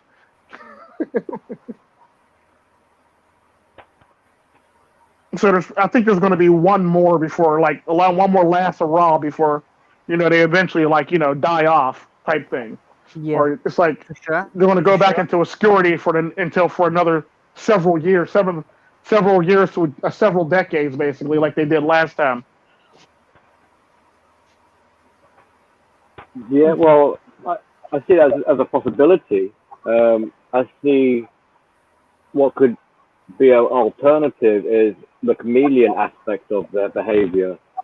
So if they're not going to succeed, I mean, they might try doing both. They might try, one last push at feminism to force their way and have their way. And if that's not going to work, or it's not being accepted by society anymore, then they're going to have to sort of masquerade and pretend to be one of the team. Yeah. But which is going to be a bit difficult for a lot of people because then it's kind of like you've got imposters going around saying that they're on your side, but still, the element of trust is already broken. Once you can never really have it back the way it was. Yeah. Especially with all these women trying to preach the red pill, it's like it's fine. It was cute in the beginning. I need you to cut it out now, lady. It's like it was really cute in the beginning. It was a nice hard effort and nice try, but come on now, ladies. I've got to admit that when I saw these red pill preaching women, I was sort of like I was taken by it. I was like, wow, at least there's some women out there. And then the more they spoke, the more I learned. It was like, fucking bitch, please. You're just another one of them. You just tried to fucking, you just tried to gather the attention of our side. Basically, you were them, but you were wrapped in a prettier bow. Yeah. And they're the Toyota Camry, you're the Lexus or the Mercedes. They start preaching the red pill, but they don't actually understand or know what it is, even though they're preaching it. They're going more covert, so it's actually a bit of the risk of danger is increasing in that sense, because now it's like, well, where are they hiding? At least currently, it's pretty obvious who these people are and what they're up to and their intentions. But typically what happens with that is like it's basically base female nature to do that. Because you got a bunch of women over here railing against it. You got us over here saying this, that, and the other, and then now you got the women now who want to sit on the fence just so they can make sure they're not picking the wrong side, or when the men look like they're winning, they tend to be on the men's side. When the men look like they're losing, they tend to lean back over to the women's side. So it's one of those things where they're trying to play their opportunities as best they can so they can actually come out on the winning side. And that's typically what women do. It'd be no different than the whole entire Genghis Khan thing. When he came through your town, raided your town, and destroyed everybody, none of the women fought to actually save their own towns or their countries. They basically went along willingly, based for survival purposes. So it's one of those things where it's like, if all the men are gone and the women are here to defend the country, there won't be no defense to the country. They'll just go willingly and quiet for all intents and purposes. And that's typically how it works. That's typically female nature at its base. If a greater or worse threat happens and there's nobody here or nobody alive, they're going to go with their base nature and just go with the victors. That's typically how that works. So in one way or another, you can actually say women have no loyalty to their lands or their country or their flag for all intents and purposes for that reason. Because let's just say a good example of that is, let's just say everybody decided to team up on the United States of America and we went to war with the whole entire world. We'll just say most of the men are on the battlefront in Europe. Some of them are on the battlefront in the Asian theater. You got some in the battlefront in the South Pacific, and you got some in the battlefront in the we'll say the North Atlantic or something like that. So it's one of those things where like our armies are so spread out, so thin. Now there's nobody at the homeland to actually defend the homeland, and now let's just say Russia and China decides to drop an army or a military force off on land, and what you think the women are going to defend it? No, they're not going to defend it. They're basically going to go willingly. They're going to fight in each other.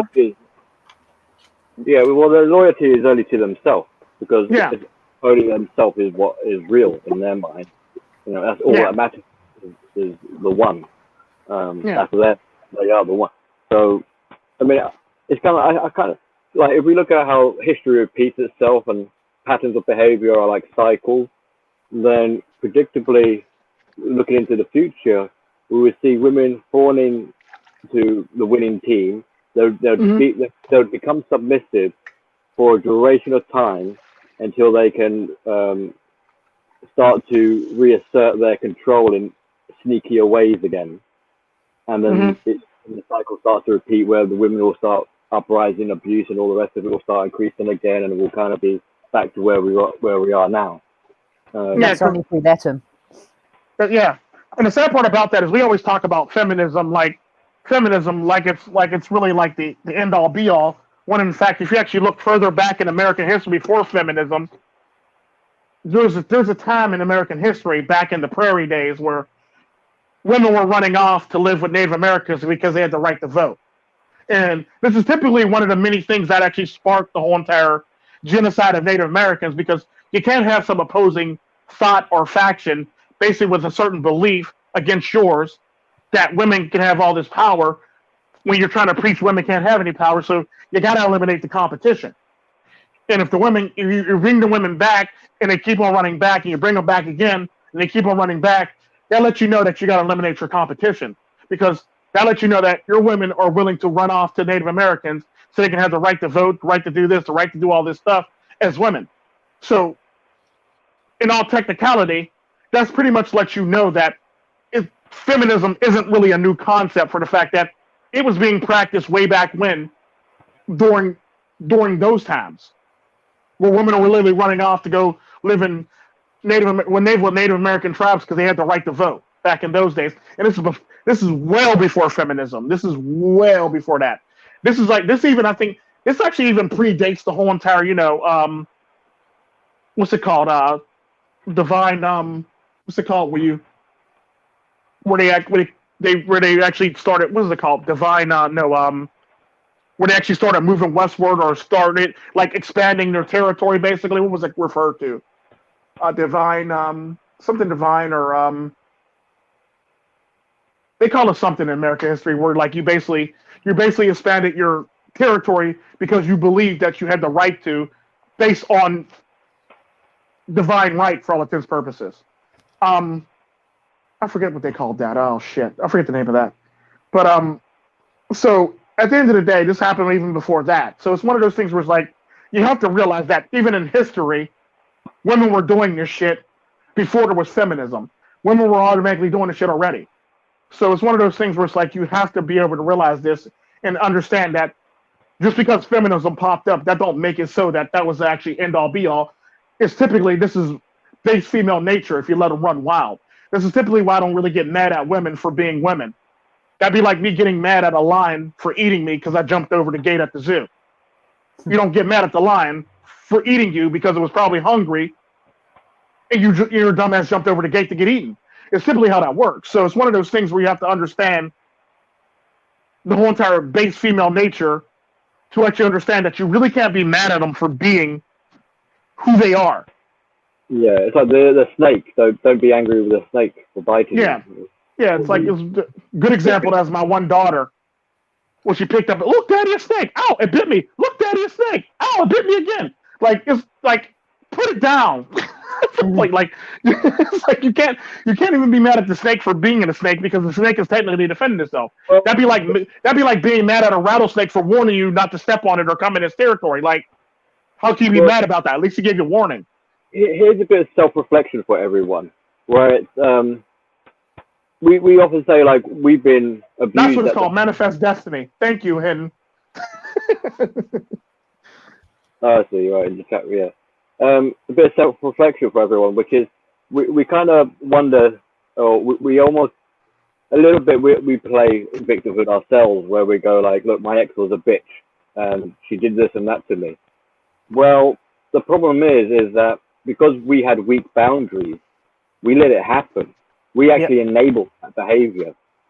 You know, so like you said, like, we shouldn't be angry with the lion or the snake or the scorpion. It's in their nature. This is what they're going to do. So really, we should there is a little bit of responsibility and accountability, well, more accountability in this instance, where we've enabled that behavior and we allowed it to happen. True. You know, and it's also a sign that before we even got into these encounters, we would damage people for it to happen. If you were healthy and all round, you know, like strong in the terms of like boundaries and self-esteem and all this, these predators wouldn't bother waste their time trying to break you down. You'd be too much trouble for them. They'll find weaker targets. Yeah, basically like lions, and a lion probably hunting the smallest animal. Yeah. Yeah. So it's a bit of a lesson for us, not just what's going on with women, but a lesson in understanding who we are as men as well. And in some bizarre little funny, ironic kind of way, it's like these predators know us better than we know ourselves, because this is how they're so adept at manipulating us. They know our weakness. They're living in this highly adrenalized, hypersensitive survival mode where everything is a danger. So they've got this analytical eye where they can look at people and quickly assess them and suss them out and pinpoint their weaknesses before that victim even realizes they have any weaknesses. So then that predator can re-traumatize their victim. Like they might identify in a man that, oh, this man has abandonment issues. So if I portray myself as someone who's faithful to begin with, I will secure him. He won't leave me because he fears abandonment. And then later on, she's going to turn around and use that as a leverage point to fuck you over. She'll deliberately abandon you. You're devastated because of it. So, and you didn't realize you had abandonment issues at all during all of that. So it's so in learning them, we inadvertently learn more about ourselves. True. So it's kind of like this. It's the ironic sort of. They like to do a two-prong attack, but in our recovery, we end up doing like a two-prong recovery. We get much better, and we get much worse, sort of thing. Mm-hmm. This is why in the narcissist community, there's a little kind of catchphrase that goes, "When you survive, you thrive." And we know the MGTOW community is that once you start, once you stop with these women and you go your own way, MGTOW men, their businesses, their health, their happiness skyrocket. Definitely. So, yeah, that's pretty much how it works. Most definitely, and it's like if you can't reflect on where you messed up as a man. I mean, don't get me wrong. There's a lot of shit that she did, and there's a lot of shit that she's going to do based on her base nature. So it's one of those things where it's like, it's kind of like what we always talk about in the Manosphere about, like, you're basically gambling. You're either gambling, you're either, what they refer to it as not gambling. Well, it technically is gambling, where they say debt assessment analysis, or assessment analysis. Basically, if you can assess somebody and realize that they're not worth your time, or they're probably going to be debt, or risk assessment analysis. Basically, you basically assess everybody based on risk assessment analysis. If that person is too great of a burden to take on, you typically don't take on that person. It's typically like why men tend to date younger women, because just on an off chance, despite the fact that we want to date women, just on an off chance that we decide that we might want to have some children, we typically date a younger, much more full of life woman for this reason. We may not want it now, but there might be that thing that kicks in our brain that says, I'm ready to have one now. And it's typically how it works. So it's like we pick women based on our base desire, basically, unless you decide that you really decided in life, look, I'm done. I don't really want to have anything or do anything with that whole entire have children thing. So you as a man is basically working off of base male nature by choosing women that are younger than you that can actually still have children that you can procreate with. But there's also a deeper rooted meaning in that, because we've got the genetic knowledge like within us to know that the younger they are, the less people they've been with, the less disease there is, the better genetics they have. So or not even the better genetics, the better chance that they can actually bond with you properly, with you properly as well too. Because it's one of those things where like people always get mad at me when I say like, look, no, like every single woman I've literally dated has been a virgin. I've not dated nobody that was not a virgin. They'll say, well, how do you know this? Or how do you know they didn't do this? Or how do you know they do this? Because typically when I meet their exes, they pretty much confirm it for me when I talk to them, and they get jealous. And typically their exes are a lot more attractive than me, and they tend to have like they tend to be a lot more influential than I am. And they come from a place of privilege. So when they find out that I did all this stuff that they didn't get to do, they typically tend to get jealous about it and very narcissistic about it, and they tend to always want to put me down and say, "I understand why she's with you," and this, that, and the other, and I don't understand why she even picked you because you ain't, you're not this, that, and the other. And that's simply how that shit works. And I kind of sort of live for that shit because it's actually pretty funny to me to listen to somebody who, in all technicality, according to society, is better than me and should be getting everything, and everything should be handled on a silver platter. Meanwhile, I just swooped in and took it all.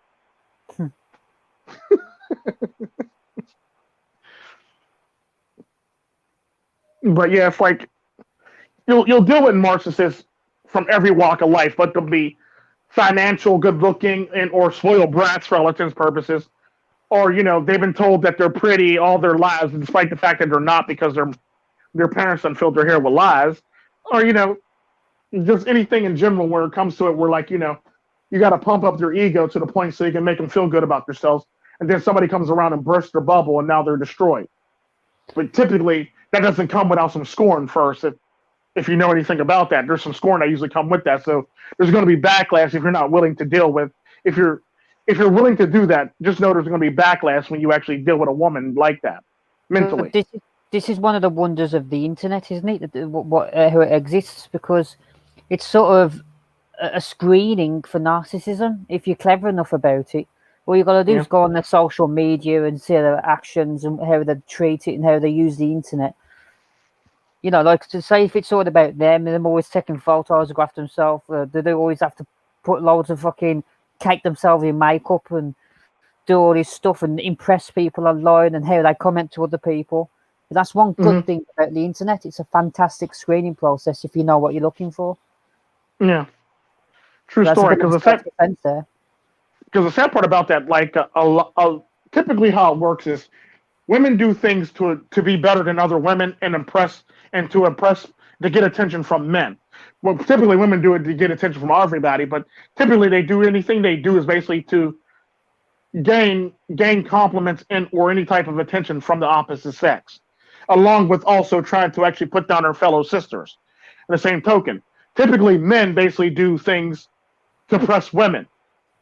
Yeah. Now, if you're African American, you tend to do things to impress other African American men, which is totally asinine and backwards to me, which I don't really understand that. Like, so now you got to actually try to outdo other African American men or try to impress other African American men, which in hindsight seems kind of sort of funny, but we'll let that slide for the fact that we'll just blame it on culture. But now, like, because the sad part about that, a good example of that is like Jordans. Like, you'll see a lot of black dudes buy Jordans and stuff like that. If you ever notice, it's not the women who are giving out all these compliments. It's another dude that's giving all these compliments. So in all technicality, black men buy shoes to impress other black men. It's typically how that works. A lot of attention is a result of needing validation. Or if you're an African American, you buy some shoes, you typically do it to impress another African American male, basically, so they can give you compliments. Yeah, so they validate you. They make you. So then your self-esteem gets boosted up. Yeah, basically. Like, yeah, man, I am the shit. That's right. Yeah, you're right. I'm the shit. Yeah. Thanks for talking about my Jordans. And another thing that comes with that is this is typically how, like, crime goes up in black neighborhoods for the fact that now that you got your ego boosted, now somebody's got to pop your ego or steal your Nikes or your Jordans. Here's where the crime comes into play. Because typically what I've noticed, when it comes to generally poor neighborhoods where like everybody lives the same, there's less crime. If there's somebody in the neighborhood who has better than or a little bit more than the next people, there's where crime is breeded, and this is typically where a lot of shit happens for all intents and purposes. So a good example of that is if you live in the projects, you have the townhouse people on the one side of the street, you have the people that live in the projects splackled on the other side of the street. 9 times out of 10, the people in the project apartment complexes are going to try to rob the people in the townhouse. It's typically how it works. Because in all technicality, it's not an apartment, it's a townhouse. Therefore, they must have more stuff in there. Therefore, they're living pretty large, which means you have to rob them. It's typically how that works. Yeah, no, I'm sure this connects to low self-esteem. Because the need for validation, not just because it's like, oh yeah, I am the shit, but it's the, oh, I actually exist and I matter. I'm a somebody kind of thing. So why? Because this is compensating the need or the feeling of low self-esteem. So they need definitely. That's why they're needing their ego boosted up. And typically. Okay. And where you get the jealousy and the envy, and where they're like robbing other people. I mean, there could be other factors going on here. There might be other reasons. There are. Yeah, I would just basically name one mainly, but there's more. There's obviously more. But if someone is doing better off than you, or they have something which is of value that you don't have, then that chips at your self-esteem. That makes you feel lesser. Mm-hmm. So this is where it's kind of like then the need to steal or somehow rob or whatever. Kicks in. Yeah. But I was going to name another aspect to the whole entire rob and steal thing is, if you've ever noticed, if you actually dealt with African American men, they tend to be more emotional, they tend to be more in their feelings. If you say something about them, they tend to get very emotional about it or take it to heart much more easier than any normal other group of men for all intents and purposes. So it's one of those things where it's like, now you're destroying their ego, now you're destroying their emotions, now they're upset, now they got to rob you or kill you or beat you for all intents and purposes. It's typically like how you get men, if you accidentally bump into them or step on their shoes, now they want to go to DEFCON 9 and shit like that and want you dead or murdered for all intents and purposes. Yeah. So that's typically how you get that group of men and that group of people, is by doing that as well. So if you step on somebody's shoes, you're still the one to start a fight with you, and it'll end up being something of jealousy or pride or ego at that point in time. Yeah, it's more of a part of insecurity. Like, for example, someone comes up to you and says, "Yo, your mum's ugly and a hoe," and instead of going, "Oh, bitch, please shut up, you don't know me," they'll go, "You what, bitch? Don't talk about my mum. I'll motherfucking kill you," all that kind of shit. Yeah, so you go straight to DEFCON 9 or get really emotional about it, and you want to try to destroy somebody. Yeah, instead of just brushing them off like, fuck, you're just an idiot trying to get at me. They don't see the game. They join the game. Yeah, they join the gang, or they don't see the game, and they join the gang, or they don't see the game, and they end up being played, and they wonder why they're getting arrested at a high rate of people for the fact that you just fell for a trap. It's typically a good example of that is now in this day and age, what I notice, there's a lot of white people who would literally egg on black people by calling them the N-word in public. Yeah. So they could do something stupid like fight them or attack them. Therefore, now the black people are getting arrested for them using the N-word against them. And the sad part about that typically goes back to the old saying, "Sticks and stones may break my bones, but names will never hurt me." So instead of actually acting accordingly and properly, you done went off the deep end, and now you're arrested for assault and battery and or manslaughter, and or if you accidentally killed the person, you're basically second-degree murder at this point, basically. So it's one of those things where it's like they get so emotional and they fly on the handle so quick. It's one of those things where it's like anybody has control over you, and if they really want to have control over you, all they got to do is drop the N-word, and it's pretty much a wrap for you.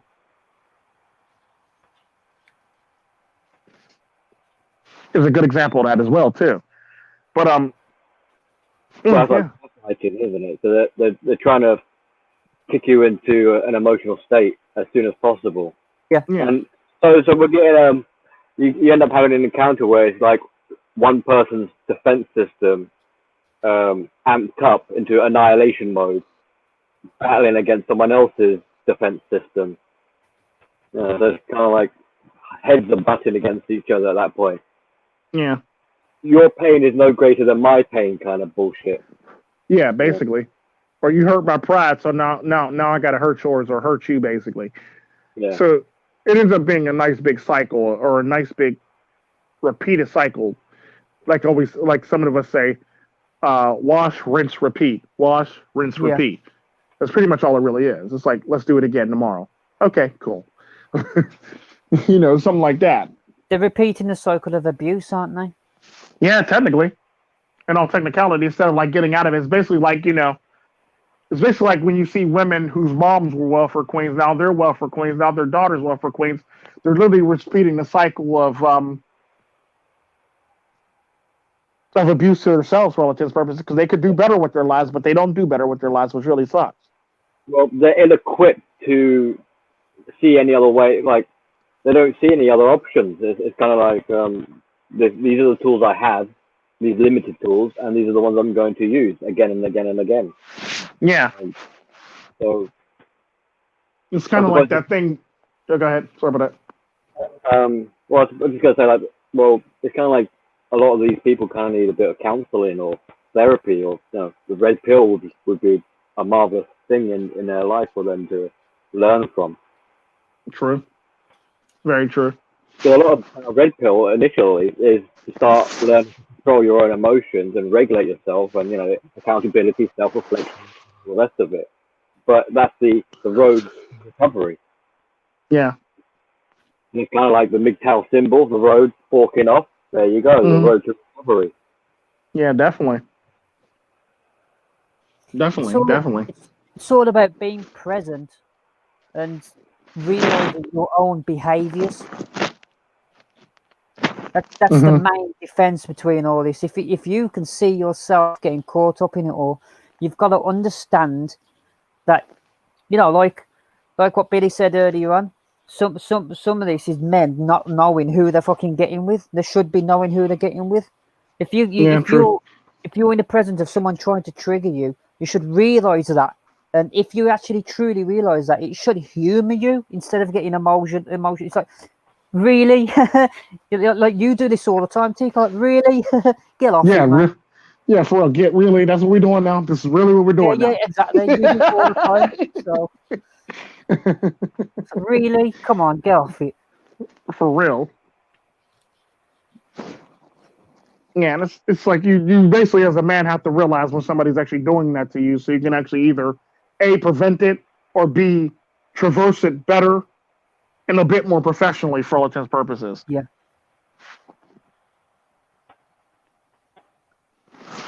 Because as I always say, there's two motherfuckers in a relationship, you motherfucker and her motherfucker. So there's always going to be some mistakes, and the thing is, you have to learn what you did wrong in that relationship, despite the fact you may not believe you did anything wrong, or despite the fact that your role might have been minimum. At the end of the day, you went along with this person and you co-signed on this person. Therefore, you actually allowed that person to do what they did, which is sad in a way, and it shouldn't be that way. But at the end of the day, you basically did. Yeah. You handed them the keys. Now they've got access, and yeah. Mm-hmm. You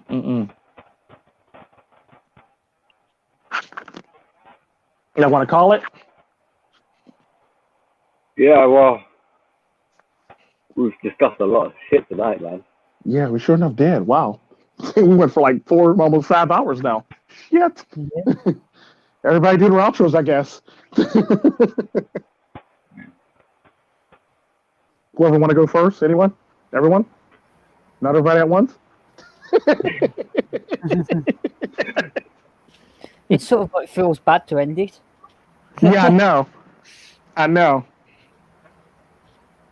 It does. Definitely. We'll definitely do this again, because True Sherman's not going to be doing too many streams until like December anyway. So I kind of sort of need a stream to actually fill in that slot anyway. So it's like until December for all intents and purposes, because he's going to be uber busy until then. So trust me, there'll be a lot more of these.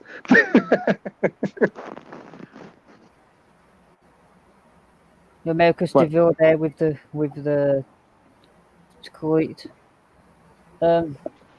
Oh, my mind's going blank now. Your mind's going blank now. Do your outro, Amanely. Yeah, man, this was a very interesting stream. Fantastic to hang out with you guys. Talking about the threats at hand, which is real threats. Have a happy No Simp September. Thanks for everyone in the chat. Thanks, Billy. Thanks, Absolute Knowledge. Thanks, Tico, for hosting. Thanks for the other two guys. I don't know the other guy's name, but Cypher. Cypher, but the other guy's name. Oh, who's the other one? Oh my God! Oh, I forgot his name already. The Black Skull. Red pill, black pill black pill, red pill philosophy. Yeah, thanks to Black Pill, Red Pill Philosophy, Shinobi One, Sigma's in the chat, DeVille's, American DeVille, Hidden Migto, thanks to all of them, the Elder Monk, Lord Sus. Hidden was actually invited. So it's okay, Migto. Thank you, everybody in the chat. Anybody else I missed, you can, and you lot guys can cover if I missed anybody. Yeah, just be strong. Don't let these people get to you. See them for what they are, and have your own borders. Have your own. Don't get suckered into all this drama. Just be yourself. Be who you are. Stay strong, and don't let them affect you. You know, there's no need to withdraw. There's no need to hide under the sheets. Man, be who you are. Be free, and let the world see the truth. If you are the truth, then the world will see it. That's Amanely. Over and out. You want to go, Billy? Yeah, thanks, Tico, and thanks everyone that participated and was here. Ask questions, get answers, make decisions, live free, and leave them hoes in the sea. I like that. Oh my God, so stealing that. Putting that in the intro. Leave them hoes in the sea. Yeah. Adios, amigos. Next time. All right, see ya. MGTOW Absolute. I charged an old lady $800 to have sex with me. Too funny. $800 charge, bro. I know that's right. Gotta get that money out of them. Gotta get that money. $800 charge, bro. Mr. Foreman finally shows up at the end of the damn thing. Look at that. Win a prize. That lets you know who the prize really is at that point. Charging $800 over here, bro. $800. I know that's right. Hoes in the sea. Yeah, I like that. You got America saying it now. Now it's going to be a thing now. Yeah. Hoes in the sea. Leave them hoes in the sea. Oh, fuck. I'm going to be laughing about that. I know. I'm going to laugh about that. As soon as I end this stream, I'm going to be cracking up laughing about that crap. Like, what the hell happened there? Yeah, I would like to thank everybody that was in the stream, everybody that was in the chat, from America's DeVille to Mr. Former just showing up randomly now. Got to throw some shade on Mr. Former real quick. MGTOW, thanks for showing up. Sigma, thanks for showing up, pimping, even though you came in a bit late. Thanks for showing up. Hidden, Shinobi Wan, Baron Yam, Sifu, Oki, No Sweetheart, Lord Sos, Cypher for definitely showing up, and who am I forgetting in the beginning? Threads was here also. Thank you for showing up. And I think I might be forgetting somebody, but I think that might be it. I would like to thank everybody in my podcast. It was a blessing having all these people in my podcast. No Sweetheart. Mention him. From MGTOW Absolute to Amanely to BillyTheGoat to Cypher. Always a blessing having him in the chat. I mean, in the stream too, along with Red Pill, Black Pill Radio. Black Pill, Red Pill Philosophy. My Latin brother from another mother, basically. $800 was a blessing, bro. That $800 was. He said $800 was a blessing. I know that's right. Anytime you get some money out of somebody, it's always a blessing, especially if it's a woman. You don't gotta fleece another man to get it. You can fleece a woman out of it. That's always a good thing. But yeah, y'all have a good one. Be good to yourselves. Always improve upon yourselves and do better by yourselves. Treat yourselves like milk. Do not spoil yourselves, and be great and be blessed, man. Adios. Yes.